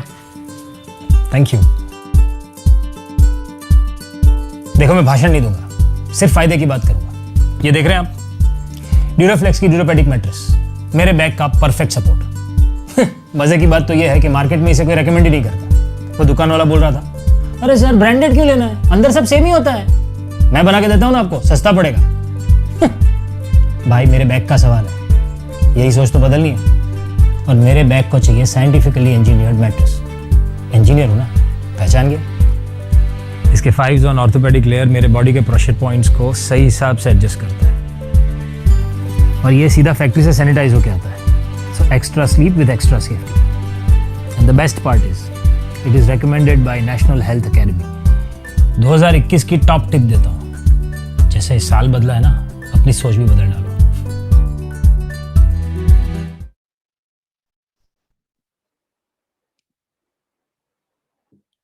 So, well, ladies and gentlemen, some brilliant campaigns right there. I'd like to now introduce to you our speaker, Matthew. So Matthew is a law graduate from the prestigious National Law School. He comes with a professional experience across diverse industries, including law, banking, and various international markets, and an entrepreneurial stint in the restaurant business. He's also a member of the Young Presidents Organization. With this, I'd now like to humbly welcome Matthew as well as Naval on your stage and screen. Thank you so much, gentlemen, for giving us your valuable time. Let's have a fireside chat ahead. Over to you. Thank you so much, Bhavna. Welcome, Matthew, to the last session of our Influencer Marketing Conference. It's been a very interesting day of learnings for us. This is not the last session in some ways of the evening. We have the awards that follow this session. But before that, let me dive straight in and ask you a few things that you've been doing.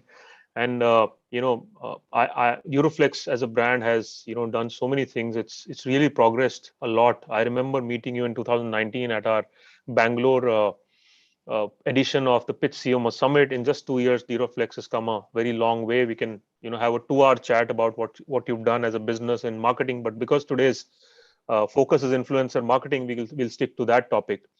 I was reading before I go there, I just wanted to contextualize it and tell you we curated a report today with Group M and their influencer marketing agency, which is INCA, about what's happening in the influencer marketing domain, and some very interesting things came out. One of which, of course, is the size of the industry. Outside of media spend, the influencer marketing business itself is likely to touch 2,500 crores in the next 3 to 4 years. Now, that's a sizable number, given that this was a domain 3 years, 4 years back, which was considered as a niche, right? So that's the direction it is headed. It is likely to touch media spends on outdoor very soon. So huge. 100% of the marketers who were studied for the survey ranked influencer campaigns as a top priority for this year and beyond. Every other leader indicated a budget growth of more than 25% this year. So that's the kind of interest level that this area commands. Naturally, there is a lot of numbers that follow all of this interest. 400 million users are on social media. 70%, almost more than 2/3, follow at least one influencer. So there you have it. The reason brands are chasing it. and there are other reasons too. The scale and size of what's happening in terms of influencer marketers following has gone up significantly. A couple of sessions back, we had some of the key influencers on the panel, and you saw some of them have 7-8 million following, billions of views. So those numbers are really growing at a very fast pace. And I've seen you've done very interesting work in this domain as well, Matthew. Why don't you tell us what made you take to using influencer marketers and influencer marketing? Some of the things you've done, I noticed you created something very interesting. And mattress as a category can be very boring, but you made it very exciting because it is health, it is sleep, and what better than this pandemic, unfortunately, to tell us the value of good sleep, good health, and healthy life. So tell us what made you take to influencer marketing, and how did you sort of dive into it? Yeah, thanks, Naval. Firstly, thanks for having me again. And I do recall that that chat we had 2 years ago very fondly. In fact, I think one of the things I shared with you was that it was almost embarrassing to be in our industry. Like you said, it was a boring, sleepy industry, and I think one of the benefits of being in a slightly sleepy industry is that you have a chance to have some fun. Pre-pandemic, we were probably a little traditional with the way we did things, and I think the pandemic actually gave us a chance to really play and have some fun and take some risk, because anyway things were so scary. So as a marketer, we could actually take some risk. Our stores were closed. Traditional, nobody was watching TV. Films were not coming out, so we had a real chance to do something different. So I think while it's a cliche that the pandemic actually brings out huge opportunities, really it did bring out an opportunity for us to have some fun, to play with our marketing. In fact, to not market too hard.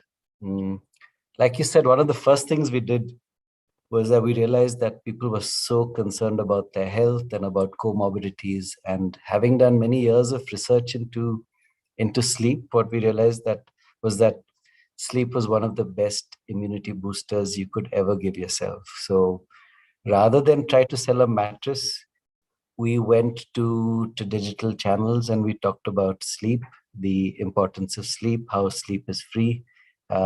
We found some great partners to carry the story for us.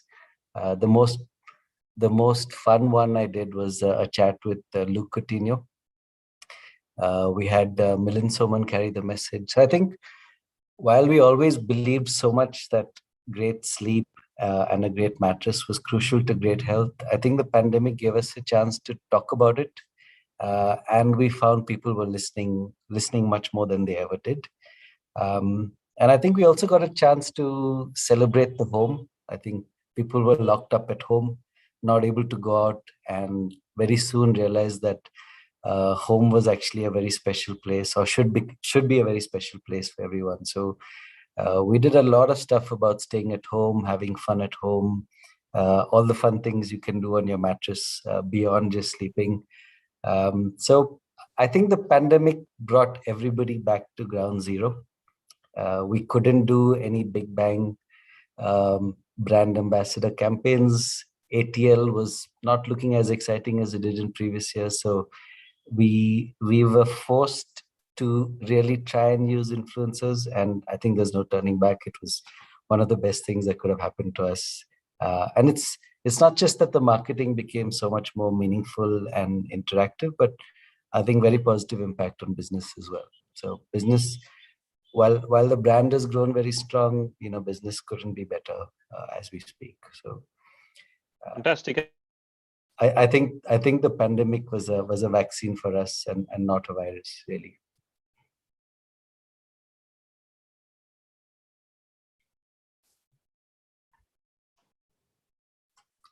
Yeah, am I audible?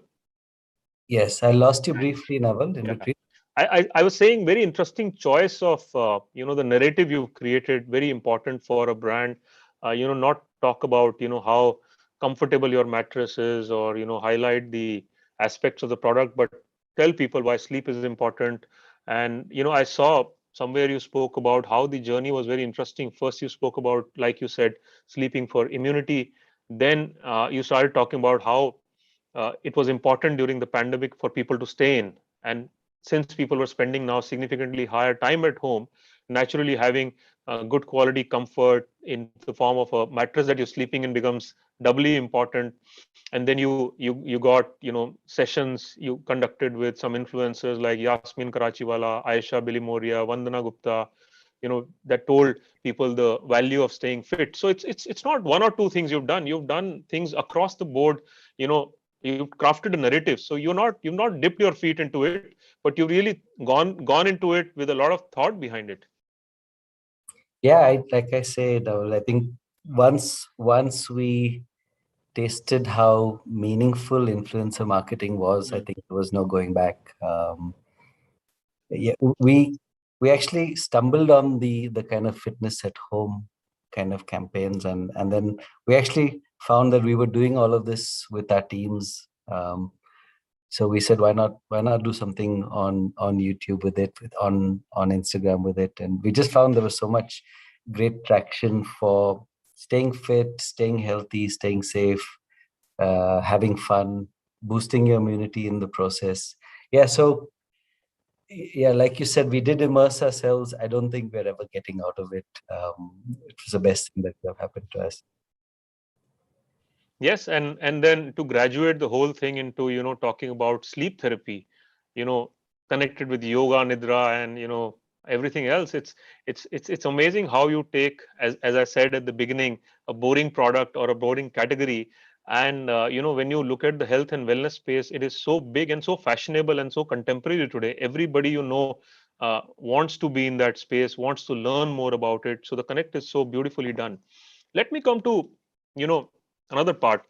You've said in a few interviews about how you're looking to scale up your business from a 500 crore company. You want to go to 2,000 in a few years' time, and how naturally marketing and brand plays a very important part of that aspect. So, what are your priorities going forward? Naturally.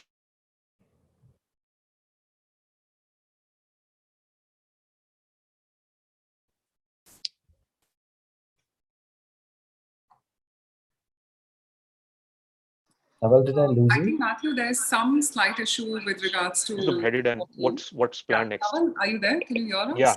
Yeah. Yeah. Naval, so sorry, we lost you, I believe. Can you just repeat? No problem. I think connection is acting up today.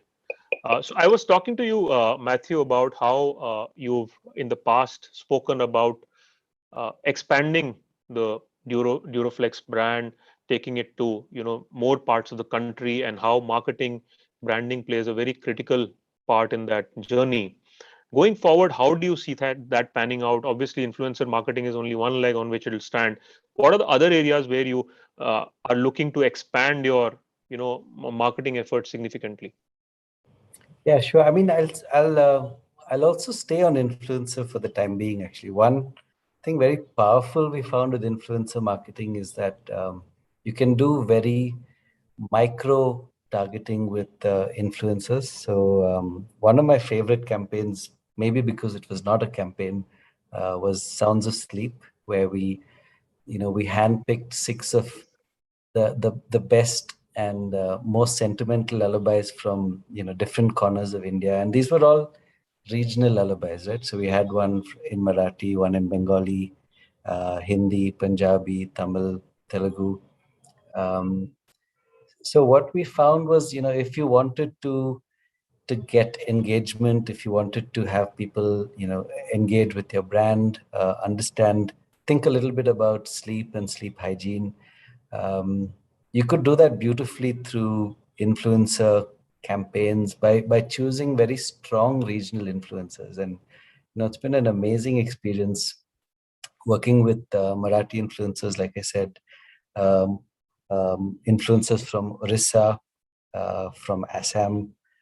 So part of our strategy in going national also involved finding some of the most influential local influencers, because they're every bit as powerful as the kind of national influencers. So that's been a wonderful journey. And of course, right now you probably know we're supplementing that with really big brand ambassador like Alia Bhatt. She's popular everywhere. She's popular for so many things, but mostly because she's so fearless and she's young and dynamic and just represents new India, which is what we want to be. So I think we're using regional local influencers well as part of our national expansion, but of course supplementing that with a national celebrity like Alia.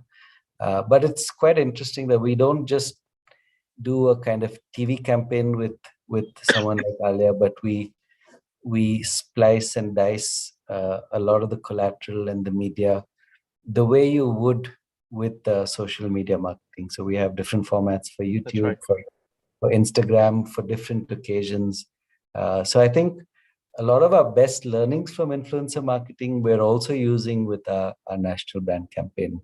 And I couldn't have asked for a better result. Actually, it's going really well. So fantastic. Yes, I was going to talk about the Sounds of Sleep initiative a little later, but since we are already talking, tell us how did it deliver for you? Because the idea, it is fantastic. I have some numbers.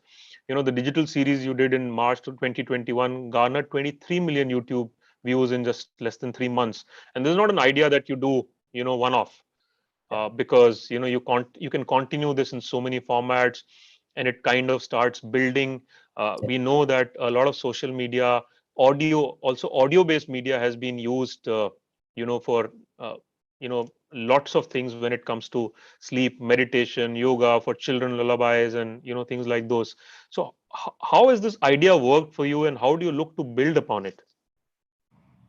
Yeah, Nawal, I'll maybe rewind as to why we first thought of it. Actually, a lot of us in the office just love music, so we're big fans of Coke Studio. We were very inspired by what they did, and I think a lot of us are also sleep evangelists, and we use sleep music to fall asleep. Literally, I use sleep music almost every day. I find I get much better deep sleep when I use good soothing music as opposed to some very loud thriller to fall asleep.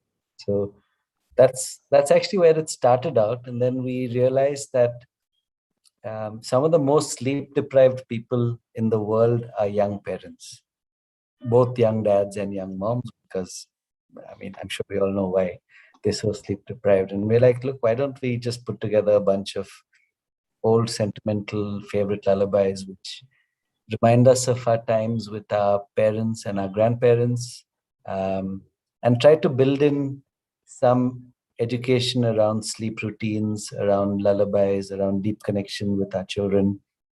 And that's where the idea was born. Of course, we had some amazing, strong partnerships, for example, with Sony Music and with YouTube, who helped us to promote this property. And like you said, Sounds of Sleep, we can do a million things with Sounds of Sleep. For example, we talked about 23 million YouTube views, but we don't even know how many more times it's been streamed on Spotify and on YouTube Music. Yes. So its reach is almost unmeasurable, but it's huge.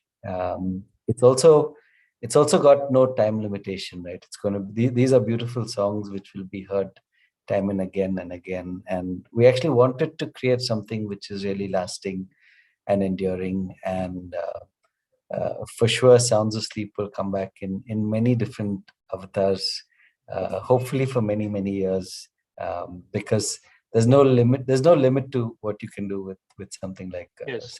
So, and one of the interesting, I think, aspects of an initiative like Sounds of Sleep, and when you talk about engaging with regional influencers, is also what's happened in the last 2 years, especially during the pandemic.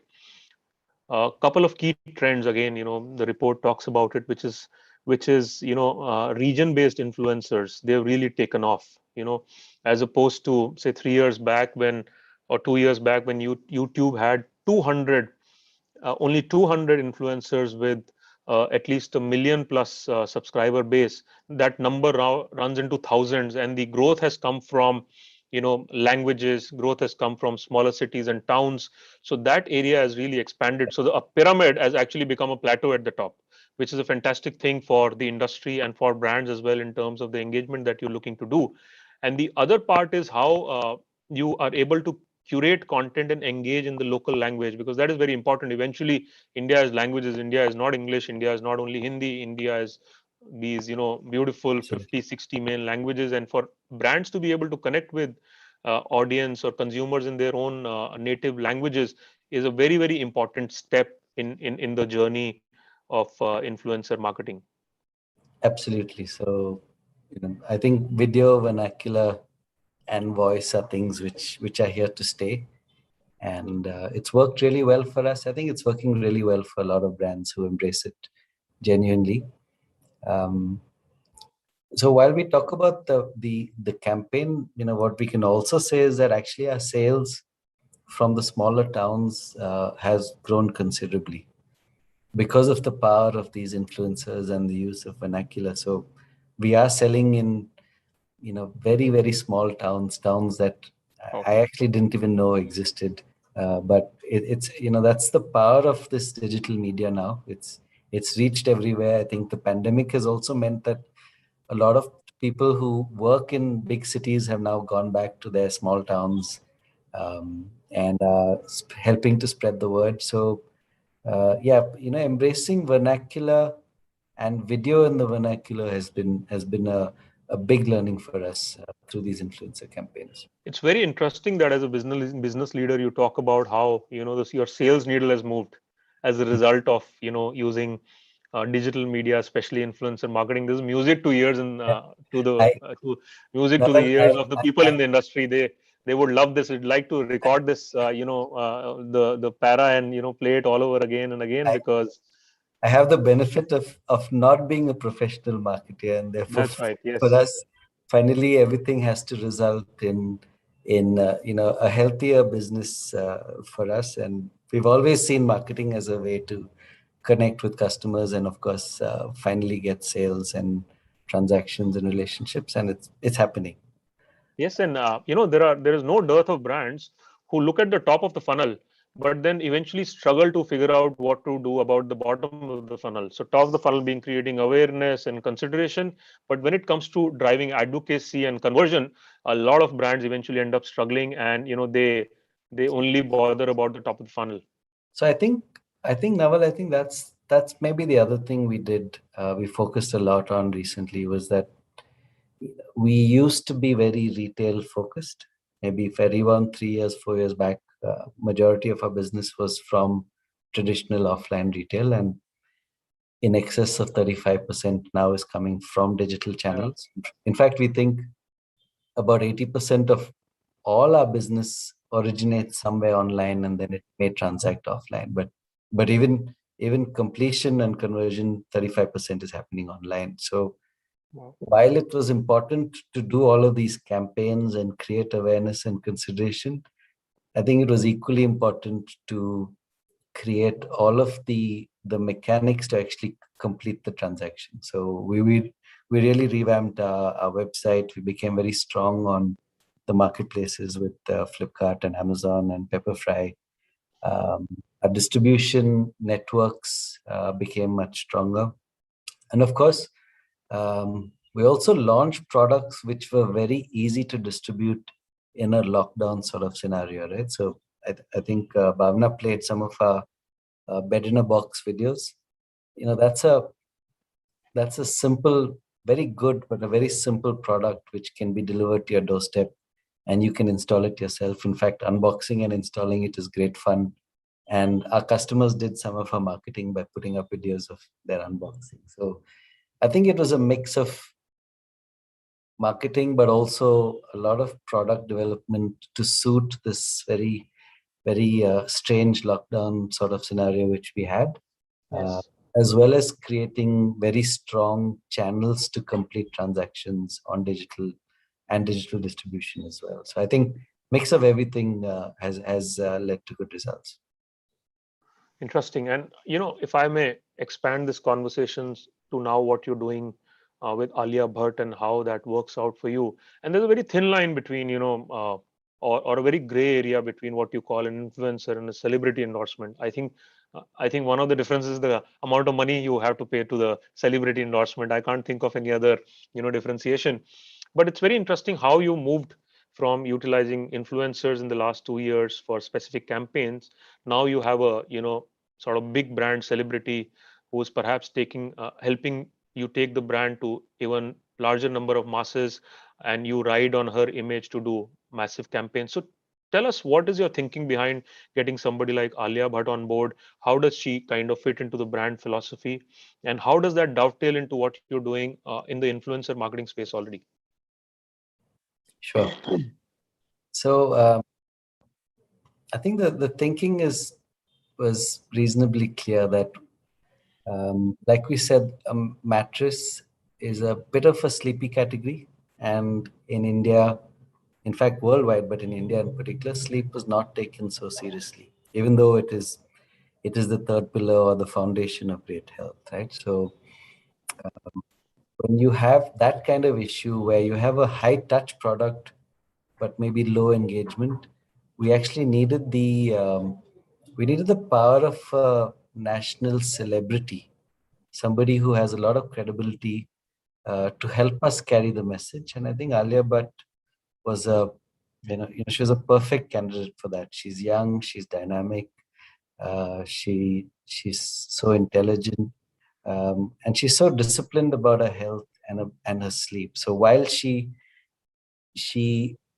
a lot of fun, she can also carry an important health message around sleep exceptionally well. So what we were looking to do was to really raise the tempo, all the conversations that people are having around sleep, around health, around the importance of buying a good mattress, which gives you good back support, which keeps you cool, and which helps you get that deep sleep and the REM sleep that you need. So while influencers were very important and helped us on our journey, there was also a stage where we felt we would love to reach even more people.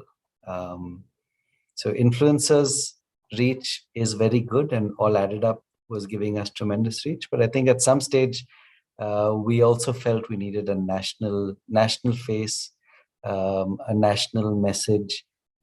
We've opened up great experience centers in Delhi, in Jaipur, in Chandigarh, in Calcutta, Bombay, all over. And we did feel that we wanted a strong, young, dynamic, fearless person like Alia to help carry this message of great sleep to the masses as well. So I think it was very important to do. I wouldn't say it ever replaced our influencer campaigns. I think it supplemented what we're doing with influencers.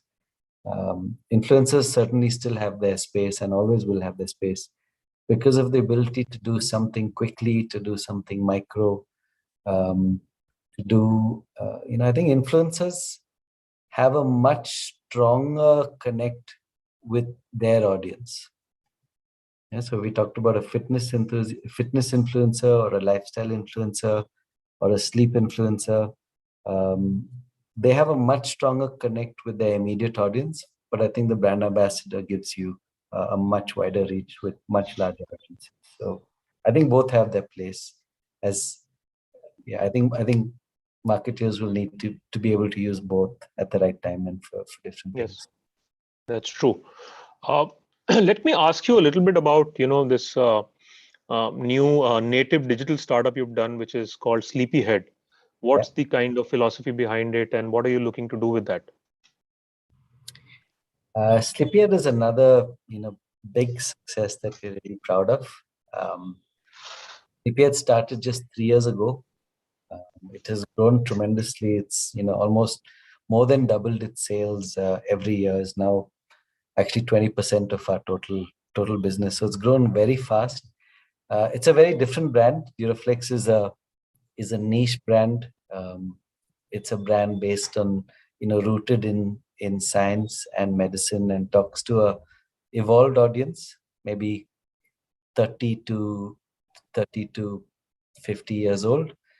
Sleepyhead is a younger, more quirky brand. I think a brand which has no rules. It calls itself the easy peasy mattress. It comes, it comes cutely packed in a box. It comes home. The campaigns are really irreverent. I think my favorite campaign was Eat, Sleep, Binge, Repeat by the Jordanians. Sleepyhead has been working quite closely with, and repeatedly with the Danish Seth, because his vibe is the sleepyhead vibe. I think all the sleepyheads really vibe with someone like Danish Seth and the Jordanians and things like that. So it was for a younger audience, a younger customer, between actually 18 to 35, just coming into the workforce, starting to do up their homes. So Sleepyhead filled a different target group. The branding, the marketing, the product is all completely different from what Duroflex did. So I think we have two brands. They play in quite different spaces, and frankly, both learn from each other. Sleepyhead has its own energy and momentum. Duroflex has its own energy and momentum, and we learn from each other. Sleepyhead was a digital native brand, so it learned how to do e-commerce and D2C much before Duroflex did, and Duroflex learned a lot from that. So it's a startup in a legacy business, and I think Duroflex learns a lot from Sleepyhead and vice versa. Fantastic. Very important, especially for a legacy business, to learn from digital. And if you can integrate both of these, nothing like it. Last two questions before we go, Matthew. You have done a lot of work in the influencer space last 2 years. For those of us who are listening, what are your sort of key learnings, especially areas to avoid, mistakes you made? Because when you've done work, you make a lot of mistakes and you learn from them and improve upon what you do. What are the mistakes you think brands sometimes make, pitfalls they should avoid when they are doing influencer marketing? Because one of the very natural temptation is, let's chase numbers. Get me an influencer who has 10 million following, right, without bothering about brand fit, whether the positioning is right, whether it lets you conversion. What are the other similar kind of learnings you had having done influencer marketing now? I think the first mistake which you could make is to try to avoid making mistakes. I think the best thing is to start doing influencer marketing and learn a little through your mistakes, because the beauty of influencer marketing is that it's not that expensive and your mistakes are not that costly. So you can quickly learn. I think it's much easier to learn from some mistakes in your campaign than to hear something from me and change your plan accordingly. So I think the first thing I would say is just start doing some influencer campaigns. The second thing would be, like you said, find an influencer who actually resonates with your product and brand and has a natural fit. And so when we talked about the fitness influencers, we were really trying to carry a message of health, fitness, and immunity, and therefore we chose fitness influencers who could carry that message. So I think if the influencer has a good fit with your community and the kind of message you're trying to carry, and has some genuine love for your brand, I think then the influencer campaigns work out much better. I was listening to some of your panelists just before that, and they all said, my favorite campaigns were the campaigns that I did for products that I loved. So if you can find an influencer who genuinely loves your product or your message, I think that's the best thing you could do. So, engaging with Luke about the importance of sleep, it was just completely natural for him, because he talks about it every day and he lives and breathes it every day. And therefore, evangelizing sleep through Luke was the most natural thing that we could have done. So,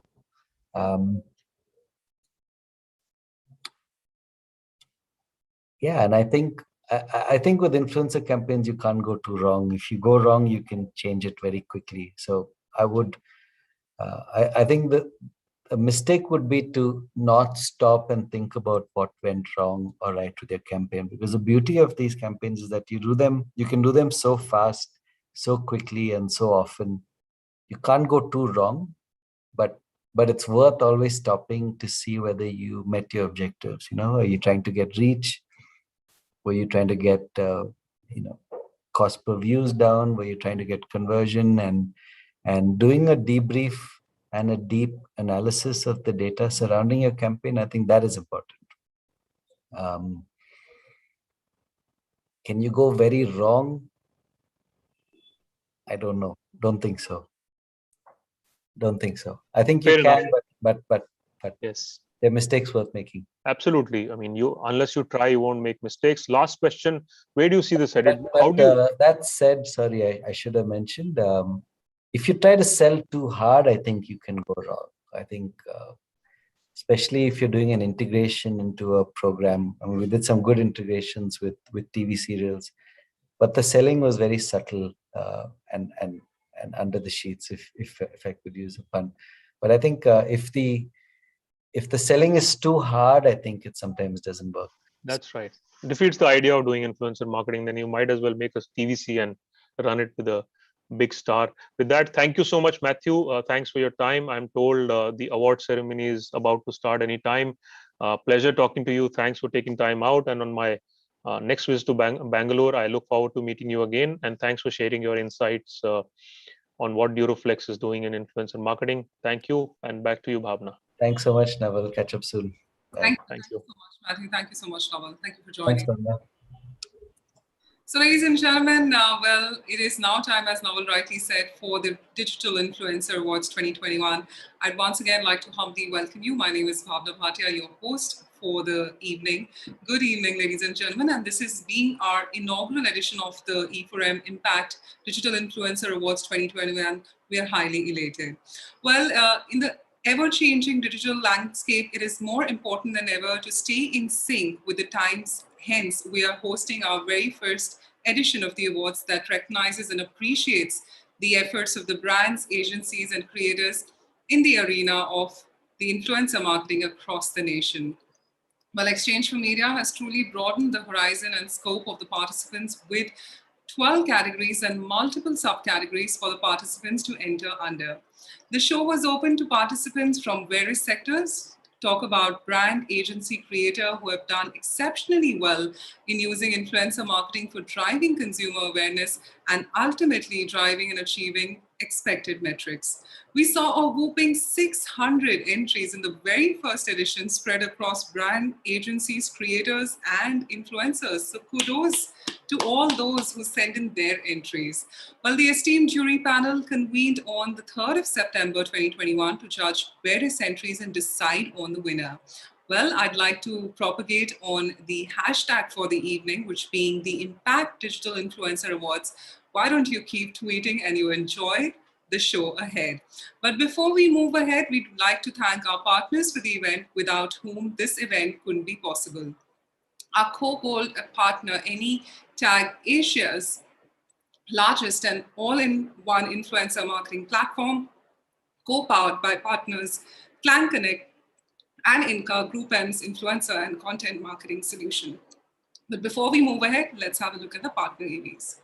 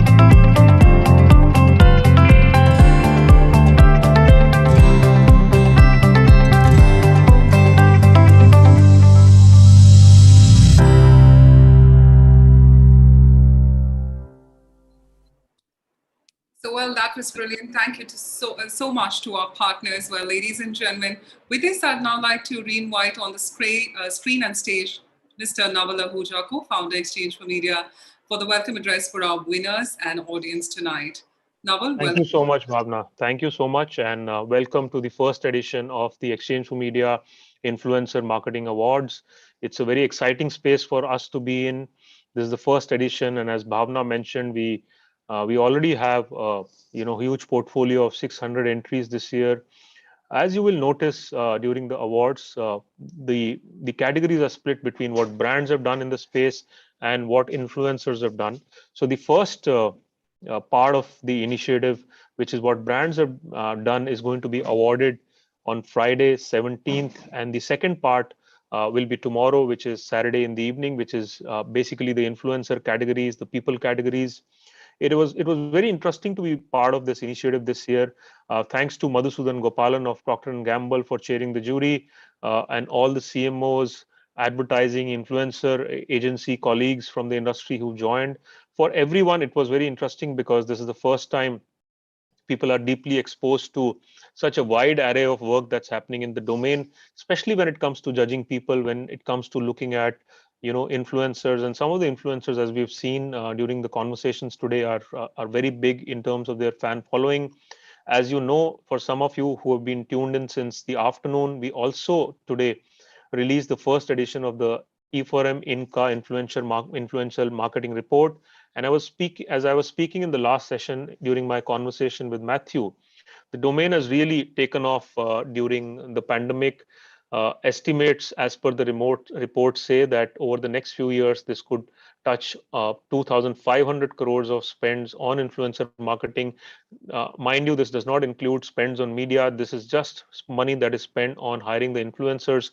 That's a big domain, given that the radio industry does a little more than this advertising revenue. So influencer marketing has really taken off. What has also happened is, one of the reasons why it's taken off is that it has gone really deep and wide, as opposed to 3-4 years back when you only had large influencers sitting on the top of the pyramid. Today you have hundreds, perhaps thousands of influencers sitting there on the top of the sort of so-called plateau. And the kind of domains that influencers are engaging audience in today has grown multifold. New niches have come up, niches like gardening, niches like adventure sports, niches like scuba diving.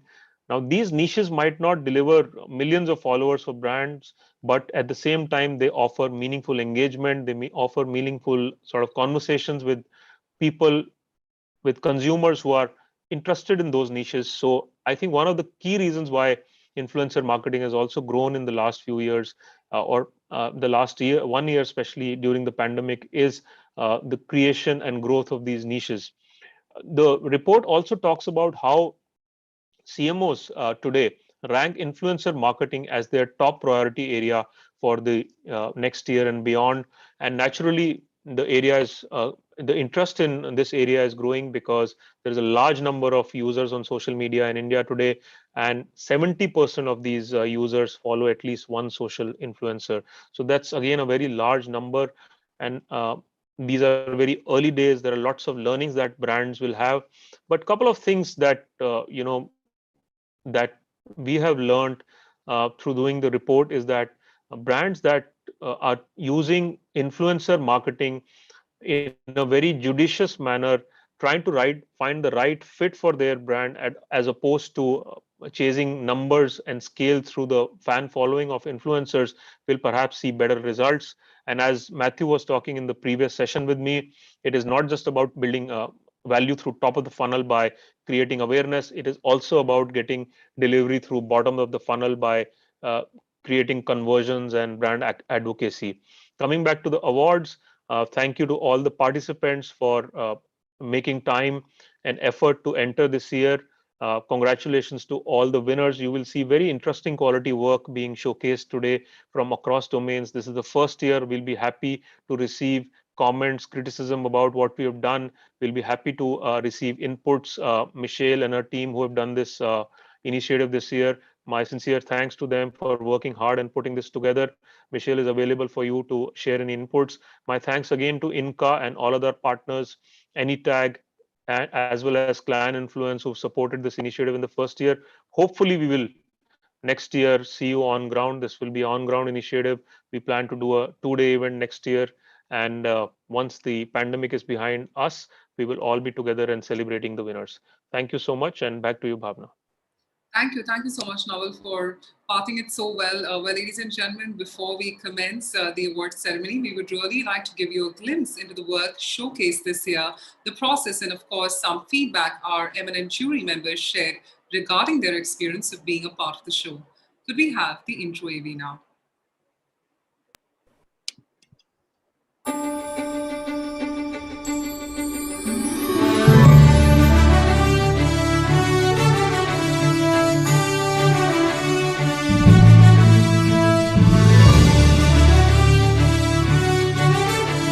The pandemic changed the world like never before. It disrupted marketing ecosystem. But what stood out positively was influencer marketing. As the world moved towards digital, influencer marketing gained momentum and became stronger than ever before. Exchange for Media proudly presents the first edition of the Impact Digital Influencer Awards, celebrating India's best influencer marketing campaigns and influencers. We saw a whopping 600 entries in the first edition, spread across brands and influencers. Exchange for Media, presenting the robust jury. The jury was chaired by Madhusudan Gopalan, MD and CEO, P&G India.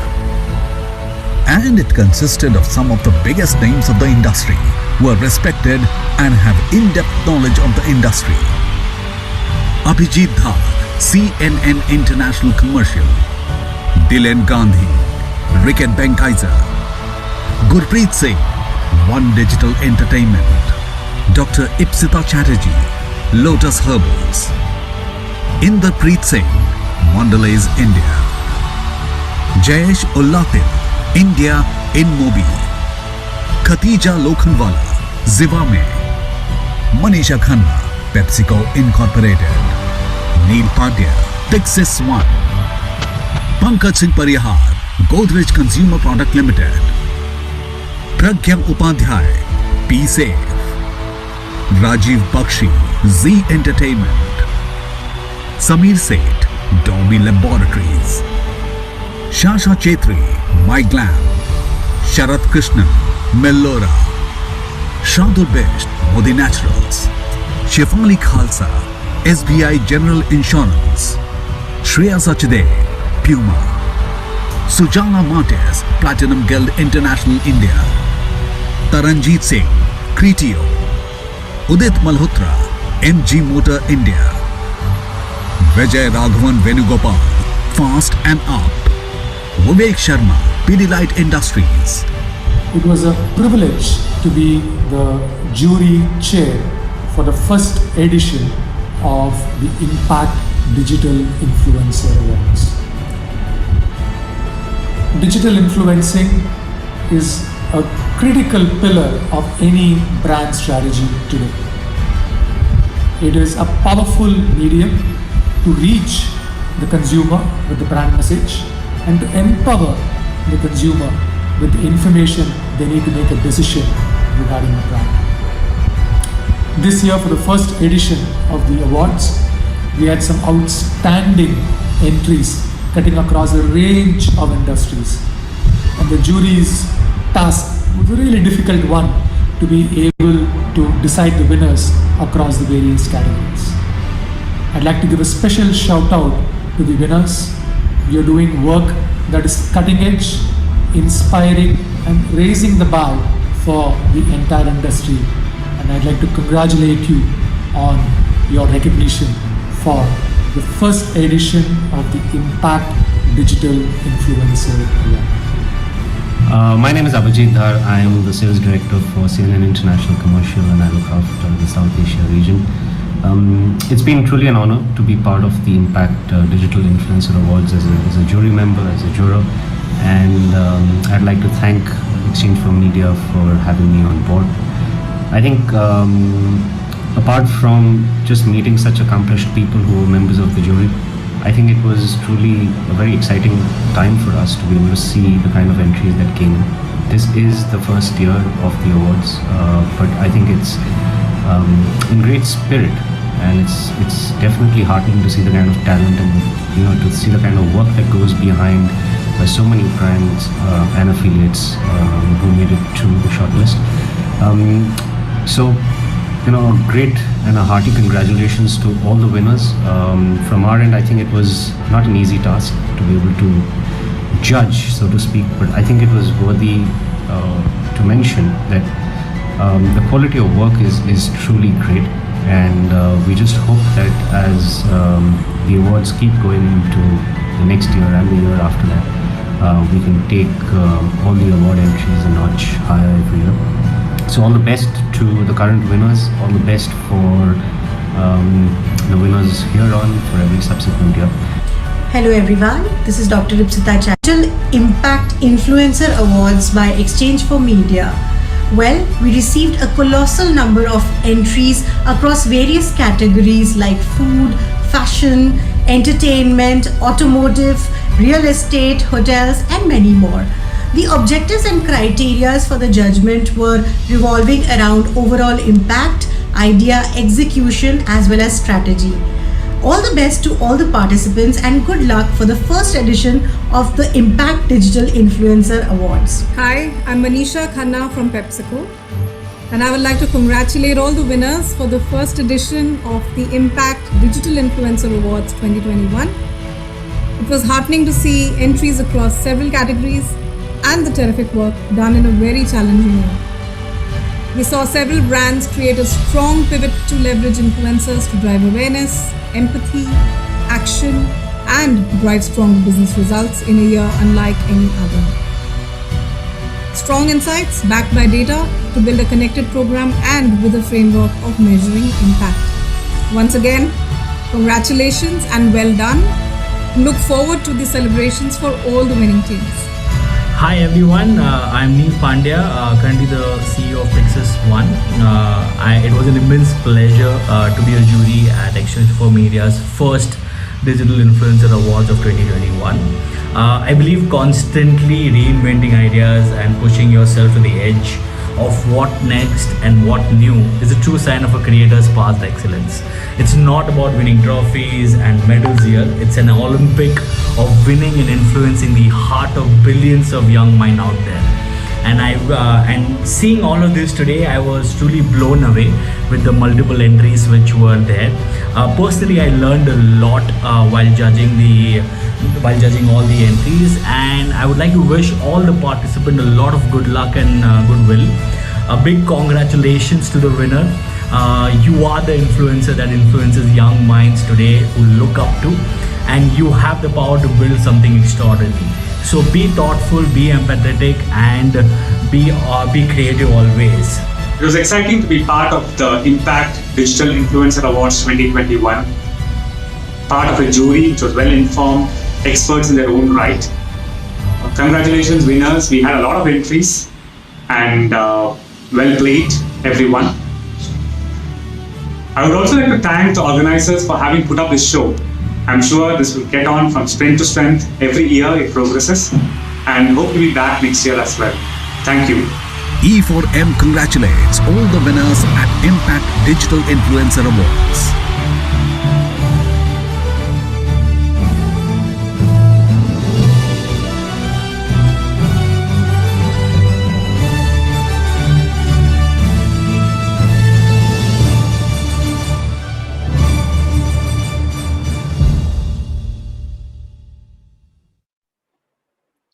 Well, thank you so much to our jury on that. Well, ladies and gentlemen, that was interesting, and we are sure that our audience is excited to find out the medals. So let's not waste any time moving on to the felicitating of the winners today. Please tweet using our hashtag Impact Digital Influencer Awards as one word. Well, it is now time for me to bring to you our first category of the night, which is going to be the Best Multi-Channel Influencer Campaign. The first subcategory being the Best Automotive Campaign. We have one winner in this category. Let's have a look at the winner AV now.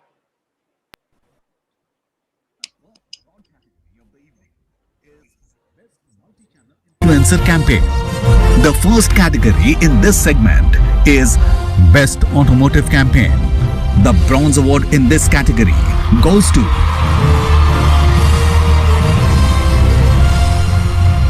Hello everyone, thank you Action4 Media and Impact Influencer Award for the recognition. Special thanks to the jury for recognizing and selecting our work. This one's for my team. Thanks to Tata Motors for believing in us with this partnership. Congratulations to all the winners. Thank you and congratulations to the team Voxy Media and Tata Motors for winning the bronze in the Tata Safari launch campaign. Congratulations, that was Vipul Talwar, the co-founder of Voxy Media, sharing his delight with us. Well, moving on to the next subcategory being the Best FMCG campaign, let's have a look at the winners in this category.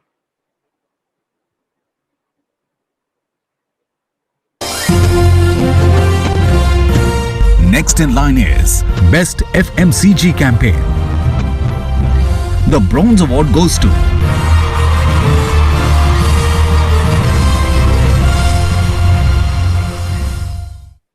Well, yes, the bronze award, congratulations to Grapes Digital Private Limited and Alpenliebe Just Jelly for bragging the bronze award for making Just Jelly more than just a jelly. Congratulations. Let's have a look at who gets the silver award. And the silver award goes to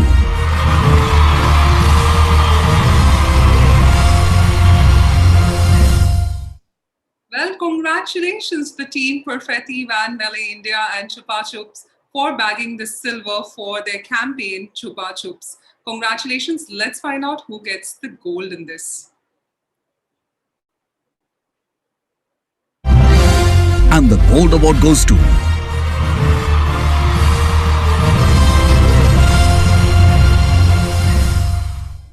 And yes, the gold goes to Team Connect and Ever Youth Naturals for their campaign Happy in My Skin.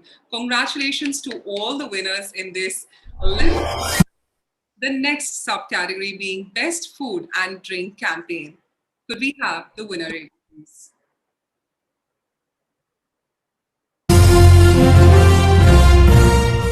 Our next award is for Best Food and Drink Campaign. The bronze award in this category goes to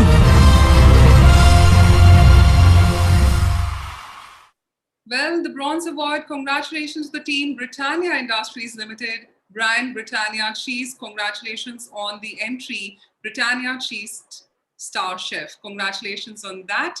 Well, moving on to our next subcategory being the Best Health and Wellness Campaign. Let's find out who the winners are.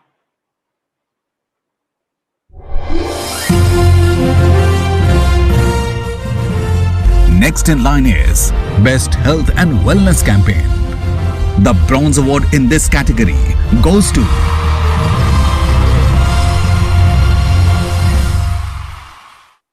Well, yes, congratulations to the team Network 18, brand Network 18 and Whisper for getting the bronze award for their entry period of Pride Ek Swachh Soch. Congratulations. Let's find out who gets the silver award.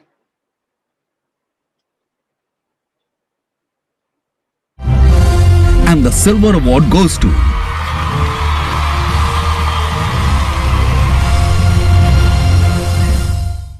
Well, congratulations, Shebang Digital Solutions Private Limited for the brand Proteanex on bagging the silver award on their entry Proteanex influencer marketing campaign. Congratulations. Let's find out who gets the gold award. And the gold award goes to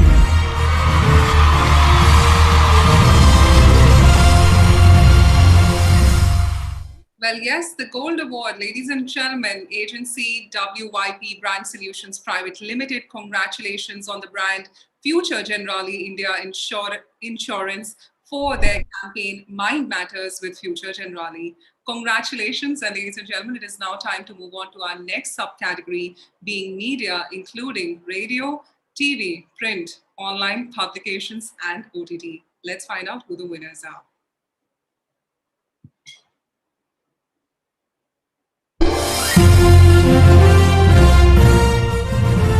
next award is for Media. The Bronze Award goes to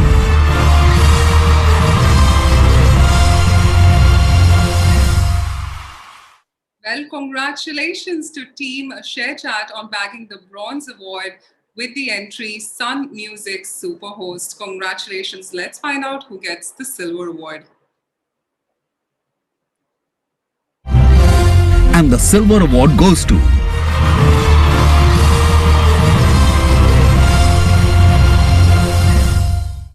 And the Silver Award, ladies and gentlemen, goes to Z Entertainment Enterprises Limited for the brand Big Ganga on their entry Kaam Vapsi. Congratulations. Let's find out who gets the Gold Award.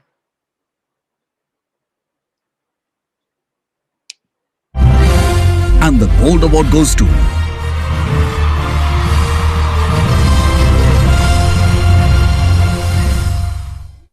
Well, and the Gold Award goes to MX Media and Entertainment Private Limited for their brand MX Player and the campaign being PUBG. Congratulations to all the winners. Well, ladies and gentlemen, I hope you all are having a great time. Keep tweeting and hashtagging. Let's move on to the next subcategory being Others. Let's find out who the winners are.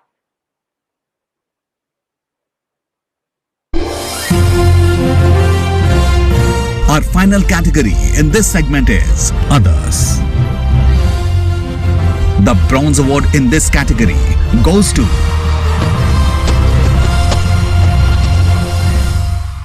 तो ये award केवल बड़ा business का award नहीं है बल्कि पूरे देश का अवार्ड है। मैं एक बार फिर एक्सचेंज फॉर मीडिया और तमाम लोग जो एक्सचेंज फॉर मीडिया के साथ जुड़े हैं जिसने हमें ये अवार्ड के लिए ये अवार्ड के द्वारा रिकॉग्निशन दिया, आप सबका बहुत धन्यवाद करना चाहता हूं।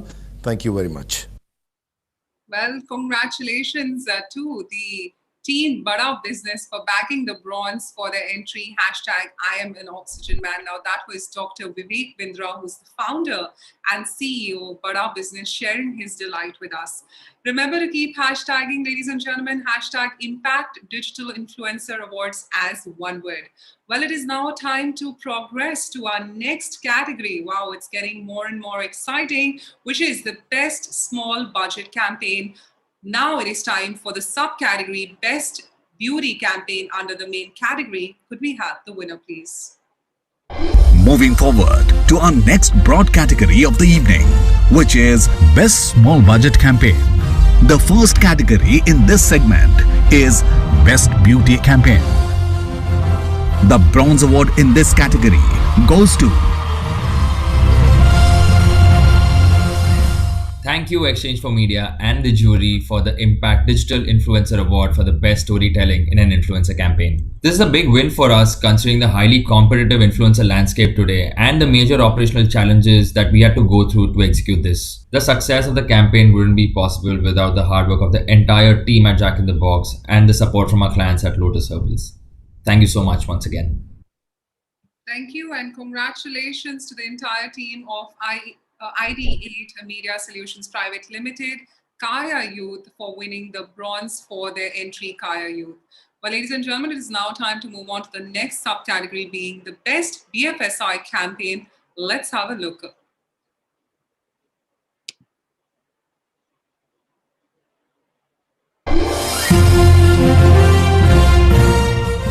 Our next award is for Best BFSI Campaign. The Silver Award goes to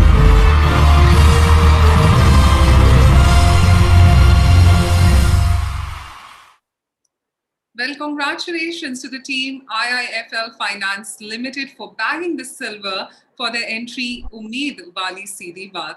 Well, congratulations to the entire team. Let's find out next in our subcategory Best Food and Drink Campaign. Let's find out who the winners are.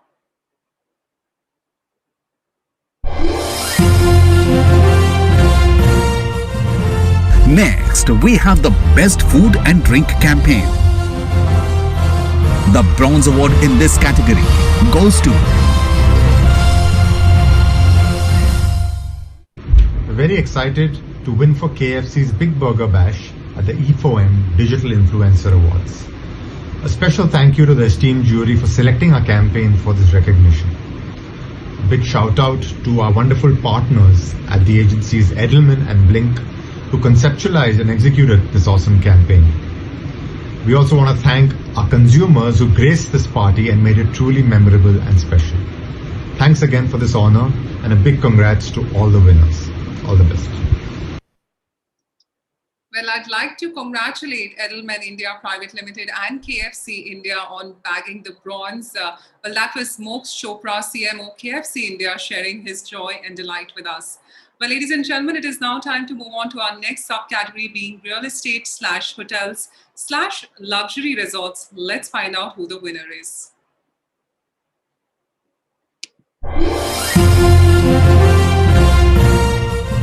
Next up is the real estate hotels, luxury resorts. The silver award goes to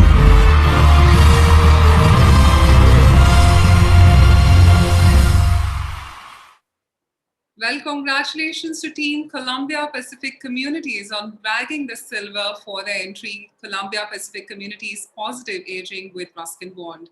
Well, congratulations on that. Do remember to keep tweeting by using our hashtag Impact Digital Influencer Awards. Well, ladies and gentlemen, the next two categories are presented by INCA. So let's quickly take a look at our partner, AB.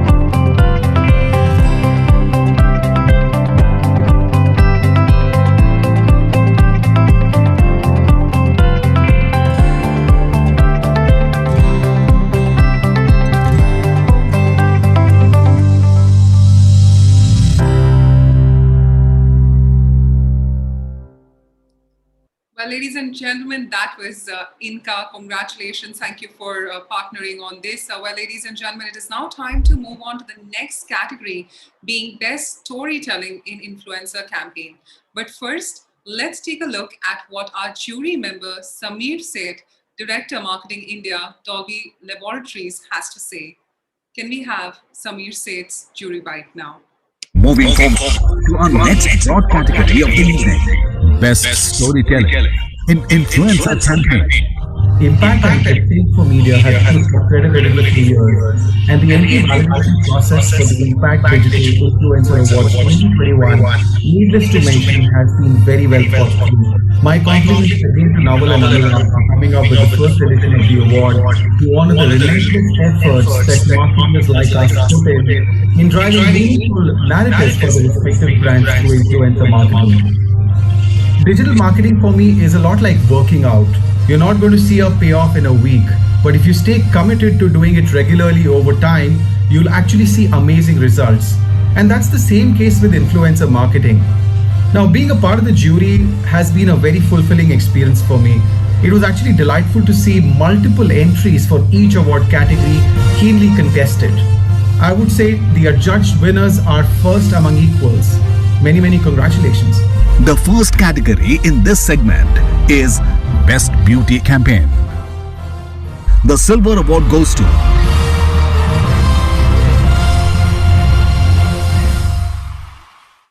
So yes, ladies and gentlemen, in the subcategory Best Beauty Campaign, the silver award goes to Jack in the Box Worldwide and Lotus Safe Sun for their entry Dhoop Ka Asli Roop. So congratulations to the agency and the brand on this wonderful win. Let's find out who gets in the Best FMCG campaign next. Could we have the winner, AV, now?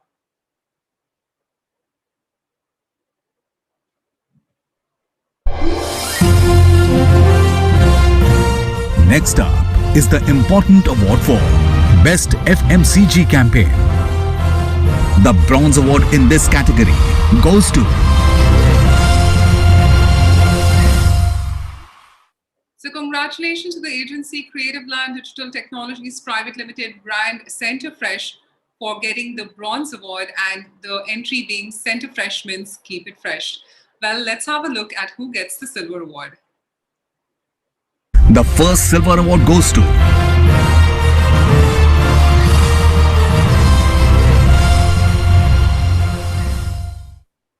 So, well, congratulations to Mindshare and the brand being Dove for bagging the silver on Dove #Stop the Beauty Test. Well, let's find out who gets the next silver award in this subcategory. and the second silver award goes to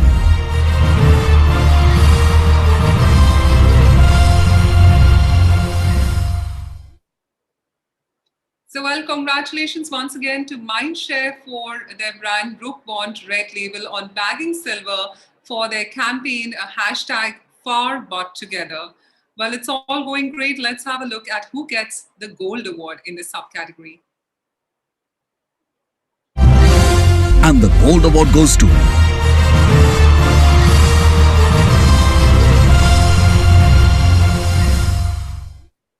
Well, 3 in a row. Back again to the agency Mindshare, but this time for the brand Close Up with the campaign #FreeToLove on bagging the gold award.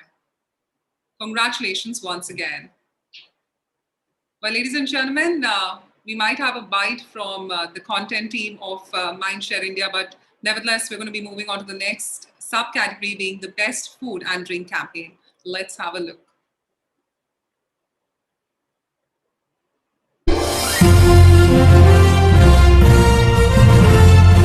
Our next award is for Best Food and Drink Campaign.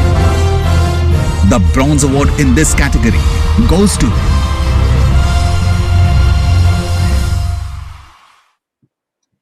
Well, congratulations to the agency Brand Movers India for their brand Jack Daniels and the entry being Jack Daniels BMI. Congratulations on getting the wonderful bronze award.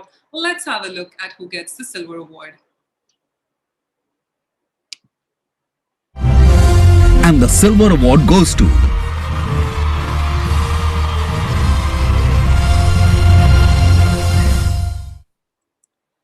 Well, it is now time to congratulate Value 360 Communications for their brand Evokis on winning the silver award for their entry Power of Black.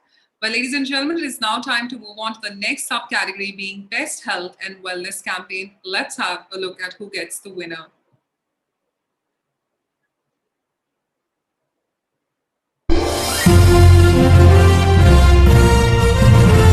Next in line is Best Health and Wellness Campaign. The bronze award in this category goes to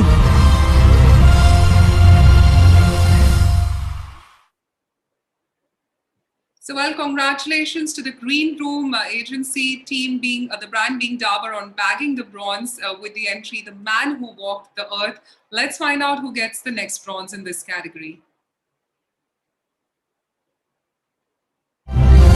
and the second bronze award goes to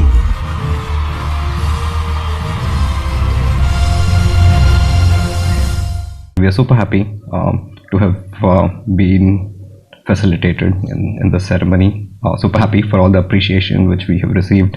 So thank you, judges, jury, and also our clients for having given us the freedom to have executed and worked on such a campaign.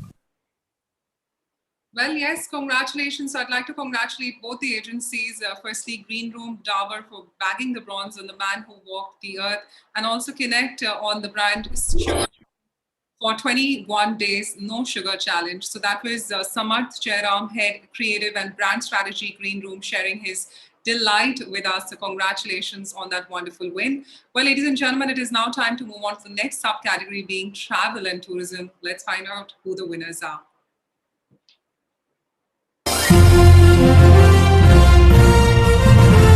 Our next award is for travel and tourism.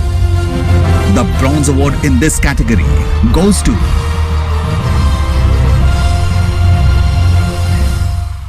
Hello everybody and wish you all a good evening. We at Booking.com hope that you and your families are keeping safe in these unpredictable times. Travel has always been an integral part of our lives, but in the past year, unfortunately, we've all been confined to the limitations of our homes.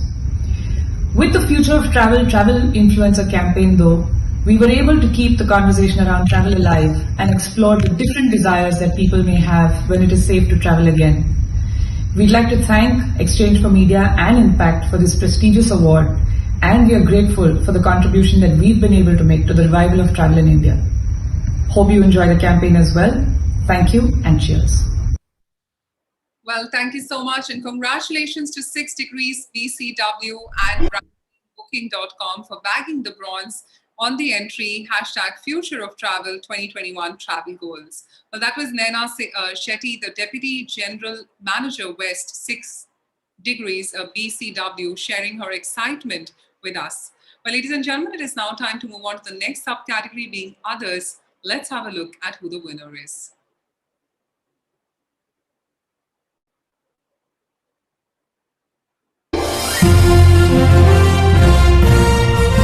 Our final category in this segment is Others.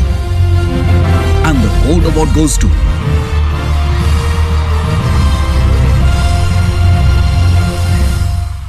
Hello everyone. I'm quite excited to win the Best Storytelling Award for our Break the Loop campaign. It is a subject we're really passionate about at Disney Star. One of the things that was important to us while shaping the campaign was authenticity, and it has been our effort to curate only the most genuine stories with our influencers. And I'm really grateful that they partnered with us, and really for their honesty and their powerful and charismatic stories in itself. Well, congratulations to Star India Private Limited for their for winning the gold in the #Break the Loop, and that was Meenakshi, EVP Star India, sharing her delight with us. Well, ladies and gentlemen, remember to tweet by using our #, Impact Digital Influencer Awards. Well, let's move on to the next category, being the best use of influencer marketing. But before we do so, let us welcome our jury member, Jayesh, VP and GM India InMobi, to say a few words. Could we have the jury by Davy first? Moving forward to our next broad category of the evening, which is Best Use of Influencer Marketing. It was a great privilege, an amazing journey being part of jury for the Exchange for Media Impact Digital Influencer Awards. The fact that there were so many campaigns using the influencer strategy executed at such low budgets simply blew my mind. During this period of the pandemic, it was also heartening to see so many social campaigns executed using digital influencers, or with a strategy around digital influencers, and so many of them have come forward as something which really is interesting. The first category in this segment is Best Beauty Campaign. The silver award goes to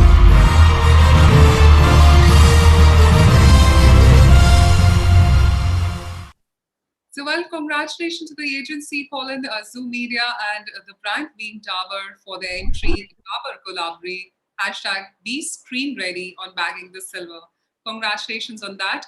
Well, we're going to be moving on now to the next subcategory, being Best BFSI Campaign. Let's have a look at who the winners are.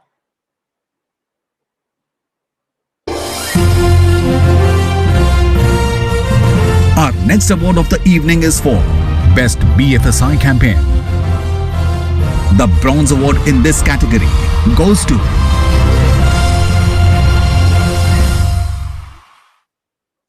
Well, congratulations to the agency WYP Brand Solutions Private Limited for their brand Future Generali India Insurance on bagging the bronze, entry being Mind Matters with Future Generali. Let's find out who gets the gold in this subcategory. And the gold award goes to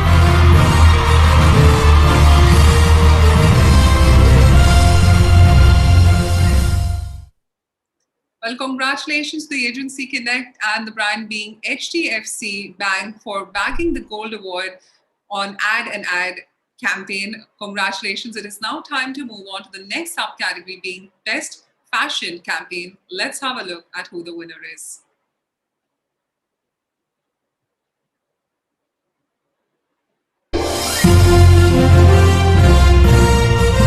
Our next award of the evening is for Best Fashion Campaign. And the gold award goes to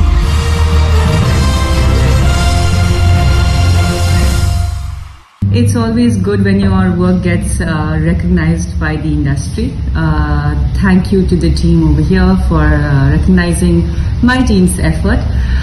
Influencers are core to Myntra's strategy, and we are very proud in the way we invest in consolidating and bringing structure to the influencer ecosystem. Well, I'd like to congratulate the agency Myntra Studio for the brand Myntra on bagging gold for their best use of influencer marketing, Myntra Studio. Well, that was Pragya Priyali, the Director, Social Commerce Business, Myntra, sharing her joy and delight with us. You can also keep hashtagging and tweeting with our hashtag Impact Digital Influencer Awards. Well, ladies and gentlemen, it is time now to progress to our next subcategory being Best FMCD Campaign. Let's have a look at the winner. Our next award of the evening is Best FMCD Campaign. The bronze award in this category goes to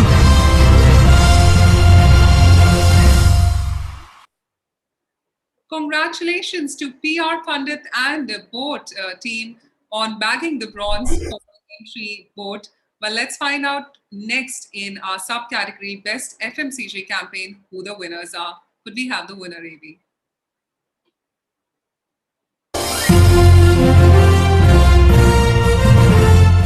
Next up is the Best FMCG Campaign. The bronze award in this category goes to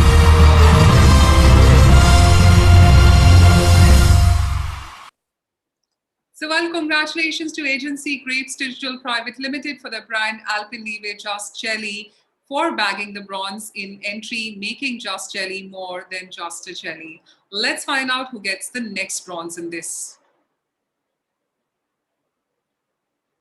And the second bronze award goes to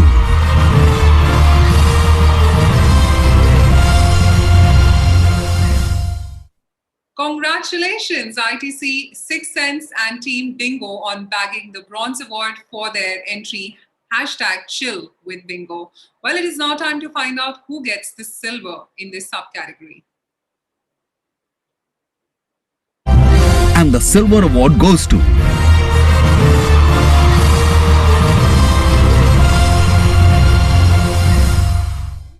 And the silver goes to Edelman India Private Limited for their brand Lace India with their campaign An Ode to Unsung Heroes Lace Heartwork.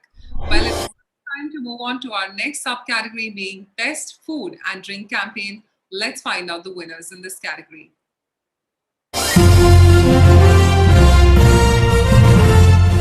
Our next award is Best Food and Drink Campaign. The bronze award in this category goes to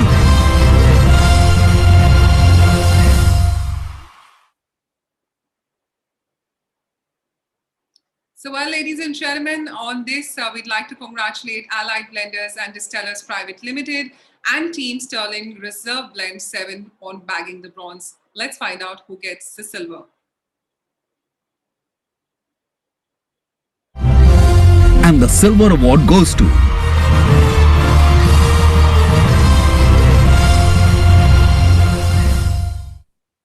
And the silver going to Mindshare and Quality Walls. Congratulations. Let's find out who gets the gold next.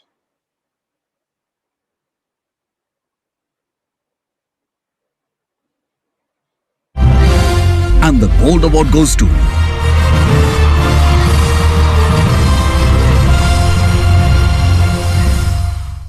Hey all, extremely excited to have won the Exchange for Media Impact Digital Influencer Awards for Britannia Cheese Star Chef.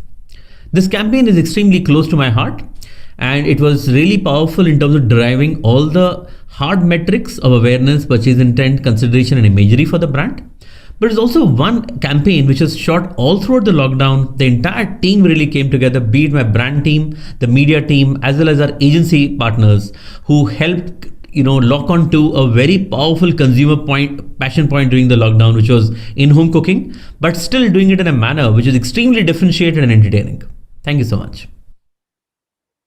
Well, congratulations to Britannia Industries Limited and team Britannia Cheese on bagging the gold. That was Saurabh Bajaj, Marketing Head, Dairy, Britannia Industries Limited, sharing his joy and delight with us. Well, ladies and gentlemen, it is time now to move on to the next subcategory, being media, including radio, TV, print, online publications, OTT. Let's have a look at who the winners are.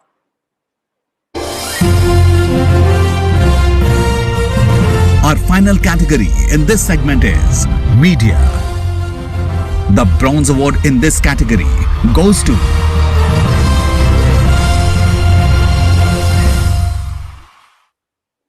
Well, congratulations to the agencies So Cheers and Amazon Prime Video on bagging the bronze. Let's find out who gets the silver award.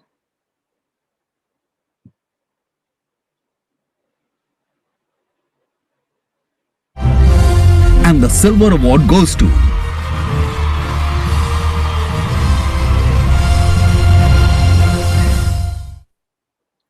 Well, congratulations to Team MX Media and Entertainment Private Limited and MX Clear on bagging the silver award. Let's find out who gets the gold award. And the gold award goes to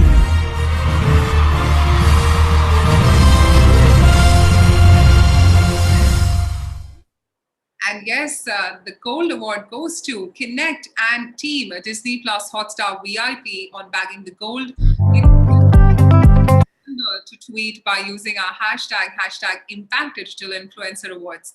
Well, the next category is the best use of regional content. But before that, let me now welcome our jury member, Shardul Bisht, CMO, Modi Naturals, to say a few words. Could we have Shardul's bite now?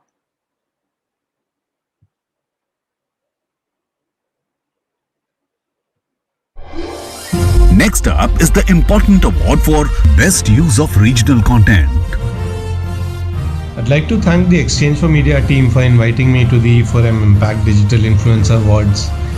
I think the categories were quite sharply well defined to cover the various sectors of the industry, and I would like to extend my appreciation to all brands and creative partners who made it so interesting for us to go through the entries and choose among them. Big congratulations to all the winners for their inspiring work.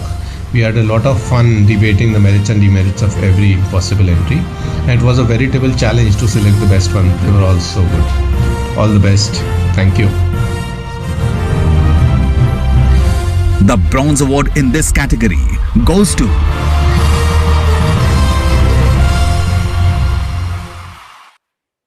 Well, congratulations to the agency ITC 6 Sense and brand Ashirwad Swasti Milk on bagging the bronze. Let's find out who gets the silver in this category.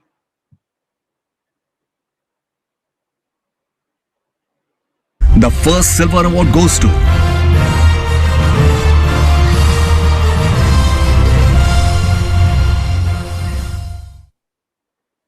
Well, congratulations to Team Duroflex for winning this silver award. Let's find out who gets the next silver award.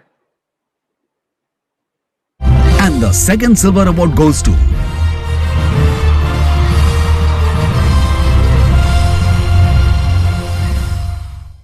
Hello everyone.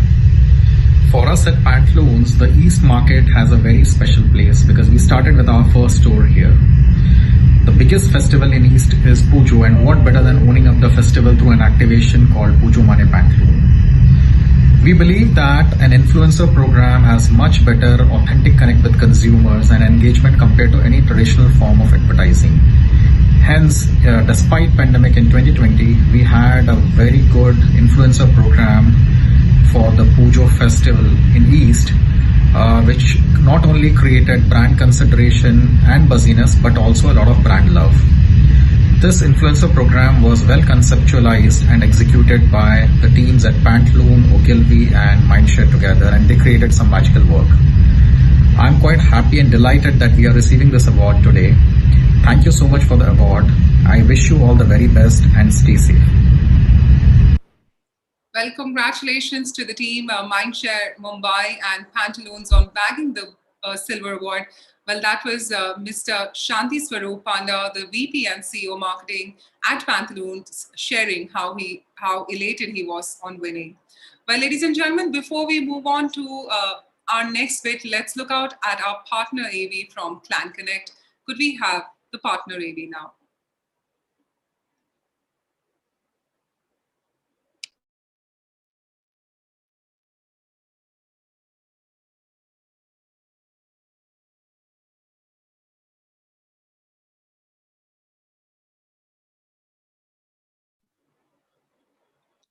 Ladies and gentlemen, we hope you all are having a great time. Keep tweeting as we are now getting the partner AV being uploaded and being played out for you. We're going to have some great awards on the other side of this AV, so stay tuned.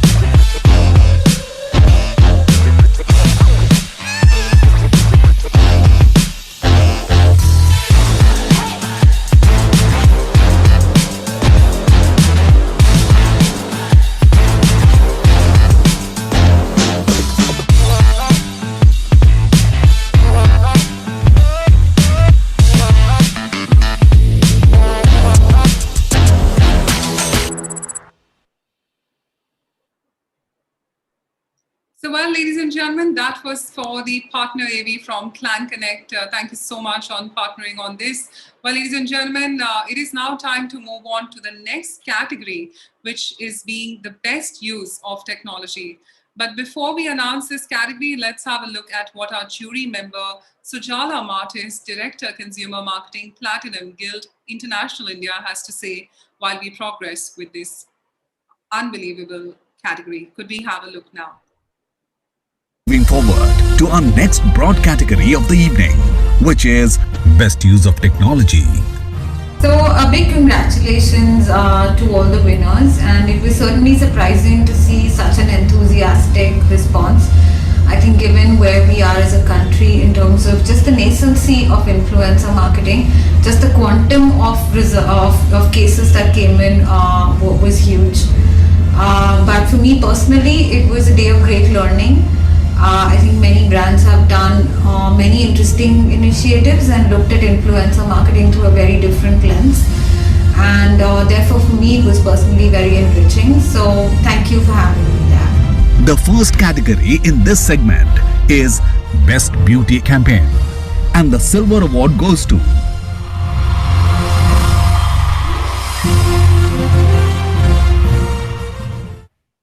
So, well, congratulations to ShareChat and Merch for winning the wonderful silver award. Let's have a look at the next subcategory being Best BFSI Campaign. Let's have a look at who the winners are.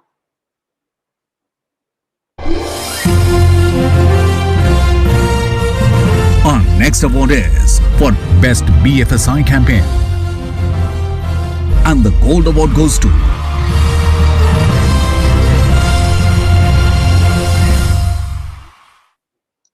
Well, congratulations to Team Connect and HDFC Bank on bagging the gold. Let's move on in the next subcategory being Best FMCG Campaign. Let's have a look at who the winners are.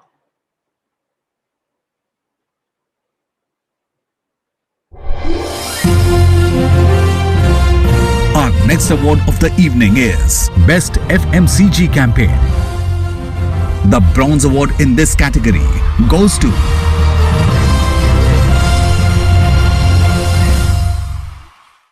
Congratulations to Connect and Ever Youth Naturals on bagging the bronze. Let's find out who gets the silver award in this category.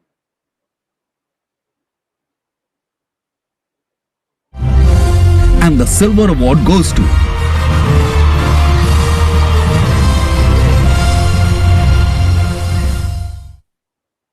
Well, congratulations to Mindshare India and Close Up on bagging the silver award. Ladies and gentlemen, it is now time to find out who gets the gold award in this category. And the gold award goes to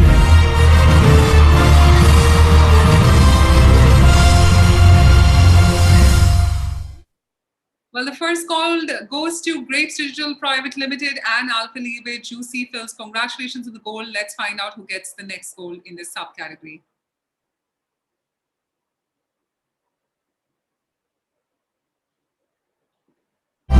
and the second gold award.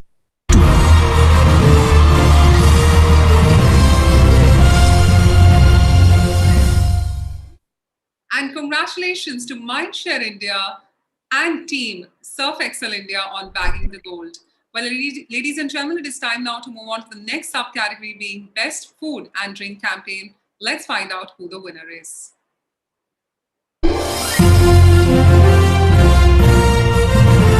Next in line is Best Food and Drink Campaign. The silver award goes to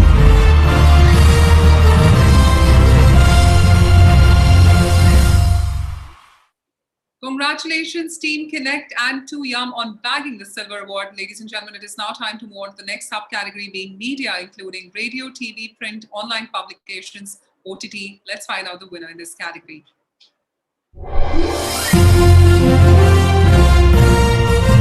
Our final category in this segment is Media.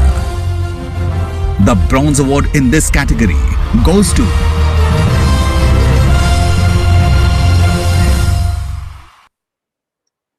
Well, congratulations to Z Entertainment Enterprises Limited for the brand Big Ganga on winning the bronze. Congratulations to them. Well, remember to keep hashtagging our hashtag being Impact Digital Influencer Awards. Well, ladies and gentlemen, it is time now to move on to the next category being Best Use of Video. But before that, let me now welcome our jury member, Pragya Upadhyay, Vice President Growth. Be safe to say a few words. Could we have the jury might, Amy? Now, felicitating the category of Best Use of Video. Congratulations for such a successful event. The conference was very well organized, both in terms of content, reports, and overall coordination with the jury. Hearty congratulations to all the winners. Hope to see many more entries next year.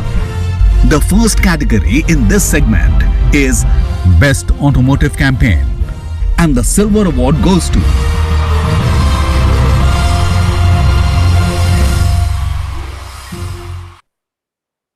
Well, congratulations to the team Hakuhodo, Singh and Ad Global 360 India on this wonderful win, and the team Maruti Suzuki Swift on bagging the silver on the entry New Swift 2021 launch. Let's find out who gets the gold in this category. And the gold award goes to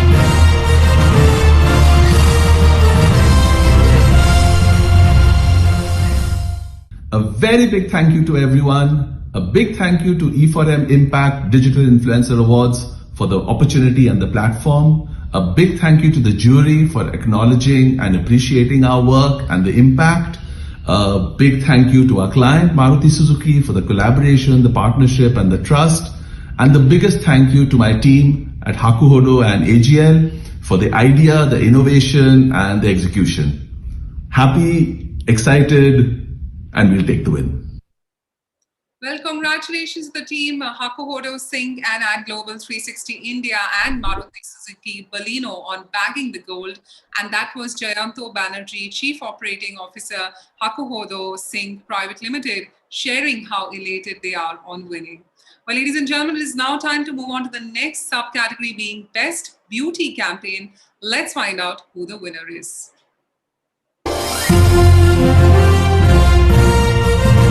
Next, we have the Best Beauty Campaign. The bronze award in this category goes to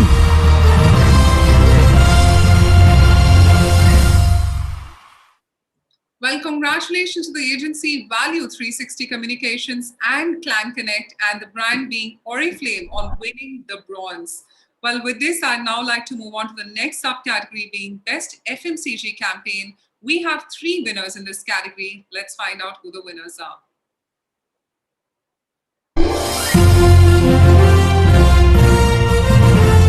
Next up is the Best FMCG Campaign. The first silver award winner is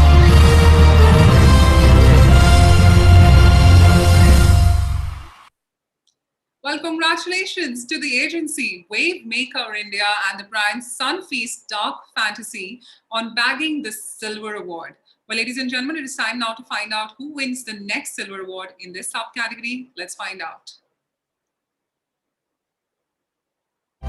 And the second silver award goes to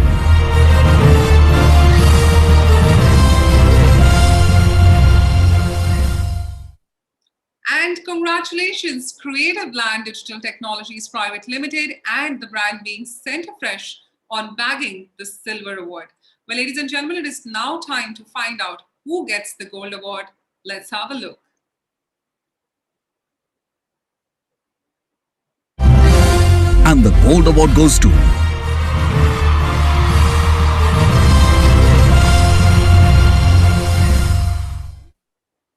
And yes, it is time now to announce the gold award, Mindshare and WIM. Congratulations to the entire team on bagging the gold award. Well, ladies and gentlemen, it is now time to move on to the next subcategory being Best Health and Wellness Campaign. Let's have a look at who the winner is.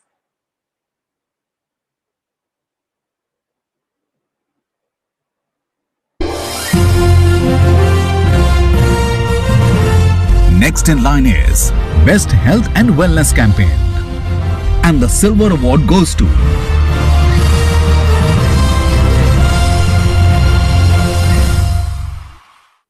And congratulations to the entire team at Share Chat and Mosh on winning the silver award in this category. Well, ladies and gentlemen, it is time now to move on to the next subcategory being Best Retail and E-commerce Campaign. Let's have a look at who the winner is.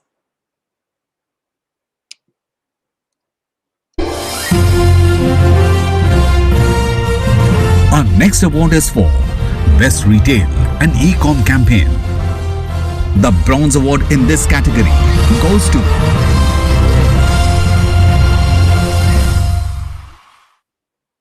Congratulations to the team Publications Limited and brand team Indian Terrain on bagging the bronze. Well, ladies and gentlemen, it is now time to progress to our next subcategory being Best Food and Drink Campaign. Well, we have one winner in this category. Let's find out who gets the gold.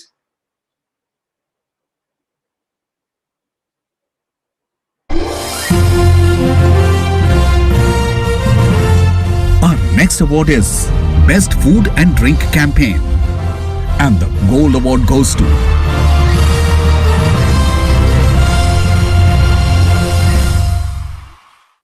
With this, I'd like to humbly congratulate agency Mindshare and brand team Brook Bond Red Label on bagging gold. Well, ladies and gentlemen, it is now time to move on to the next subcategory being media, including radio, TV, print, online publications, OTT, and we have got 2 winners in this category. Let's find out.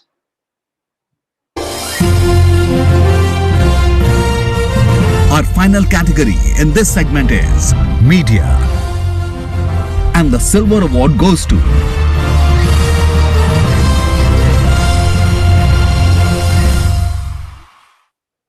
Well, congratulations to agencies So Cheers and the brand being Amazon Prime Video Mirzapur S2 on bagging that silver award. It is now time to find out who gets the gold.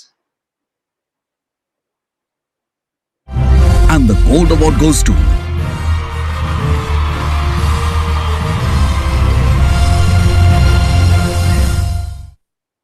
And yes, MX Media and Entertainment Private Limited for their brand MX Player truly went gold in this category. So congratulations.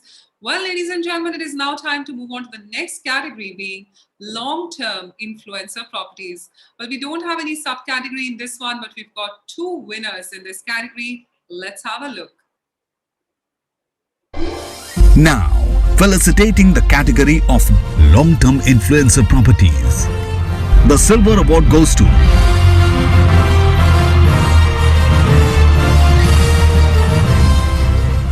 Hi, my name is Karthik Kala, Business Head, Top Social India.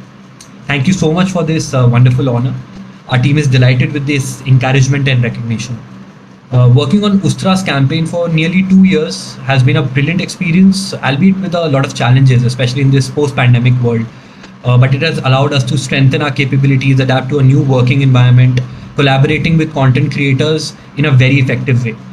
Staying true to its unique identity and edgy communication way, the campaign with Ustra has engaged more than 150 influencers to create really quirky, funny, and amazingly creative content. Again, we are really grateful for this opportunity to be here, and on our and our client Ustra's behalf, I would like to say thank you so much. Well, congratulations to the agency Top Social Communications Private Limited for their brand Ustra on winning the silver, and that was Karthik Kala, Business Head, Top Social India, sharing his joy and delight with us. Well, ladies and gentlemen, it is now time to find out who gets the gold in this category. the gold award in this category goes to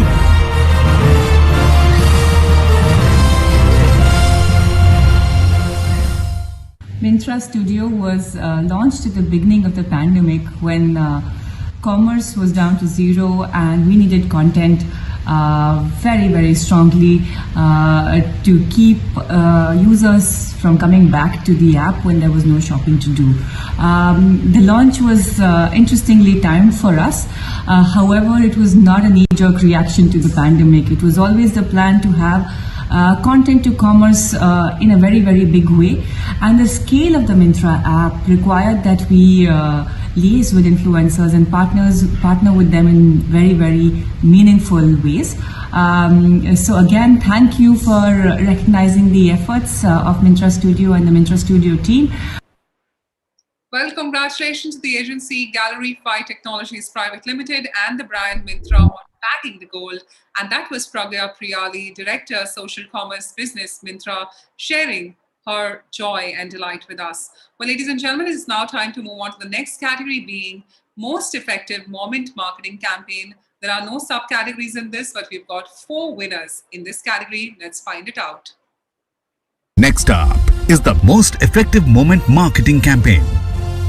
The bronze award in this category goes to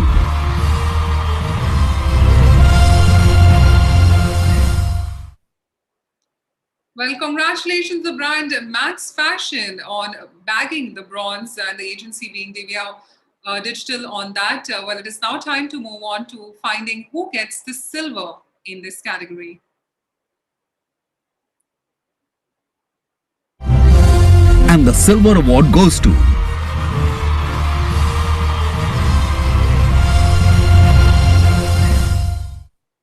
And congratulations, Mindshare India and Surf Excel India on bagging the silver. Well, ladies and gentlemen, it is now time to find out who gets the gold awards. We've got 2 winners coming up. Let's find out first who gets the gold.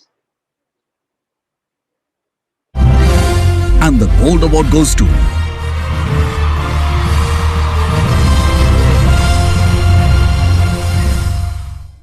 And the first gold in this category goes to Share Chat and Emoji Moj on this wonderful gold. And let's find out who's going to get the next gold in this subcategory. Let's have a look. And the second gold award goes to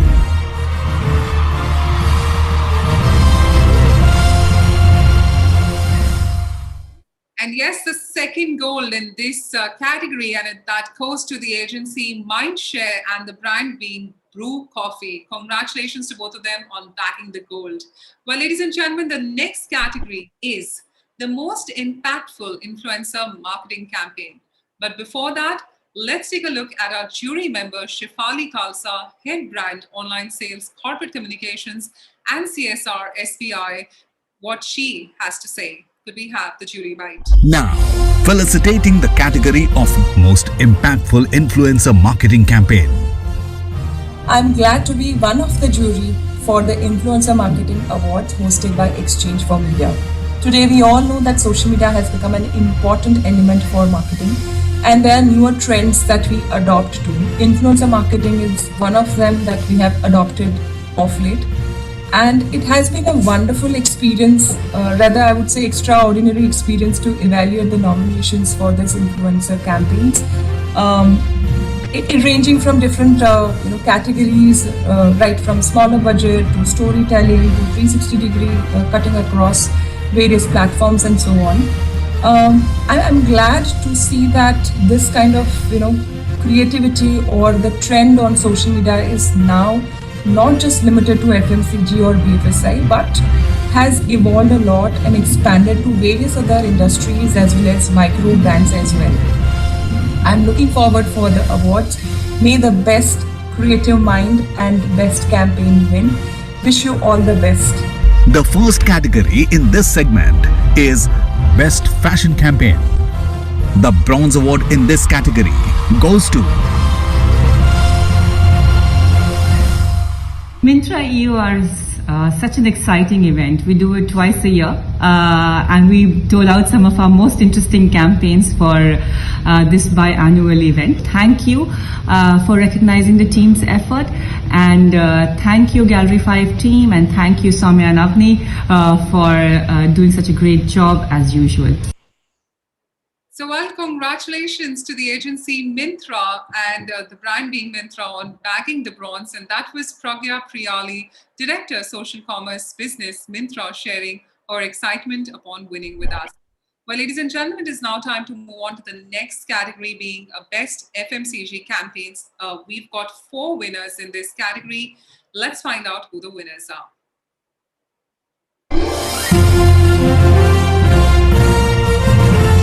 Next up is the Best FMCG Campaign. The Bronze Award in this category goes to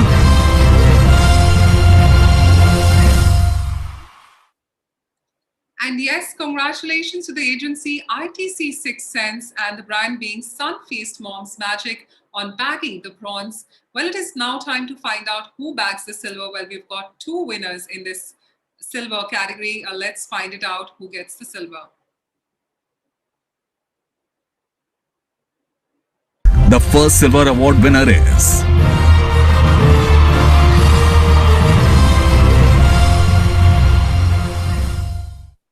And yes, the first silver award in this category, and that goes to Grapes Digital Private Limited and the brand being Alpenliebe Just Jelly. Well, congratulations. And now it is time to find out who gets the next silver in this subcategory. Could we have the AV, please? And the second silver award goes to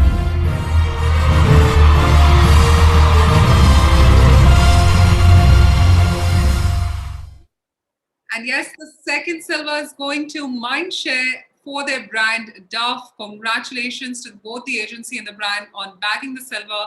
Well, ladies and gentlemen, it is now time to find out who gets the gold in this category. Could we have the winner, AV, please? And the gold award goes to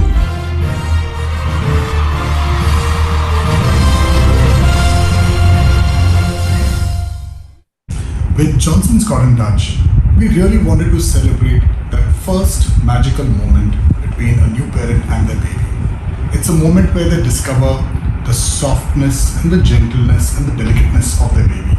And there stems the desire to create the gentlest world for their baby.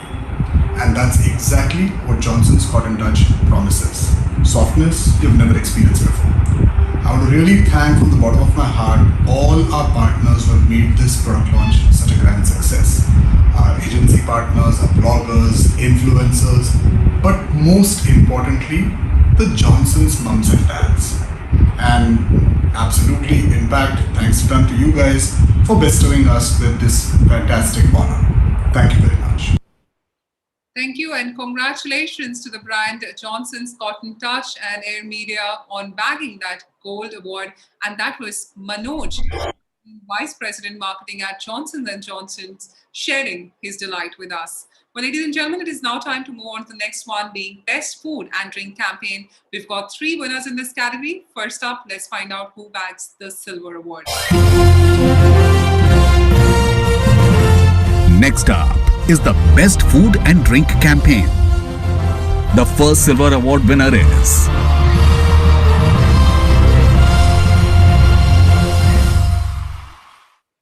And congratulations to Burger King India and Pollen Zoo Media Agency on bagging the Silver Award. And it is now time to find out who gets the next Silver Award in this category. Could we have the winner, AV, please? And the second Silver Award goes to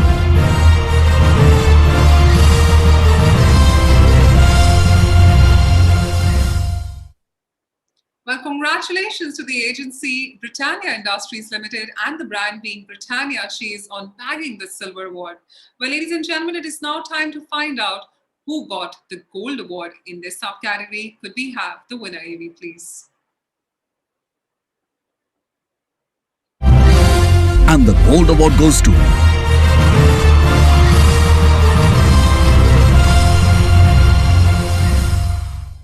Hi everyone. It's indeed an honor to accept an award for Pepsi Seva restaurants under the Most Impactful Influencer Marketing Award category. A huge thank you to Mr. Anurag Batra and the entire jury for this felicitation. Pepsi Seva restaurant campaign was conceptualized at a time when the restaurant industry was undergoing an unprecedented crisis. We at Pepsi decided to step up and come out in support of our friends and partners in the restaurant industry, and are extremely overwhelmed with the way the campaign took the shape of a social movement. I'd really like to thank each and every member of my team that poured their heart and soul towards bringing this campaign to life.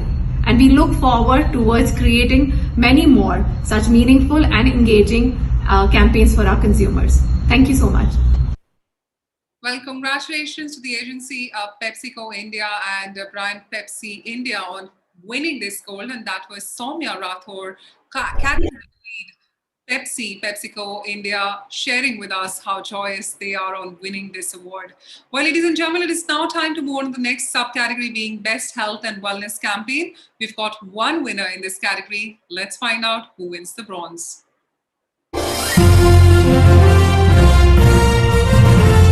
Next in line is Best Health and Wellness Campaign. The Bronze Award in this category goes to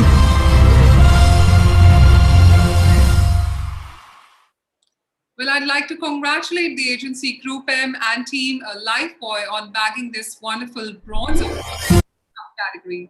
It is now time to move on to the next subcategory, being media, including radio, TV, print, online publications, and OTT. We've got 1 winner in this category. Let's find out who bags the silver.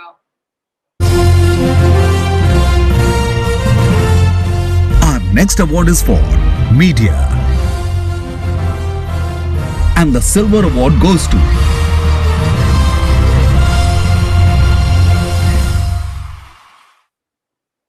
And I would now like to congratulate MX Media and Entertainment Private Limited and MX Player on bagging the silver. Well, it is time now to move on to the next subcategory, being others. Well, we've got 1 winner in this category. Let's see who wins the bronze.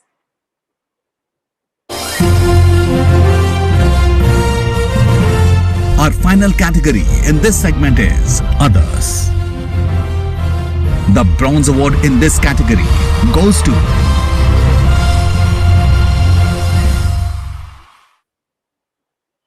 Well, congratulations to Star India Private Limited, the entire team, on winning the bronze. So, ladies and gentlemen, with this, it is time for us to move on to the next one, being Most Innovative Influencer Marketing Campaign. But before that, let's take a look at some of the words that our jury member Inderpreet Singh, Associate Director Marketing, Beverages, Meals, Candies and Gums, Mondelez India, has to say. Moving forward to our next broad category of the evening, which is Most Innovative Influencer Marketing Campaign. It was a privilege to be a part of Impact Digital Influencer Awards 2021. To be a part of a jury which comprised who's who in their fields of marketing, communication, creative, and the digital ecosystem. And to be able to go through the stupendous amount of work that each and every one of us had put in out there as part of cases that came in. It wasn't an easy task for all of us as a jury to actually go through all the cases and indeed judge which of the cases deserve to win an award. I would like to congratulate all the winners today. You really made us proud. Your work really stood out. And I would also like to tell each and every participant who put in their cases, your work indeed really was very good. Keep it up and all the best for you for next year awards. Thank you. The first category in this segment is Best Health and Wellness Campaign. The Bronze Award in this category goes to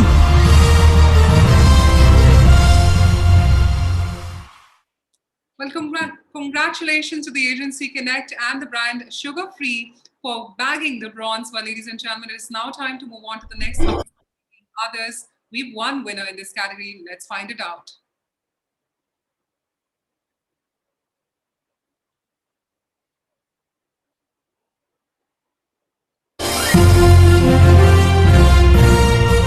Our final category in this segment is Others. The Bronze Award in this category goes to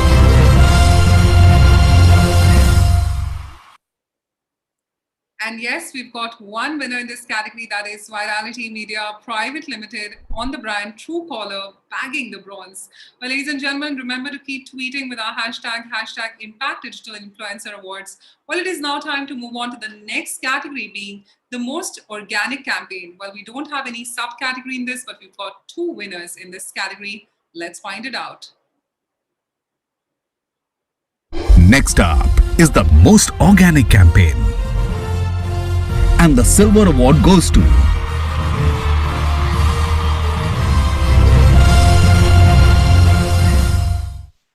Correct. Well, congratulations. Gold Award in this category goes to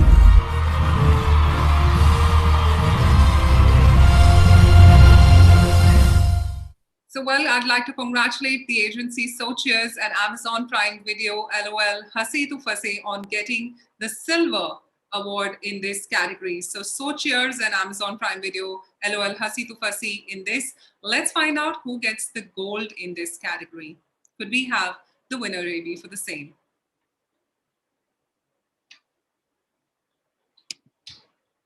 And ladies and gentlemen, I hope you are all are hashtagging with our influencer hashtag. Let's keep tweeting it out. Let's build the momentum as we've got some great awards coming up on the other side, while I request the team to now disclose the winner in the gold winner in the most organic campaign. Could we have the gold winner being announced now?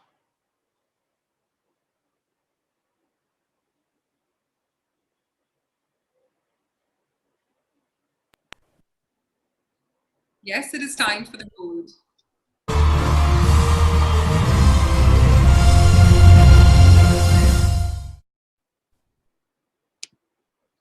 Well, for the gold, it is time to congratulate the agency Wavemaker India and brand ITC Ashirwad MP Atta on getting the gold award. Well, ladies and gentlemen, it is time, when we've come towards the last set of awards, it is time to move towards the biggest honors of tonight, the Excellence Award. Well, the first award we have is the Best Influencer Marketing Agency, and that award goes to... Well, it goes to, let's find it out. Green Room. Well, congratulations to Green Room on getting this wonderful, wonderful award. And with this, I would like to invite Lakshmi Balasubramanian, CEO Green Room, to share with us how she feels as they grab the Excellence Award tonight.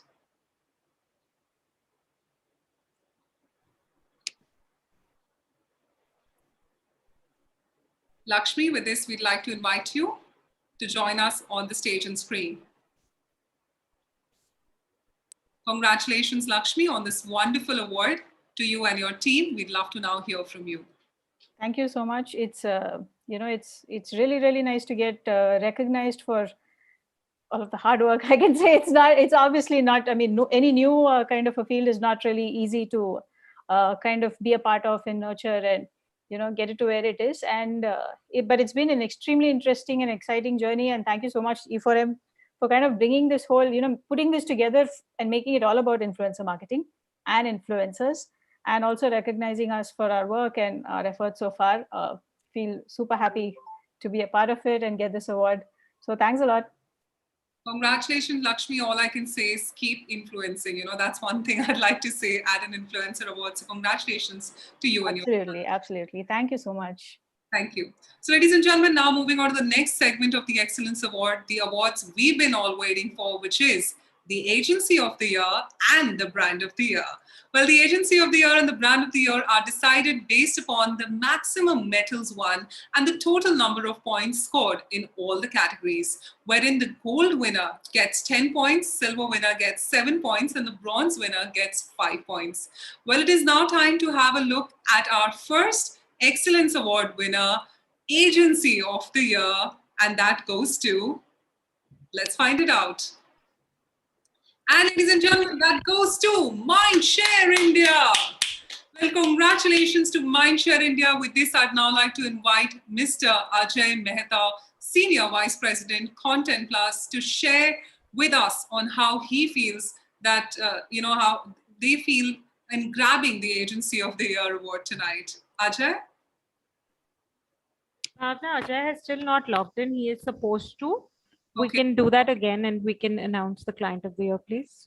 Sure. Thank you so much, Michelle. Well, ladies and gentlemen, that's up for Michelle. Thank you, Michelle, on sharing on that. Well, ladies and gentlemen, we're going to get Ajay shortly to join us because every winner bite is so valued here. But let us find out who's taking home the Brand of the Year, and the award goes to. And the award goes to Hindustan Unilever HUL. Congratulations to HUL on winning this. And I'd now like to invite Bincy George, Senior Media Manager, Hindustan Unilever, to join us on the stage. Could we have George joining us now? Hi, how are you doing? Hi, Bhavna. Thank you. Thank you for the award. Firstly, I think it's great to be here. And I would like to congratulate all the brands, the agencies and the influencers who have actually won today across the different categories and bringing alive the ecosystem of influencer marketing. And credit to the E4M team for having such a platform and emerging in the emerging and growing space of influencer marketing. So great to see that. And I'm delighted that we have won the Brand of the Year award as Hindustan Unilever. It's great to be recognized and awarded by peers in the industry, especially for the work that is loved by our consumers, and heartening to see that these wins are across different brands and award categories.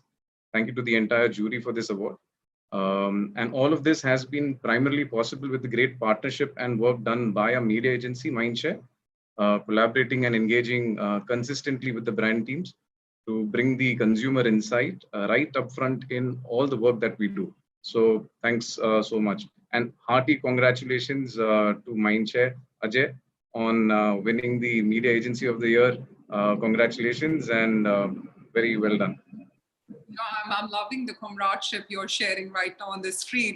This is what we can do on a virtual format. So thank you and congratulations once again on this incredible win. I'd like to now quickly get on Ajay. Ajay, we just announced an award for the agency of the year going to Mindshare India. So firstly, Thank you. We'd love to hear from you now.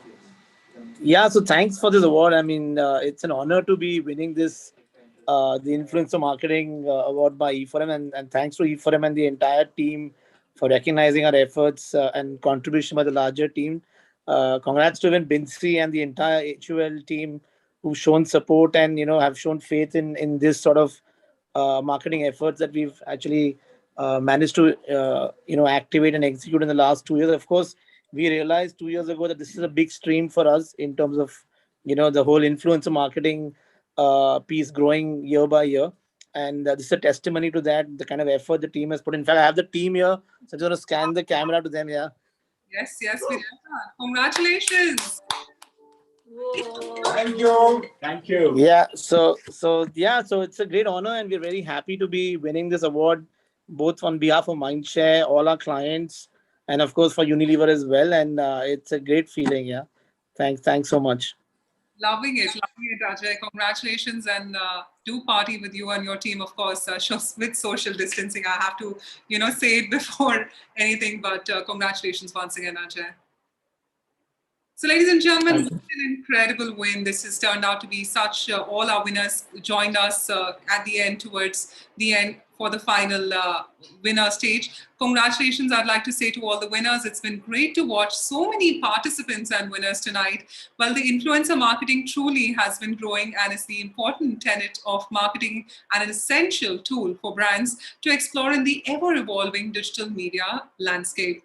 Well, Exchange for Media would like to thank their co-gold partner, Anytime, Asia's largest and all-in-one influencer marketing platform, are co-powered by partners Clan Connect and INCA Group M's influencer and content marketing solution.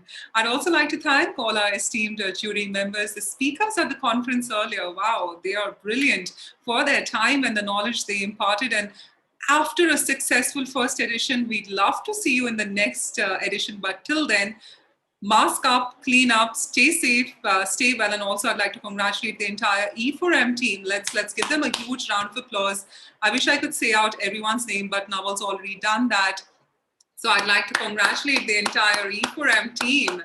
Wow, brilliant. So much has gone on to that. Thank you, the winners, for, coming online and even congratulating them, because 600 plus entries. I mean, whoa, that's a lot to manage. And such incredible AVs were put out. So thank you for such seamless transition to everyone. Michelle for leading it on the front. And of course, we've got Sanyogita, we've got Vivek, we've got, everyone in the back end. Apologies if I miss out anyone's name. We've got Sagar, who's been doing on the back end.